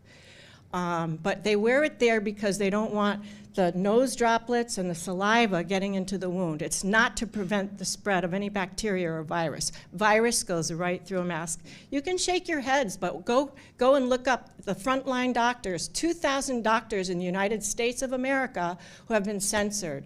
And you can't find them, by the way, on the internet now. It's very sad, but, okay, let me see, what else about the mask? I mean, the mask is just ridiculous, and it's causing sickness, it's causing disease, it's causing psychological, you can't just listen to one of your chosen picked experts from the educational system who are just listening to all the media and all the fake news and all the fake science. It's really maddening. Is that my buzzer? That's a shame. Is that really my buzzer? No. I have to stop? Oh, No. okay. That was somebody's 10 phone. seconds. I don't know. 10 seconds. Oh, boy. Critical race theory. That is the most horrendous thing that has ever come down the pike in the United States of America. Oh, by the way. Now your time's up. Thank you. Now your time's up. Thank you. Good evening. Good evening. My name is Sarah Miles. I stand before you today as a parent, but also on behalf of students, families, staff, and teachers that deserve our support. The current guidelines and protocols in place tell us mostly what to do when, not if, our children are exposed, and very little clarity on what is happening within the school environment to mitigate the risk of exposure. Somewhere in between there lies a vast black hole of communication. The Parents' Bill of Rights, Section 1014.02, says that information regarding our children's health should not be withheld. My children have both been exposed on multiple occasions in their school, and I have not been notified. No notification of exposure violates our Parents' Bill of Rights under that section. And a lot of time has been spent discussing the next section of the Bill of Rights, and I'll assume that you've read that and are familiar with 1014.03. It further states that the state must not infringe on a parent's rights without demonstrating that such action is reasonable and necessary to achieve a compelling state interest. Is it unreasonable to request that preventative measures be taken? Is doing so necessary to achieve a compelling state interest? I think yes. Further, in section 1014.2, it states that this section does not apply to parental action or decision that would end life. But did you die? Is that really the only question that we have to answer? It can't be the only one. No, not all unreasonable or unlawful actions result in death. In fact, for many issues with regards to legality, the end of life is not the only qualifier. I point you to drinking alcohol and driving under the influence, as well as owning a gun, and that impacting the life or health care of someone else. Both of those are legal to do safely, but when you harm someone else, that is where the line has been crossed. As we shift back to our schools, Florida Statute 1002.20 states that we have a right to expect a safe system of education. Given the current lack of effective safety protocols, we are being robbed of that right. Those who are immunocompromised are further being robbed of rights afforded to them under the Americans with Disabilities Act. They cannot rely on their immune systems. Mask mandates with a medical opt-out would allow for those that would have health issues preventing them to wear them to medically opt out.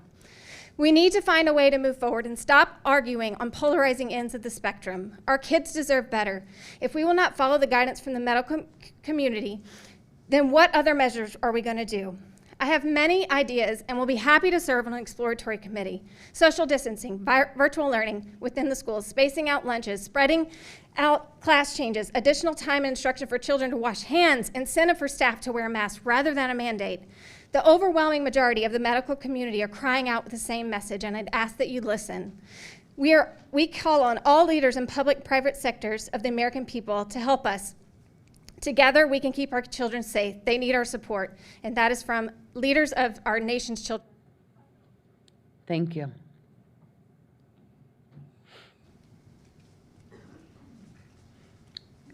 Good evening. Buenas. My name is Eliseo Santana, and I've been a resident of Pinellas County for over 40 years. And all four of my grown children have gone through Pinellas County public school systems, and I have currently 9 grandchildren that are enrolled in our school system here in Pinellas County. And, 5 of them have had their shots, their beginning shots. They just been able to do it. And every adult in my household, which is a 4-generational household, my mother-in-law, up until this weekend, was living with us. And so my children and my grandchildren, some of them live with me. So it's a 4-generational household. And so all of the grandchildren that are over 12 have received their shots, and they're in the process. The ones that we're concerned with is the ones that are under 12. And let me tell you that last year when the schools were closed, I found that to be a tragedy. I found that to be a loss for our children's educational process. So I'm here before you telling you that I want our children to stay in school because that is the best learning process they have, but I also want them to be safe. And not only they to be safe, but also it happens that when they look at the older people, they're thinking like maybe the parents, when the children come from school and they interact with the parents. But in my household, it's not just the parents that are exposed to the children that are in our school system that do not have a mask, but it is my wife and I, we're the grandparents, we're the old people.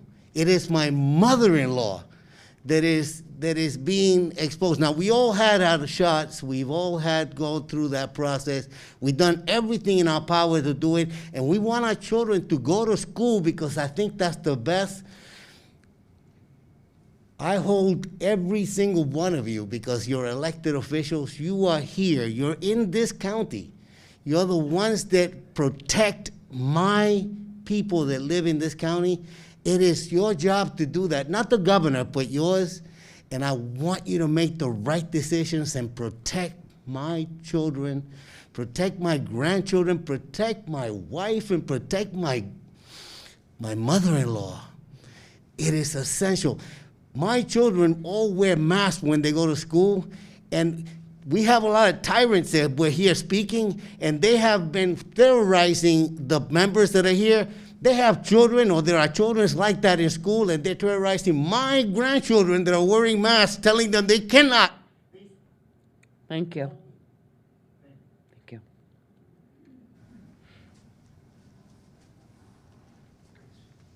you. Good evening. Good evening. My name is Brad DeCordy. My pronouns are he, his, and him. I understand the difference between a discussion and a meeting, and I was disappointed last month when I came and asked for a meeting to talk about the mask mandate, and it was voted no. I thought maybe we'd have some hope tonight that we would have a meeting, not a discussion, not a workshop, but a meeting where actually decisions can be made. I find it irresponsible that that was not taken up today, especially from a district who voted tonight on their strategic goal to develop and sustain a rewarding, healthy, safe, and secure environment that promotes the physical, emotional, and mental well-being of all students, faculty, and staff, resulting in a culture of learning for the individual employee and student. You voted on that tonight. Where is the safe and secure environment that I have to deal with every day? I have students that they do not social distance, they do not wear masks, they do not tell people when they are sick. The American Academy of Pediatrics and the CDC both recommend masks. The CDC said it was to wear masks inside, even if, you know, all these other features are in place. Filters, I don't know if they're the right filters. Windows, they said, oh, windows should be open. We can't open windows, we can't open doors because of the armed assailant drills and protocols.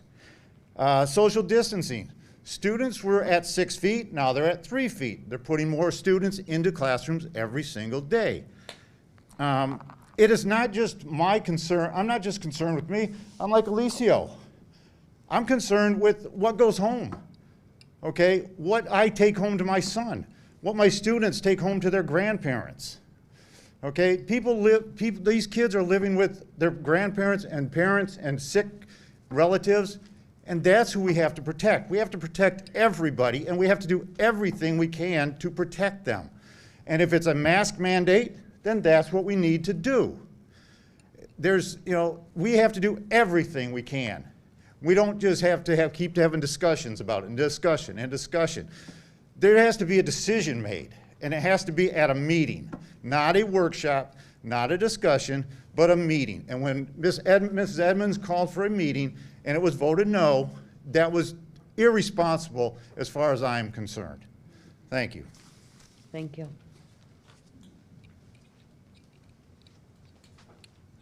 Good evening. Hi, good evening. My government name is Christina Godard, but my real name is Honey. She, her, hers. I am here today to talk about the mask mandate. I have a 7-year-old and a 17-year-old. And frankly, it's absurd that they can't go to school and be safe. And I think if you guys aren't going to pass the mask mandate, you really need to think about exactly how many dead children it's going to take. Is 13 dead children in Florida enough?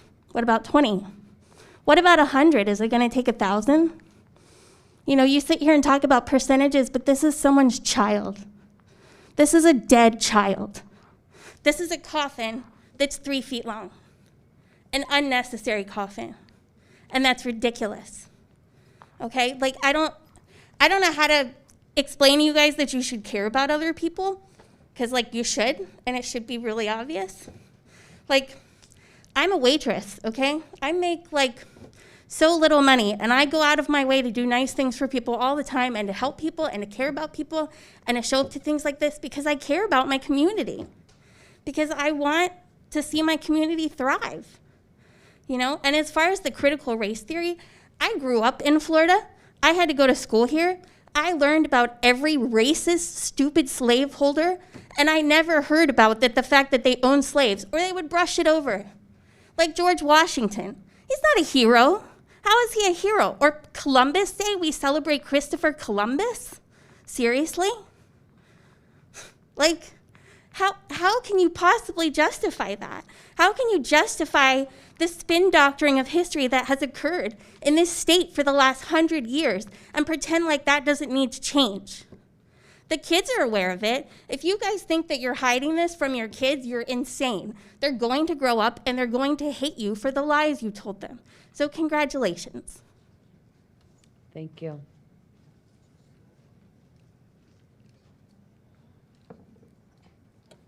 Our next group of speakers will be Tracy McConnell, Susanna Schoenth-Boyden, Van Farber, Dr. Christy Faust. Come on up. Good evening. Hi, my name is Tracy McConnell, and I Thank you. teach third grade at Pinellas Central Elementary School. It's been a week since my husband and I both tested positive for COVID. Getting COVID has taught me many things. I have learned that I have so many people that care about me. I have learned that although you are vaccinated, you can still catch COVID, and that we truly wear masks to protect others, not ourselves. I'm pointing this out because my husband and I followed all the COVID rules, but we still caught COVID. I also realized that the employer that I have loved and given my all to every day did not do enough to protect me or my husband. Thankfully, we got better because we were vaccinated and we were able to get the Regeneron treatment early. That is not the case for all teachers, and it is certainly not the case for the kids that I teach every day. I'm here to ask you for two things. The first thing is, I want you to please put in a mandatory mask mandate. This is the only way you will be able to keep students and staff safe. Please understand, I got sick Friday night.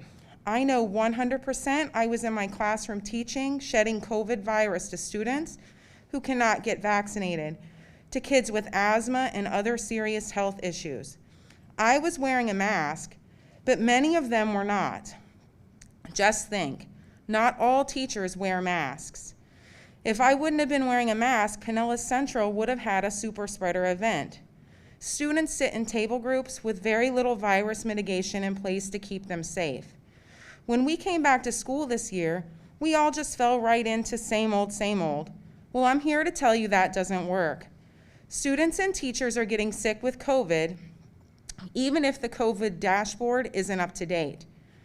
The other thing Pinellas County Schools needs to do better is to make sure people are getting notified and quarantined when they have been exposed. I used to joke that I had a better chance of seeing a Bigfoot than a quarantined student who was exposed at school. I know why now. When tested positive, I was told by my school quarantines are done by the COVID team. But then the COVID team said it was done at the school. This needs to be streamlined. We are talking about the safety of staff and students. If a staff member or a parent provide documentation of a positive test, the teacher should be asked who was in close contact with the infected person. Then an immediate quarantine should happen. We must stop treating COVID like it's a dirty secret. People are not bad people because they catch COVID, just contagious. If you don't make changes now, this is never going to get any better. Thank you.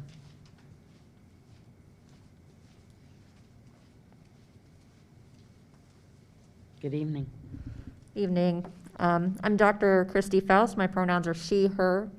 I'm a former science teacher at St. Petersburg High School. And I took a long time to think before drafting these talking points. Because the truth is, I'm mad. I'm just really incredibly angry. I'm angry we're still fighting the same safety battles as last year, and that I felt forced to leave my teaching career to preserve my life and my health.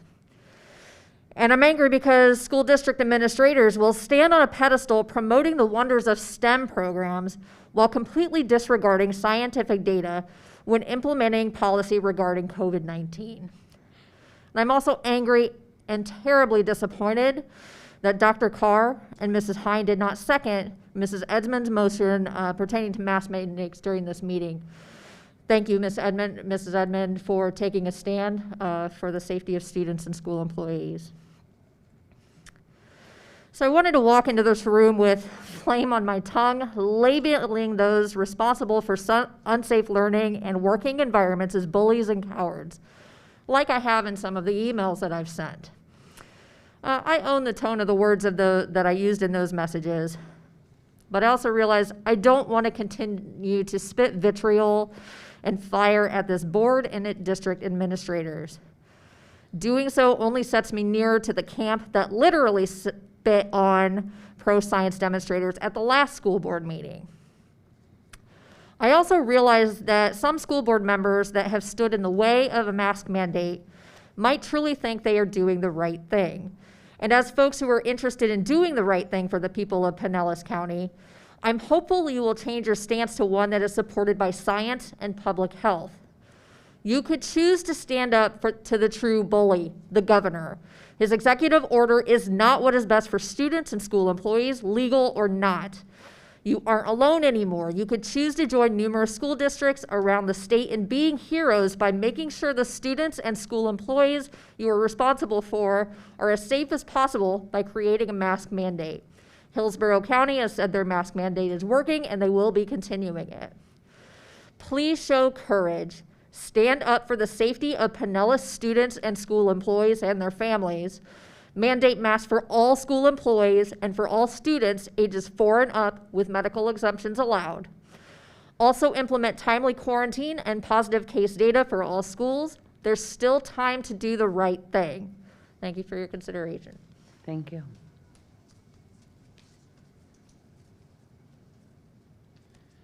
My name is Van Farber. Good evening. I'm a 20-year resident of Clearwater. I know all of you. I think you all know me. I want to start like your chair did tonight. I want to clear the air. I want to say I'm not holding my vote over anyone's head, and I'm never coming to any of your houses unless I'm invited, in which case I'll probably bring some wine. I want you to know, going back to my days as an educator, maybe the language arts, what's the difference between major surgery and minor surgery? You know what? When it's happening to someone else, to me, it's minor surgery. When it's happening to me, that's major surgery. Mm-hmm. When parents send their kids to school, if they're comfortable, without the masks, without the social distancing, all right for them. When my kids go to school, or went to school, my Harvard son, my Wellesley daughter, when they went to school, any risk to me was a major risk. And that's how I look at it. And now I look at our schools, and I look at our school board. I mean, one of you was on my radio show. One of you I discussed social issues with at meetings. One of you at a League of Women Voters meeting. We sat across the table and had discussions on issues. I know all of you to be the best that we have in education, and I know where I speak. I'm a former teacher, guidance counselor, principal, retired as assistant superintendent for secondary education. In our school system, we have magnet schools. We have fundamental schools. We have vocational school programs. And I'm making a suggestion. We schedule our teachers. Students change classes. We allow students to pick schools and their parents that they're going to. If parents want to send their kids to school without a mask, without social distancing, well, let's have schools that have no masks and social distancing and no social distancing. What I heard tonight, it's pretty much a 50-50 divide because both sides are claiming a majority. And we have enough school buildings. For those parents like me who feel it's major surgery for my kid to go without a mask, then let's have schools where everyone has a mask, where everyone is social distanced, where the school buses are driven by drivers who are masked. Let's have that. Let's satisfy all our parents, and let's keep our kids safe however our parents think it should be. Thank you very much. Thank you.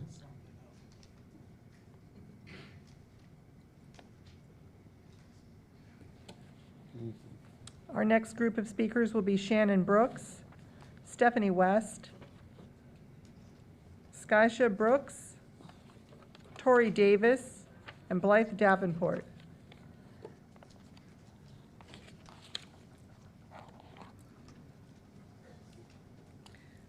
Good evening. I am Shannon Brooks. This is my daughter, Skysha Brooks. She's one of the speakers tonight. I'm going to go first and then pass it off to my daughter, if that's all right. So public safety, we're all hearing about public safety, and you guys have seen me before here. I personally don't believe that anybody should be wearing masks, especially children, but I think you guys did the greatest thing, leaving it to the parents, and I appreciate that. I really do.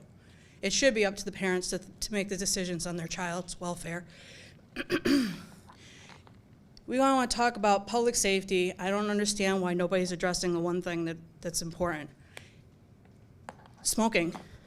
I see smoking all the time. People throw their ashes down on the ground and everything else, and we're not talking about third cancer from cigarettes. I mean, you just touch it. They don't have to be around it. They just touch it, and then they can pass it. So if we're going to keep on going on with this public health, what are we going to start doing? Are we going to start making people wear suits to go to school? Because COVID also gets on your clothes, and it's not like people are sending their kids home and washing their kids' clothes. Half of these people probably aren't doing it, no offense, guys. The masks are dirty, and that's a spreader. And the fact that I'm hearing that children are afraid of germs, that's terrifying. That they're having nervous breakdown over germs. Germs are a part of life. And everybody keeps ignoring the most important science, natural science. Viruses are here. They're here to stay. They've been here before us. They're going to be here after us. They will be what takes us out. And yeah, we can use vaccines and whatnot, but it has to be personal choice, because if you don't have personal choice, what do you have? Survival of the fittest sucks, but unfortunately, it's the reality of our world. And we need to respect other people to make those choices for themselves. That's just the end of the story. Again, I thank everybody for being here, and everybody over here, thank you for coming. Whether you disagree with me or not, thank you for coming. I love seeing people come. I would like to see more children, though. I would really like to see the voices of children rise up. I do. It's sad to see that there's 5 kids here, but we have so many adults, and we don't have any idea if these adults are actually even in the county. That actually worries me. Do we have an agenda coming outside and voicing for our children's education? Do they have a right to do that? These are just ethical questions I have, and I'll leave it all up to you to make those decisions. I have my position on this. Again, I'm going to give my time to my daughter here, Skysha Brooks. She is a little nervous, so please just bear with her. It's only 7 seconds. She signed up? She Okay. signed up. Okay, I'm sorry. Hello. Hello. Good morning. There you go. Whenever I wear a mask, I can't breathe in it, and it hurts my ears very badly, and I don't like it. Last year was really Last year was really hard with the mask because whenever I couldn't breathe, I had to take the mask off, and it was like every second. So fortunately, the one day when I didn't want to wear a mask and the teacher yelled at me to wear the mask, I cried, and me and my mom went home, and I just went online because I couldn't handle the mask. It doesn't help me breathing. I just don't like wearing the mask. It doesn't help me get breathing. I'll just say thank you and have a nice night. Thank you. Thank you.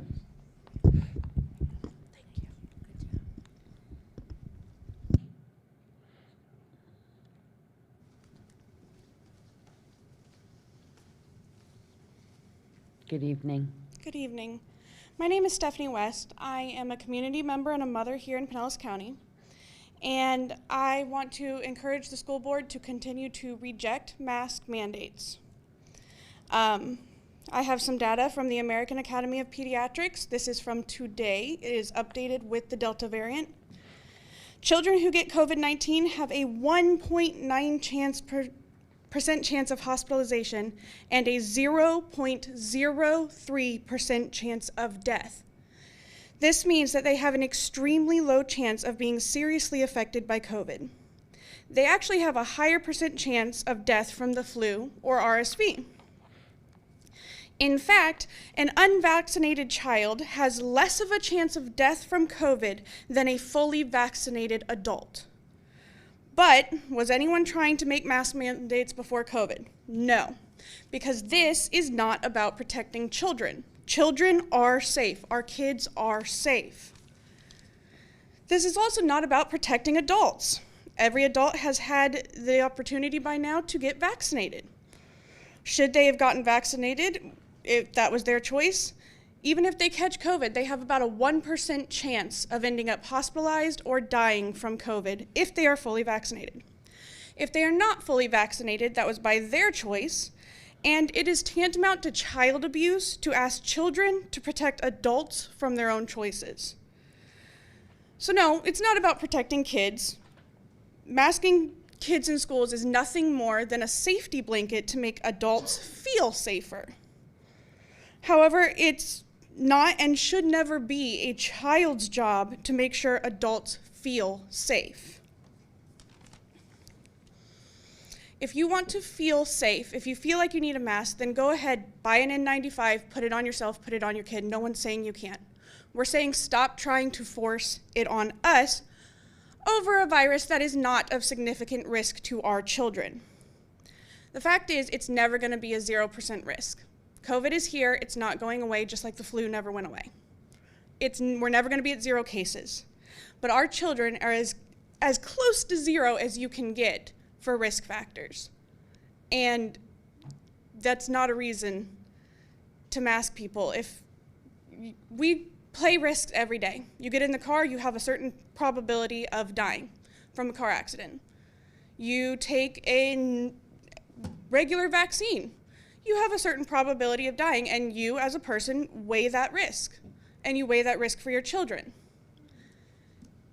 And it is not okay to force that decision on other people to wear masks when our kids aren't in danger. Thank you. Thank you.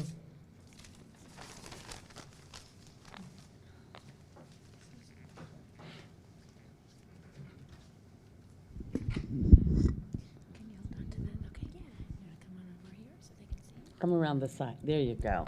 Hi, I'm Tori. I've been here before, but it's been a while. Anyways, I just need to thank you for letting us breathe. Thank you for making it a choice to wear muzzles instead of forcing us to be muzzled against our rights. Thank you. I hope you have a good rest of your evening. Thank you.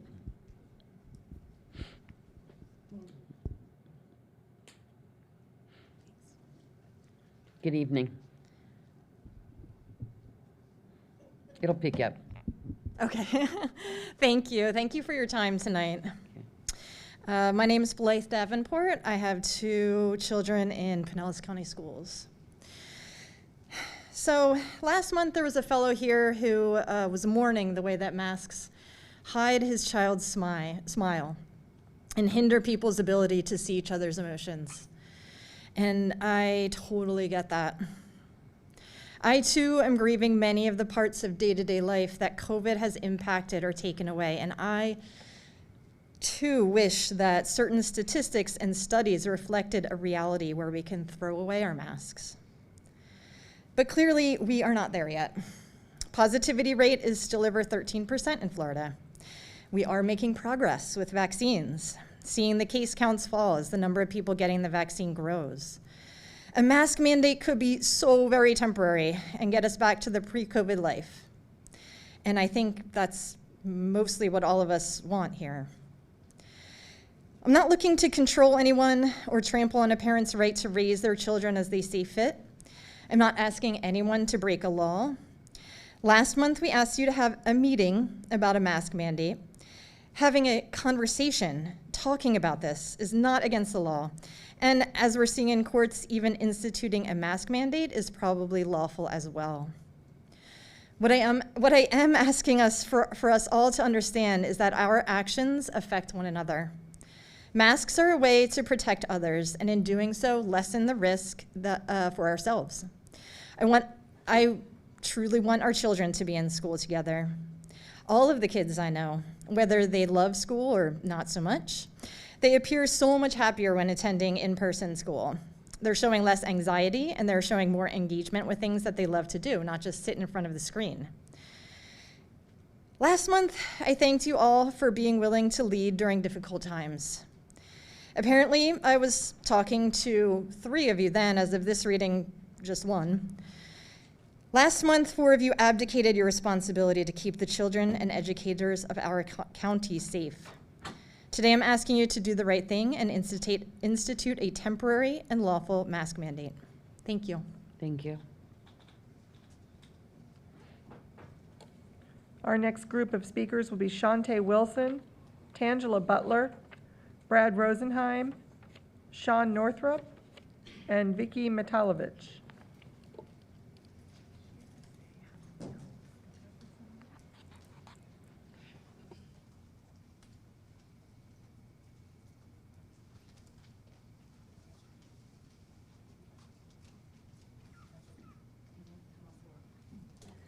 Come on forward, any of you.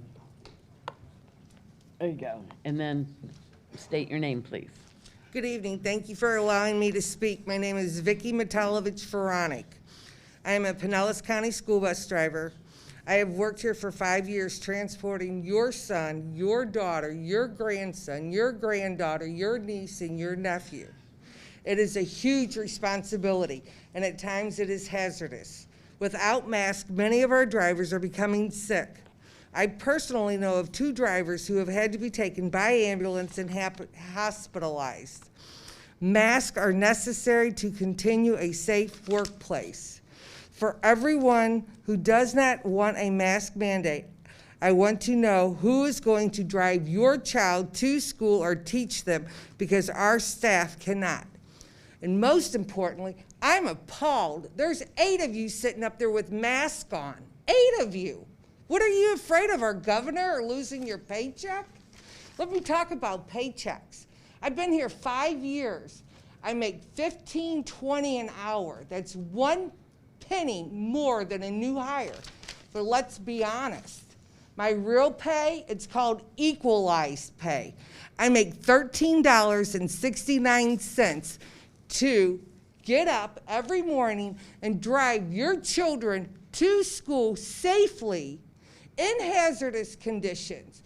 Can you live on $13.69 an hour and support your family? It's insulting, people. It's absolutely insulting what you expect of us to do for this, and to risk our lives, and you can't even take your mask off because you might be worried about your governor and your paycheck, and you want us to go home with this. If you want to look, I printed out my paycheck.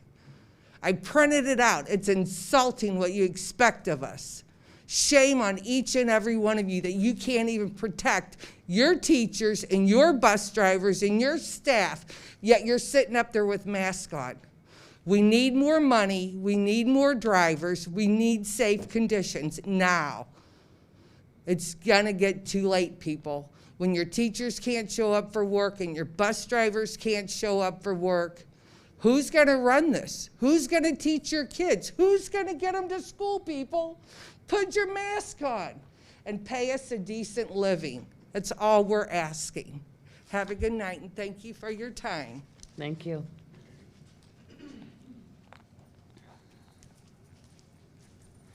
Good evening. Good evening.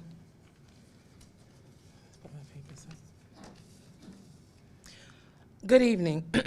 My name is Tangela Butler, and I have been a dedicated employee with the school board as a bus driver for 18 years. I'm standing before you today, and I urge you to please listen to me listen to us with open minds as well as your hearts as we talk about our concerns as a bus driver and possible solutions. My question for you today is, why have we been forgotten? I'm not sure if any of you ever listened to the two-way radio to better understand what all our job entails, but if you did, you'd hear drivers doubling back to schools after they finish their runs, taking out 2 and 3 more runs at a time just to get kids to and from school. You hear drivers being cursed out and disrespected by students as well as parents. You'd hear drivers being hit on the head by pencils while driving. You hear children fighting and drivers having to pull over until PD is dispatched. You'd hear children breaking the windows on the bus, as well as 6 children vomiting and having seizures on the bus. We do it all in bad weather and hazardous road conditions at times. And at the end of a 2-week work period, some of the drivers can't even make rent, with everything skyrocketing. This is not something I think, but this is something I've experienced personally. I'm hearing it more and more from other drivers, and it's heartbreaking. We are your front line. 18 years I've been a driver. The last 15 straight years with no incidents, no accidents. But that's nothing compared to your more senior drivers, and that's because we wake up every morning and put our best foot forward, and all we were rewarded at this year was just a Chick-fil-A chicken sandwich.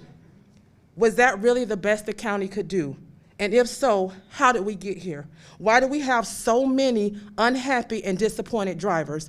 Why won't enough people apply for the job? It's past time to get to the root of the problem, and let's face it head on. Because we all know what that problem is. It's time to put an end to this bus driver shortage. It's going to take more than $15 per hour and a 3.25% raise to recruit, retain, and keep drivers. It's just not enough to care for our families. We just don't want a raise, we need a raise if we're going to have any type of a chance for survival in today's economy.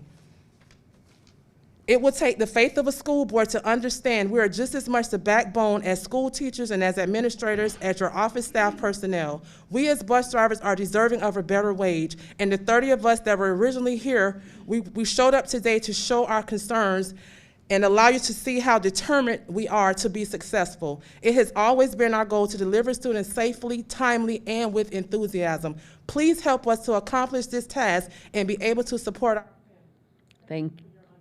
Thank you.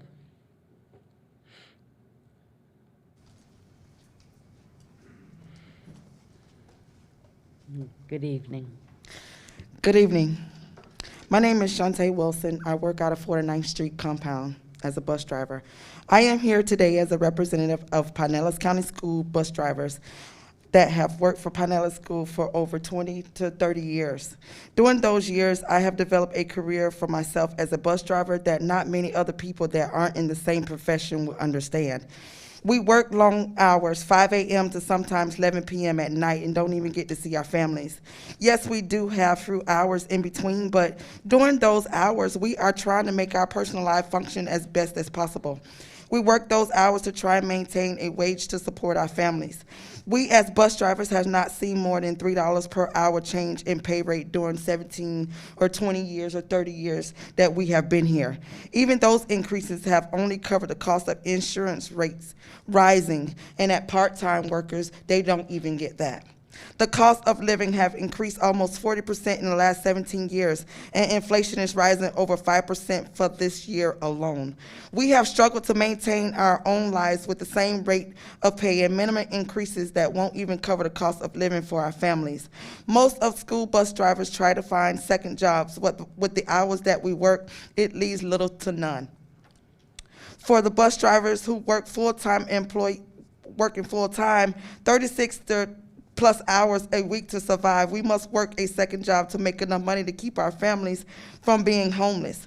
We are committed to being school bus drivers because we remain at Pinellas County School even during all the struggles. As everyone's lives have changed due to the pandemic, the needs for staff has changed as well. We that are here before you are dedicated staff of bus drivers available to work and have during the most difficult of times. We are always hopeful that a raise in pay will come every year.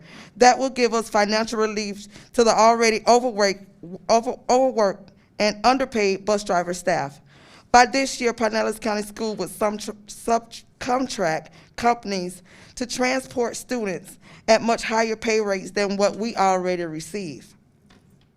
And is this any way to reward bus drivers that have remained committed at this point of exhaustion? With higher pay rates, the number of new drivers that will be gaining will soon result in bus running on time and getting your children safe to school.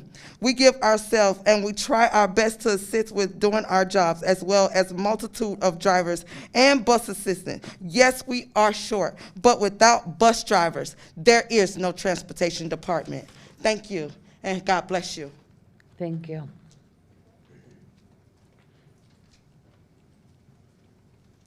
Good evening. Good evening, everybody. My name is Brad Rosenheim. I'm a professor of geological oceanography at USF and proud parent of 2 students at Midtown Academy. So first, I haven't heard enough of us congratulate the students and teachers for improving their test performance on the FSA this past year. That's great news.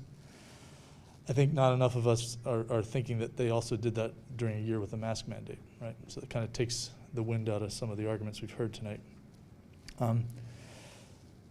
But really who I want to really thank tonight is Caprice Edmond for making, yet again, a motion to discuss on the record and to try to get an emergency meeting that a lot of us want to consider mask mandates and other health considerations.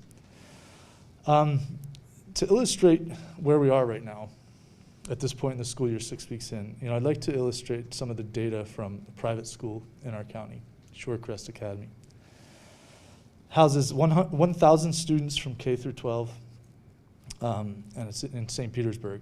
After much discussion, much like ours, divided about masks and other mandates, they convened 18 experts. They weren't saddled by a probably unconstitutional governor's order. These 18 experts recommended a mask mandate, and they went with it, against the wishes of some parents and for the wishes of others. To date, they have had 2.9% of their students test positive for COVID, a little bit lower than Pinellas County Public Schools, which is about 3.2%. So that might seem like a draw, right? We look into the data a little bit more. 1/3 of Shorecrest's cases were in the first week of school. It's because they changed the behavior of their students. The students came from whatever they were doing in the summer. They put on masks for 6 hours a day. They changed their hygiene, and cases have gone down. Shorecrest now brags that they have not had one single case transmitted within the hallways of Shorecrest buildings. Meanwhile, at our public schools, cases are rising rapidly. Just the opposite trend, right? We're at the cusp of passing our total 2020-2021 caseload of COVID cases. We may have burned through the Delta peak. Things are coming down now, that's great. There will be other variants, and I hope that we're better prepared for that. Now, that's just the news from the schools. What does this do to our community? The folks at Shorecrest that I've spoken to are really mad at basically the 7 leaders of the board up here, because you govern over 100,000 students. And that means that small percentage, 3.3% positive cases of 100,000 students, is a very large number to put out in our community. That taxes our healthcare system, and it creates lots of vectors for other parts of our community. That's a dangerous game. This inaction that you've decided to take has been dangerous for our community. And I'm glad to follow a few bus drivers. Thank you. Our next group of speakers will be Vicki Snodgrass, Michelle Rayner, Susan Bucci, Barbara Mellon, and Delphine Brown. Delphine.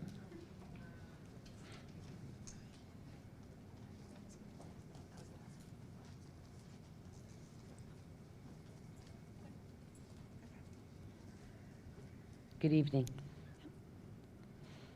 I'm Barbara Mellon. I am the mother of a first grader at Garrison Jones Elementary School's magnet program in Dunedin, the dual language program. I wanted to bring my son tonight, but I realized that it would be a very late night for me picking him up from school, bringing him all the way here, and now it's almost 10 o'clock. He's asleep right now. I also want to mention that as a 6-year-old, he is able to stand up to his father, my ex-husband, and say, "Daddy, why aren't you wearing a mask? Why don't you care about other people?" What I'm going to say tonight is that I want to get this out of the way. The school district, which adopts a policy such as a mask mandate, is acting within discretion given to it by the legislature in the Florida Parents' Bill of Rights. That's Judge Cooper. I hope everyone read that decision. I don't think anyone in this room will argue against personal liberty and autonomy. Everyone wants the ability to decide on their own accord what course of action is best. However, we mixed up our messages to a degree. Somewhere in our toxic individuality and our persistent selfishness, we dug in so hard in the me, not you mentality that we forgot to put our obligations to society. Put simply, I believe it's not only our freedom to decide what to do with our bodies, but it's our responsibility to do no harm to others with those decisions. Let's take a look at personal freedom, though. The act of wearing a mask, appealing to the more selfish senses, will prevent more major illnesses. This means that those around you who are ill will have less of an impact should you be exposed. We already know that due to the prevalence and variance, and due to the negligence of our elected officials, that breakthrough infections aren't rare now. The onus is effectively on ourselves then to ensure that we are able to remain safe from people looking to do us harm. At which point do we hold those people accountable? I'm not here to argue that. I'm simply expressing that it's known the viral load is lessened by the simple practice of wearing a mask. But as I've broached the topic, let's also discuss let's not doing harm. This concept, it's fairly easy to understand, and yet somehow arrogance and passive complicity has given way for people to engage in subtle eugenics on public grounds with our funding. And that is where the affront has been committed. Because given everything known and suspected or muddied by things yet to be peer-reviewed, we know that in the very worst case, masks protect ourselves and others. This isn't refutable either. You can have a bad faith argument mixing partial truth with something presumptive as we've seen, but I won't entertain those notions as fact, but address the simplest item. The mask lowers the viral load, and if all the accusations people were making are true, they still save lives, adults and children, both directly through lessening viral loads shares in public settings, but also indirectly by lessening the number of people ending up in ICUs with something preventable. And lastly, there's the idea of public space.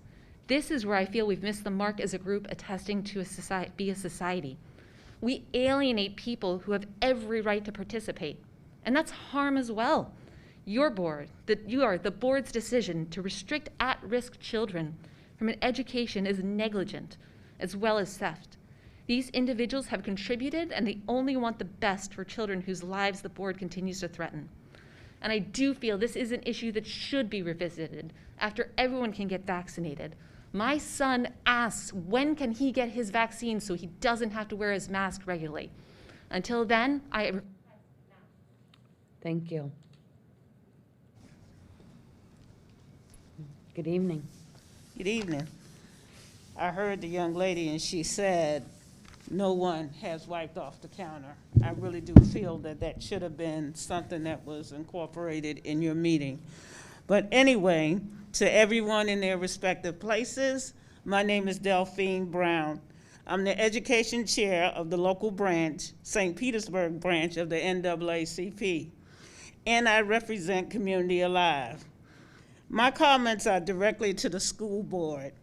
I feel it necessary at this time to remind you that you represent all residents of Pinellas County in regard to education.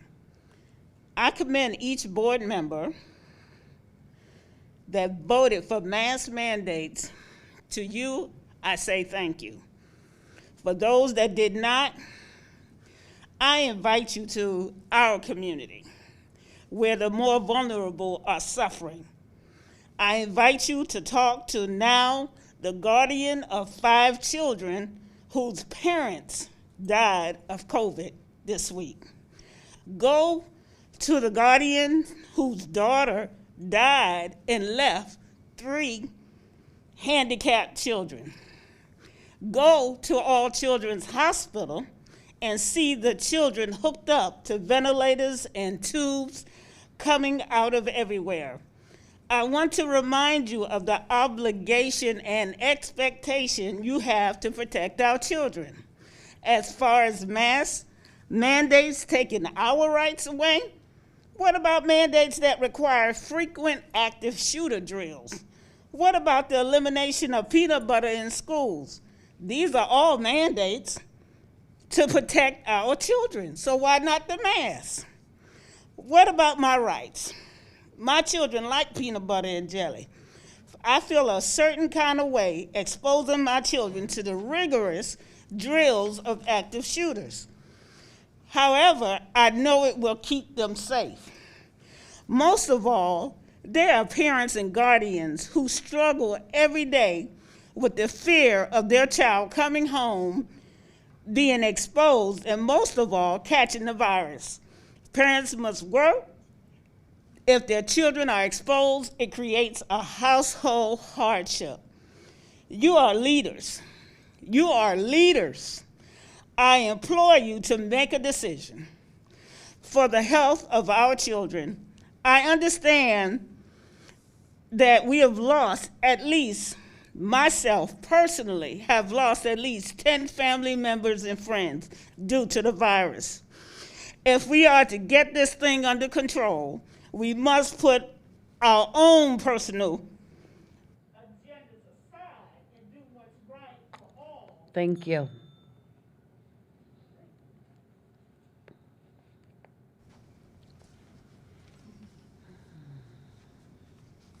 Hi, evening. everybody. Hi, it's Susan Bucci. First, I want to thank you for not seconding the motion of Ms. Edmond. I feel like you probably have done a lot more research than she has, and I really wish that you would watch the high wire. I keep saying it every time I come here. You know, I'd love to ask you, but we're not allowed to ask questions, but I'm going to guess that you have not watched it. I don't feel like you're doing your homework to make a proper judgment about what's going on. And everybody that I know, when they follow a certain protocol, they have not gone to the hospital, not one. So I'm thinking about I'm making an observation, hearing, oh, the hospital beds are filling up, they're filling up, because they haven't followed a certain protocol. That's why they're there. That's why it looks like it's a terrible thing.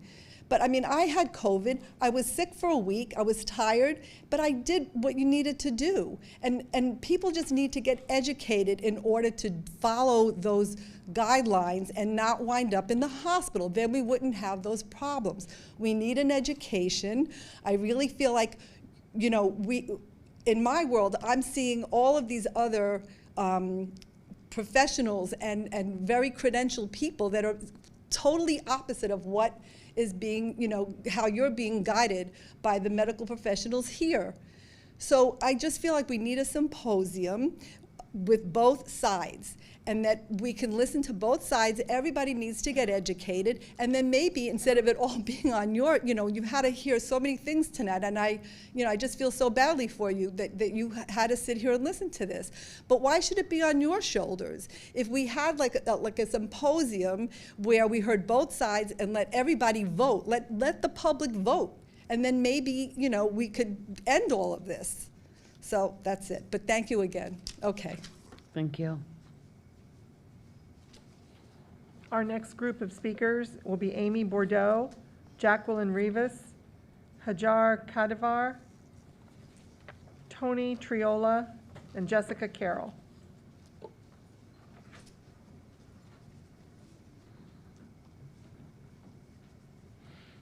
Good evening.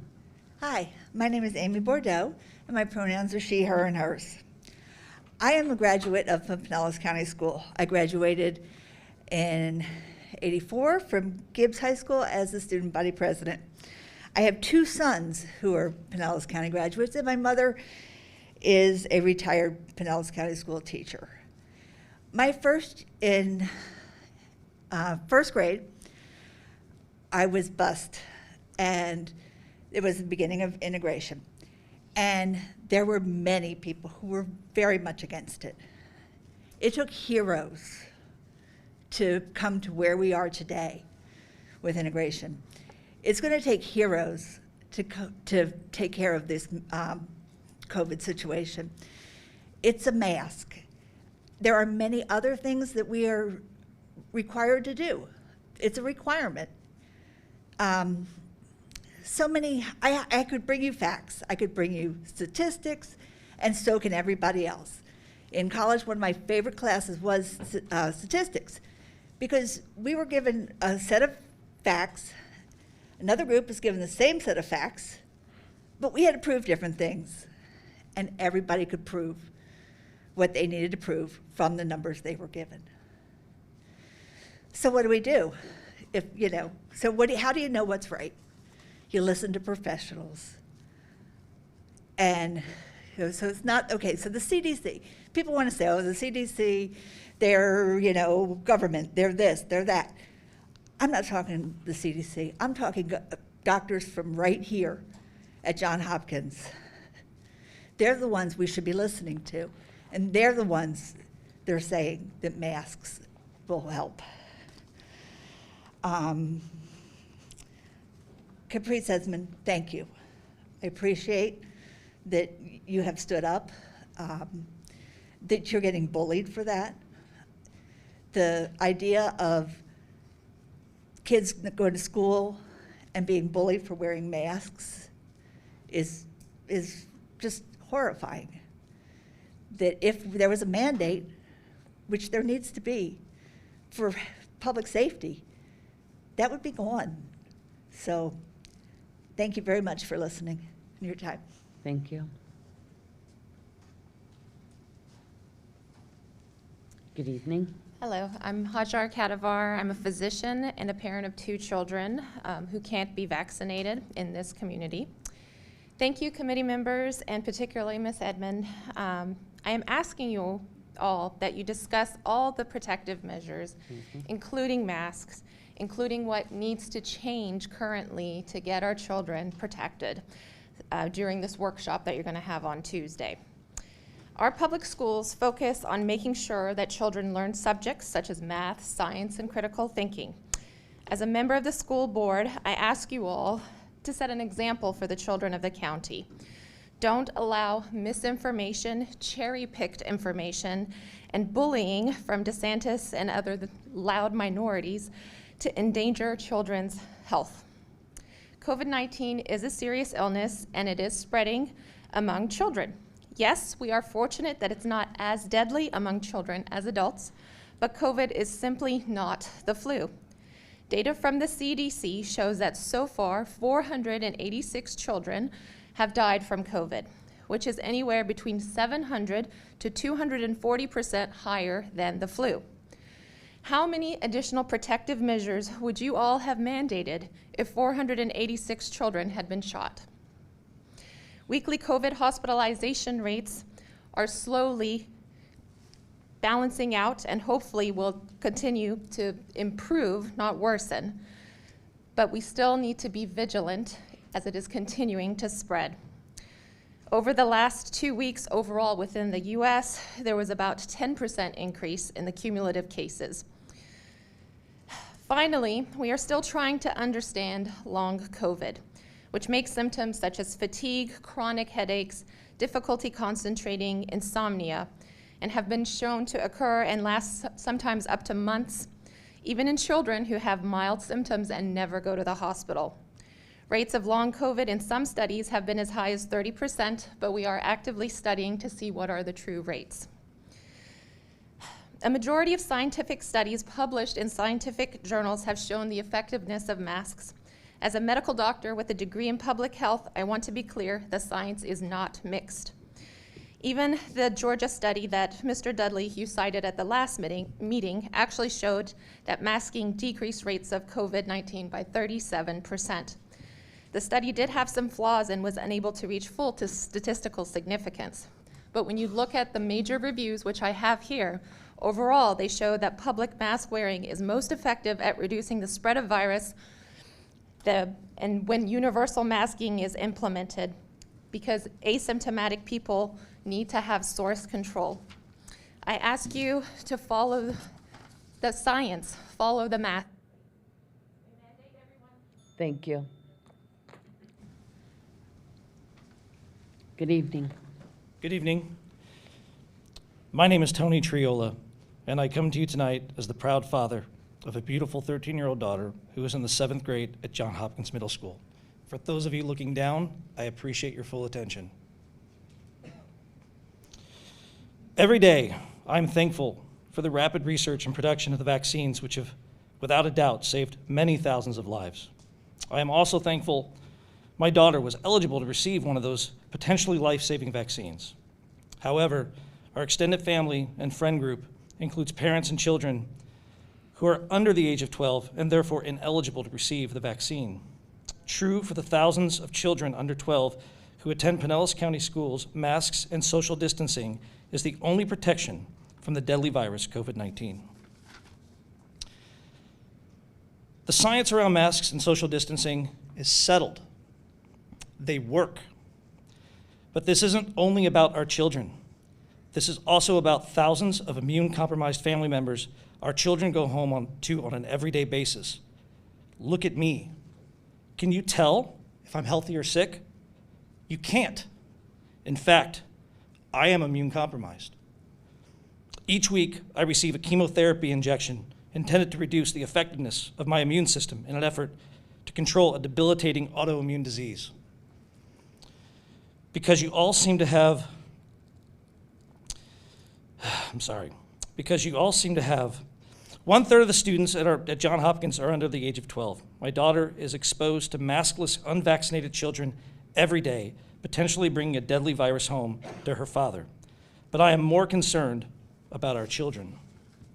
According to official Florida statistics, since the 2021-22 school year began, more than twice the amount of children have died from COVID-19 than all the children that died in Florida from the beginning of the pandemic.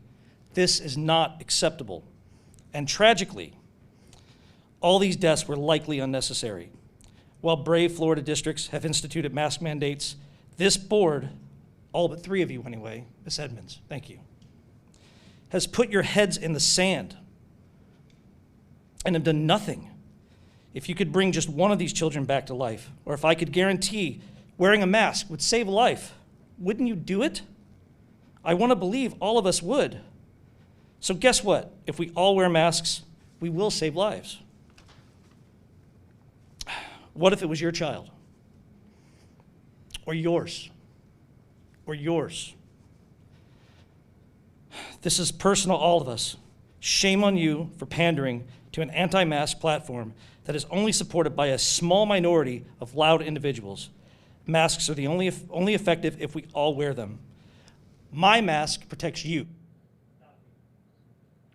Thank you.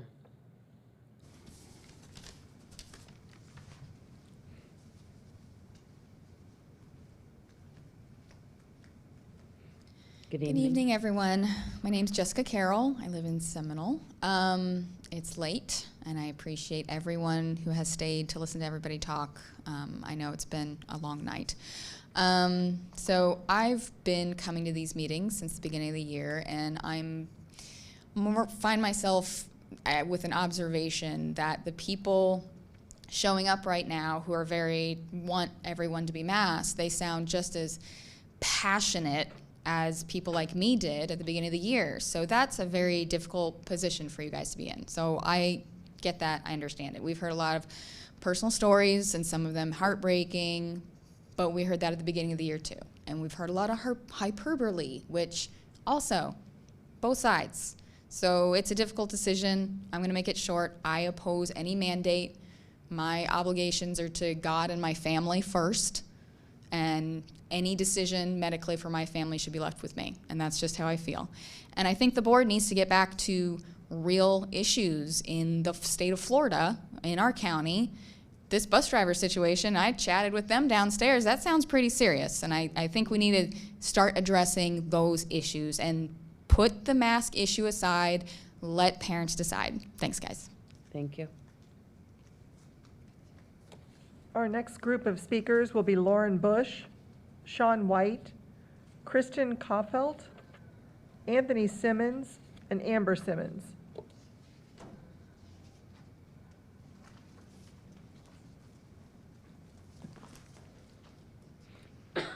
Hi, Good evening. My name is Lauren Bush. We are at an inflection point. After seeing the last board meeting and this one as well, it's predictable when someone gets up to speak which way they're leaning by whether they're wearing a mask or not. As you can tell by my current mask, you've already judged me to be of one mind. You're not wrong.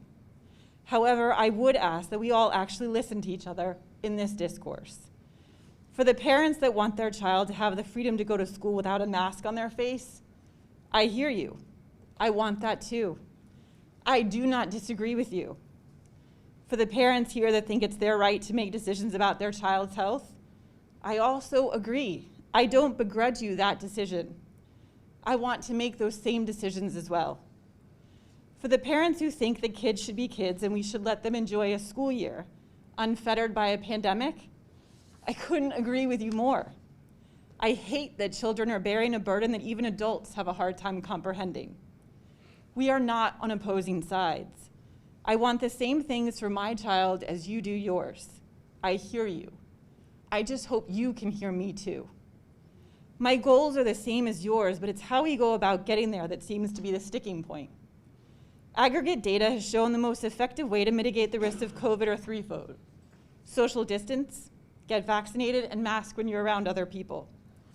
I realize there are still questions about these measures, but if you look at studies showing communities that implemented these measures versus those that did not, the results are hard to argue. For example, take our school system. Since school has started this year, we have already far exceeded the case numbers the last school year. Realizing other variables are involved, it's hard, however, not to see the correlation between taking mitigation measures last year, such as masking and distancing, and not see where we could have done more this year to make it a safe environment for students and staff. Masking at its core is a simple ask. It's an ask of our community to help their neighbors, especially those most vulnerable, our children who cannot yet be vaccinated. When reading the core values of Pinellas County Schools, commitment to children, families, and communities was the first core value listed. If that is really one of the core values you all believe so fervently in, then putting a simple measure in place that can help our children, families, and communities stay safe should be a non-issue. The question of masking is convoluted by arguments about scientific facts, a parent's right to choose, and legal consequences. However, when distilled down, it is about the idea of community and our responsibilities as members of one. As a member of a community, I believe it is our obligation to care for those within it. If we aren't willing to make a small sacrifice in doing so, then we will also bear those consequences. Perhaps as a parent of 2 young children. Thank you. Thank you. Thank you.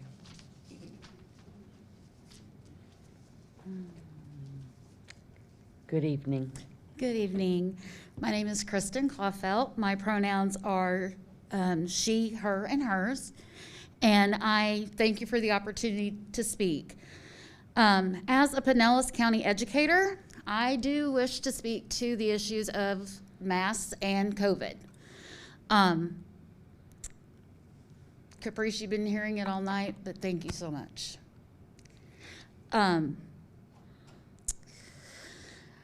We need you to be willing to explore the possibility of a mask mandate, whether it comes in a workshop or a special meeting, whatever it is. This is lovely. We have space in between all of you. It's lovely to see people here and these wonderful wide aisles. But at St. Pete High School, I have about a foot in between the desks for me to walk down the aisles. The desks are touching, the front of the desk is touching the back of the chair. These kids are stacked on top of each other and on top of me. Nobody is getting a buffer. And our plant ops is so overworked and so understaffed, they're barely emptying the trash at night. I've come into trash not being emptied. So do you really think they're doing anything else? Are things getting wiped down or sprayed? No, they're not. And I am heartbroken and so disappointed that so few people sitting up there have the courage to stand up and do what's right. Yes, the governor issued an executive order. That's all it is. It's an executive order. It is not a law. He cannot trump, nor can the Parents' Bill of Rights trump the state constitution, which gives you the authority to make decisions for this school district. I am unbelievably proud of Alachua, Broward, Miami-Dade. They've stood up for what's right, and that's what you need to do. Yeah, he might try to come at you. He's already been ruled against twice. It's going to not be held up. It's not constitutional. But our kids... Thank you. Thank you.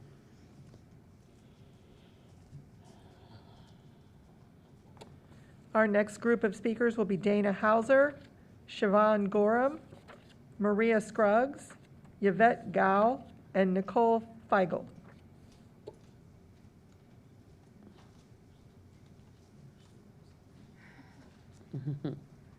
Good evening. My name is Dana Hauser, and I am a teacher at Pinellas Park High School. I've been teaching in the county for 20 years, and I'm so, as the last speaker, I'm so disappointed in all of you. And some of you can't even look at the speakers when they're speaking. And the fact that so many of us stayed so late, and the overwhelming majority of us are asking you to do something so simple, to ask the kids and teachers to mask up. The COVID absences have put such a burden on all of us. Okay, I have so many students out quarantining. They're already behind. Now they're getting further behind because they're out for 2 weeks at a time. And then you expect educators to somehow catch these kids up? I mean, it just defies logic. So much pressure and so much anxiety for all of us. Things are worse this year. How can you sit there and not do what's so simple to protect people? It's just ridiculous. And you should be ashamed of yourself. I mean, really. I think we come into the school year and you act like it's normal. It's not normal.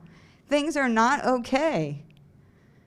We live it every day, and it's scary, and it's so unnecessary. And I hope that you will sit and think about what all of us have been saying to you, because it's true. We're cowering down to a vocal minority who doesn't speak truth at all. They come up here and say the most ridiculous, outlandish things. And it feels like you don't care about us, you don't care about our students. That's all Pinellas County says all the time, students first. Really? Really? Doesn't seem like it. And I'm just gonna say one thing. You know, students are a lot smarter than you give them credit for. One of my students, by the way, who a lot of them are very sick, they come back and tell me how sick they were. He just came back from being out and was in the hospital a couple of days, and he said something so profound. He said, you know, I wore my mask last year, and I did get sick. And this year, I didn't wear my mask, and I got sick. Thank you. Good evening. Good evening. My name is Maria Scruggs. I'm the past president of the St. Petersburg branch NAACP, and currently serve as the chairperson of not happy workers, the Phyllis Wheatley Rise to Read campaign, which is why I was actually coming tonight. But thinking that the issue of the mask was for a vote, I was obviously wrong. So I've chosen to speak on the issues of the mask. I'm not sure if you all are familiar with Dr. Scott A. Rifsky or not, but he is the state's Surgeon General and the Chief Health Officer for the state of Florida. On August 6, 2021, Dr. Rifke's renewed emergency rule, which stated, students may wear masks or facial coverings as a mitigation measure. However, the school must allow for options out of the mask. The only reason that I'm guessing that Dr. Rifke's used the word may as opposed to shall was because of the fact that he will be stepping out of that position this month because of the political posturing that is occurring that has positioned him to probably make some decisions that were not popular. Florida State Statute 381 gives the chief state officer, not the governor, the right to make decisions in a public health emergency. Folks, this is not game time. This is a public health emergency. It is time. The statute has been very clear as to who makes the decisions in a time such as this. This very distinguished body has a responsibility to act in the right of 104,000 children and 17,000 employees. And while your public forum allows for all of the beautiful sentiment, this is time that leaders have to stand up and stand tall when it's not popular. And I applaud Ms. Edmond. I applaud Ms. Carr. I applaud Mrs. Hires. But the rest of you, and particularly Mr. Dudley, I want to bring something to your mind because like many that have come before here, I come under your tutelage. And as in Northeast High School, you had to make a decision for you to be able to have 14 years successfully coaching football, for 20 years coaching cross country. There came a time when you had to make a decision that your students didn't have the right to, they didn't have a right. And there are times Thank you. in this life where we won't have rights. Please, let's get the mask. Thank you.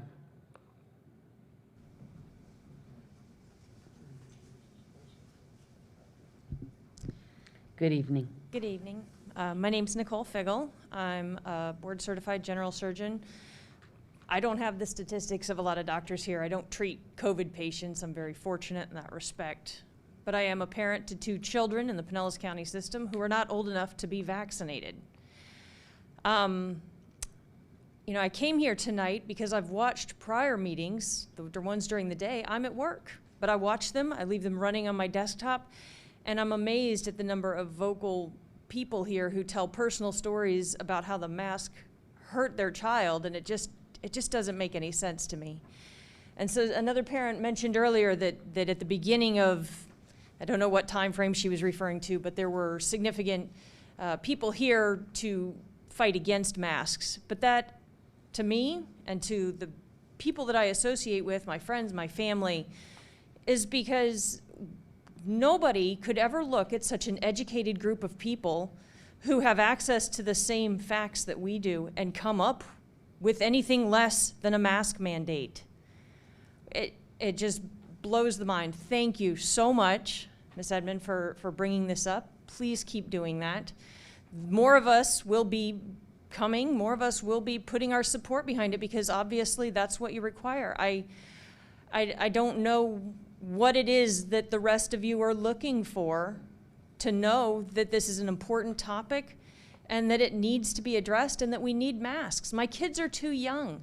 We did I stayed at home all last year, or my children stayed at home all last year. I had a first grader doing my PCS, which was bumpy in the beginning, but smoothed out, and by the end of the year was great.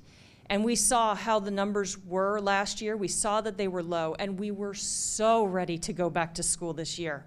My son thinks he'd rather stay home and play Legos in between classes, but I was so ready to bring him back, and my daughter, who started kindergarten, was so excited for kindergarten. We picked out a backpack and everything. We did our school shopping. We were ready to go, and the Friday before school started, we were watching the Delta variant numbers, and we were coming to the realization that not only were masks optional, but all the other mitigation measures had been done away with. And we just didn't feel comfortable sending them back. It's not an all or nothing. I understand the statistics. My kids are not gonna die if they get COVID, but they might get long COVID. They might give it to somebody else. I have a 92-year-old grandmother that they see on a regular basis. You know, I can't risk that, and it's not fair to them. So to the parents who say, well, if you mandate masks, my child will stay home. Well, I have 2 children who are at home because masks are not mandated. If you would just bring back the masks and the other measures, my kids could be in school where they belong. Thank you, guys. Thank you.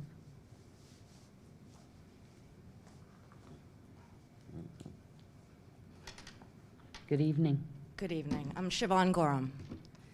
This is a mask that people had to wear during the flu to not get infected. Because of science, all we have to wear is this. To those of you here today who want to stop wearing masks, I hear you. I understand that you are tired of this pandemic, of the rules and the shutdowns, and that it feels good to have some control over your interactions with the world. I join you in grieving for what we've all lost, and I'm sorry for your losses. I am sorry that I seem like a person that wants to take more from you. I do not. I assure you, I want to do as much as possible to get us all back to normal, to eliminate this public health crisis. Masks can help get us there together. To the school board members who voted not to have a meeting, an emergency meeting to discuss the mask mandate, you have failed your duty to do everything possible to protect our students, our faculty members, and our staff. This is a duty you are paid for.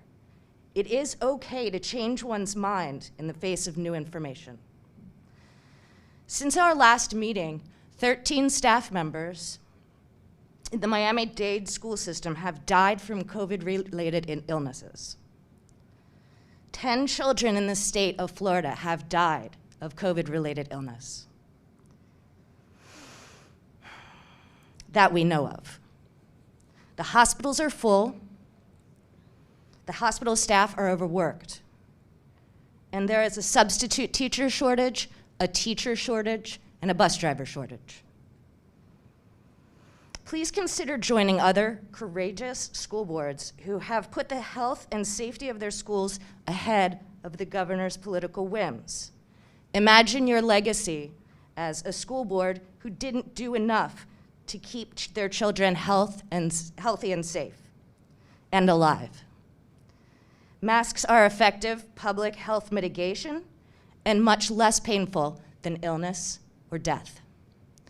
Your decision to tack on this important conversation to a workshop meeting with no public comment and no vote is cowardly. And I urge you to reconsider having an emergency meeting to discuss a mask mandate. Thank you. Thank you. Our next group of speakers are Elena Vasil. Thank you. Kat Denham, Ashley Green, Terry Davenport, and Jennifer Schulman.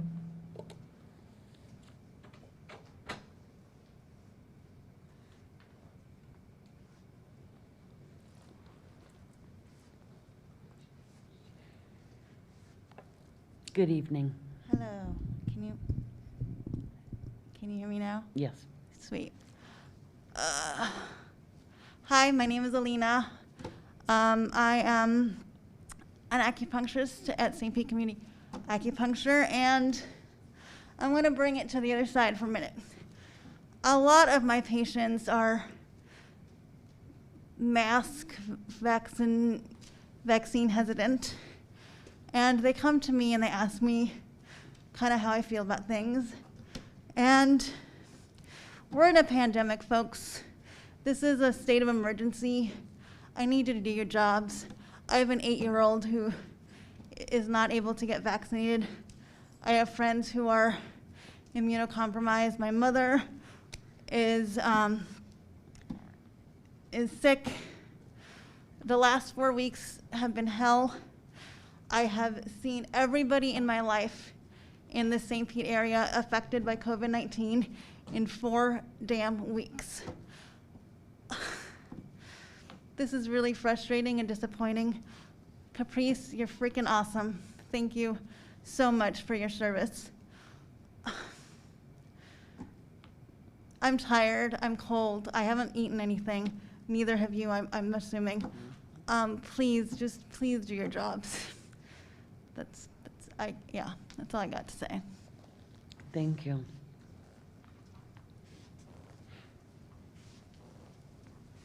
Good evening. Good evening, to members of the board and superintendent. First and foremost, Ms. Edmond, thank you so much for relentlessly advocating on behalf of the health and wellness and well-being of all of our students across the county. I speak on behalf of a mask mandate, as well as all measures that prevent COVID-19 from spreading amongst classrooms across our county. Our county's public schools failing to implement these safety measures is just shameful.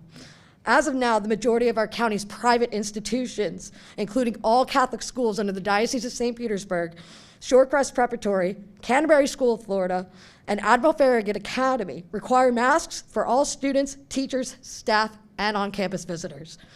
These private institutions are ensuring the safety and well-being of our students. These institutions require tuition costs that many families cannot afford. Right now, the ability to afford private tuition directly relates to the ability to procure proper health and safety measures. Health and safety is currently a private commodity rather than a public assurance.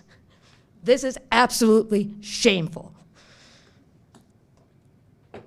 I ask that our school board please follow the example of these private institutions and ensure equal opportunity to health and safety to all of our students, no matter what their income may be.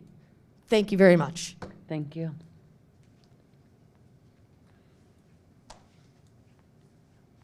And good evening to you. All right. Hi. For those of you who have not met me before, I'm Ashley Green, but most of you have heard me speak many a time, and you got a little bit of a reprieve during the pandemic, but welcome back. I'm here. And I'm here 5.5 hours later. I've written maybe like 10 speeches in my head. I don't actually know which one I want to give anymore, in part because this has been one of the most hopeless meetings I've ever been at. And I've been to a lot of public meetings, and I've spoken to a lot of public officials. One of my speeches, when I knew I was really going off the rails, I was about to bring up Hobbes and Locke and the Leviathan and talk about balancing personal liberty and public safety, and then I was like, maybe we shouldn't talk about philosophy. There was a moment where I was gonna go into maybe we need to have a rally for drunk driving, since all of a sudden we care so much about personal liberty that public good is thrown out of the window, that we should remove all the stop signs, that we should let people text while driving. I'm sure plenty of people think that they can do that safely, but that as a society we have decided, and as a state we have decided to weigh the public good above that. The speech I wrote on my phone was really to beg you all to protect my mom, who is, without question, not according to me, but according to many of you all, according to people in this room that have worked with her, one of the best teachers that Pinellas County has to offer, award-winning.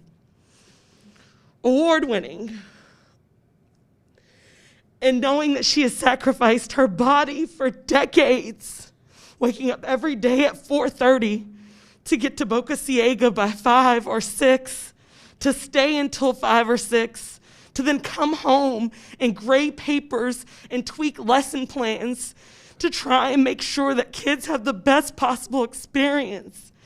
And knowing that during her summer vacation, she spends half of it collecting items to give to first-time college students who she knows their parents can't help them. that it's one thing to talk about protecting the students, but I'm so tired of nobody thinking about her. That I had some other witty things, to say about how much we have clearly failed in teaching basic science. If you can understand why you cover your mouth to cough or sneeze, then you can probably understand the legitimacy of a mask. It is not about preventing particles from coming in. It is about preventing particles from going outward and raising the risk. But honestly, what I'm shocked by is that this is the most controversial thing I've ever come to speak to you all about. And I've asked you all to kick SROs out of school. Thank you. Our next group of speakers, Michael Walker, Caitlin Norther, Jennifer Christensen, Lyndon Brown, and Katrina Hawkins.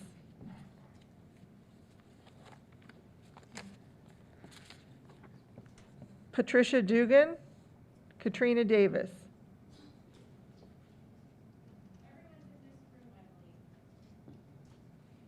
Those are the only cards I have.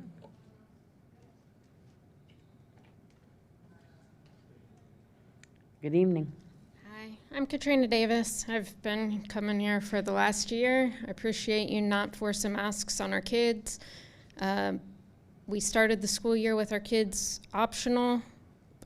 Sounds like a lot of the schools, the teachers are saying about 75% of the kids are without masks. What are you guys gonna do if you enforce masks and we pull all 75% of the kids out of your schools?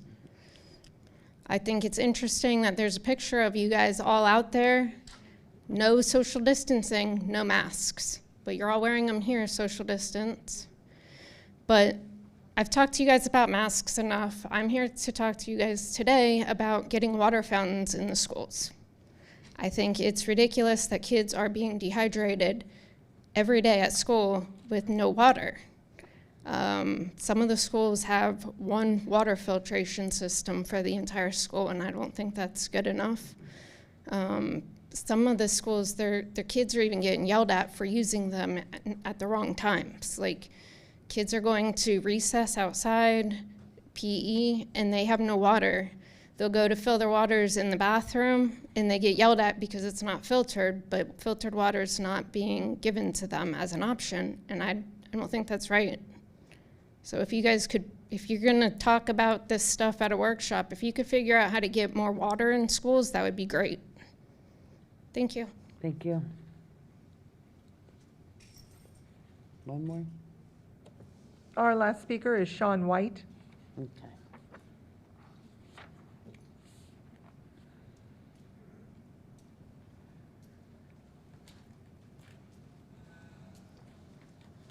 Good evening. Good evening. Not sure where to start. I just want to say that I've sat here. This is the first time I've had to speak publicly. I'm doing this impromptu, so hopefully I can do this the best way possible. But what I really want to do is I want to be able to let you guys understand that I think that a lot of people need to ask questions and be able to understand that this is a very sensitive subject, obviously. It's a very emotional subject. I've noticed that a lot of people are very, very upset. And it's hard for me even to talk about it because I understand where they're coming from. But the problem is I feel that a lot of people are not actually doing the right research. And everybody, while other people were in the background, they were talking, I was in the other room and I heard the people who were basically insulting them, and they were attacking their sources. And the problem is that we don't have any dialogue. We have both sides just yelling at each other, and we're not accomplishing anything. And on top of all these other things that we've talked about, we also refuse to talk about the cures. There is treatments that exist. And almost every single doctor that comes out and tries to explain these things to you guys, it's like it just falls on deaf ears, or immediately they shoot it down. They don't even want to have a discussion. Oh, that person's crazy, or they're attacked. And what's going on is we're having a serious issue with censorship. If you have an opposing view, it is censored. That is happening. And whether you believe it or not, It's happening all the time. And it doesn't solve anything. It's vilifying the other side. And so you're dehumanizing the other person who has a different view. And when that happens, it's very dangerous. And if anybody knows anything about history, 1930s Germany, for example, this happened before in the past. One side controls the entire narrative. They push that narrative to the point to where eventually you have people running around beating the crap out of a certain group, as we all know, labeling them, not allowing them to own businesses and other things like that. We all know that history. We've talked about it before. And so I think the message really needs to be is that we need to ask questions. Are these sources that we're reading, is it true? Who funds that company? Who funds the CDC? All we do is we just take these information, we just feed it to ourselves. It's confirmation bias. We already have our select narrative, and all we do is we pick these things so that we can push it on the other side and attack them. And nobody's talked about that this entire night. Thank you. Okay, so that is the last speaker? All right, then this ends the public participation portion of the evening. Thank you.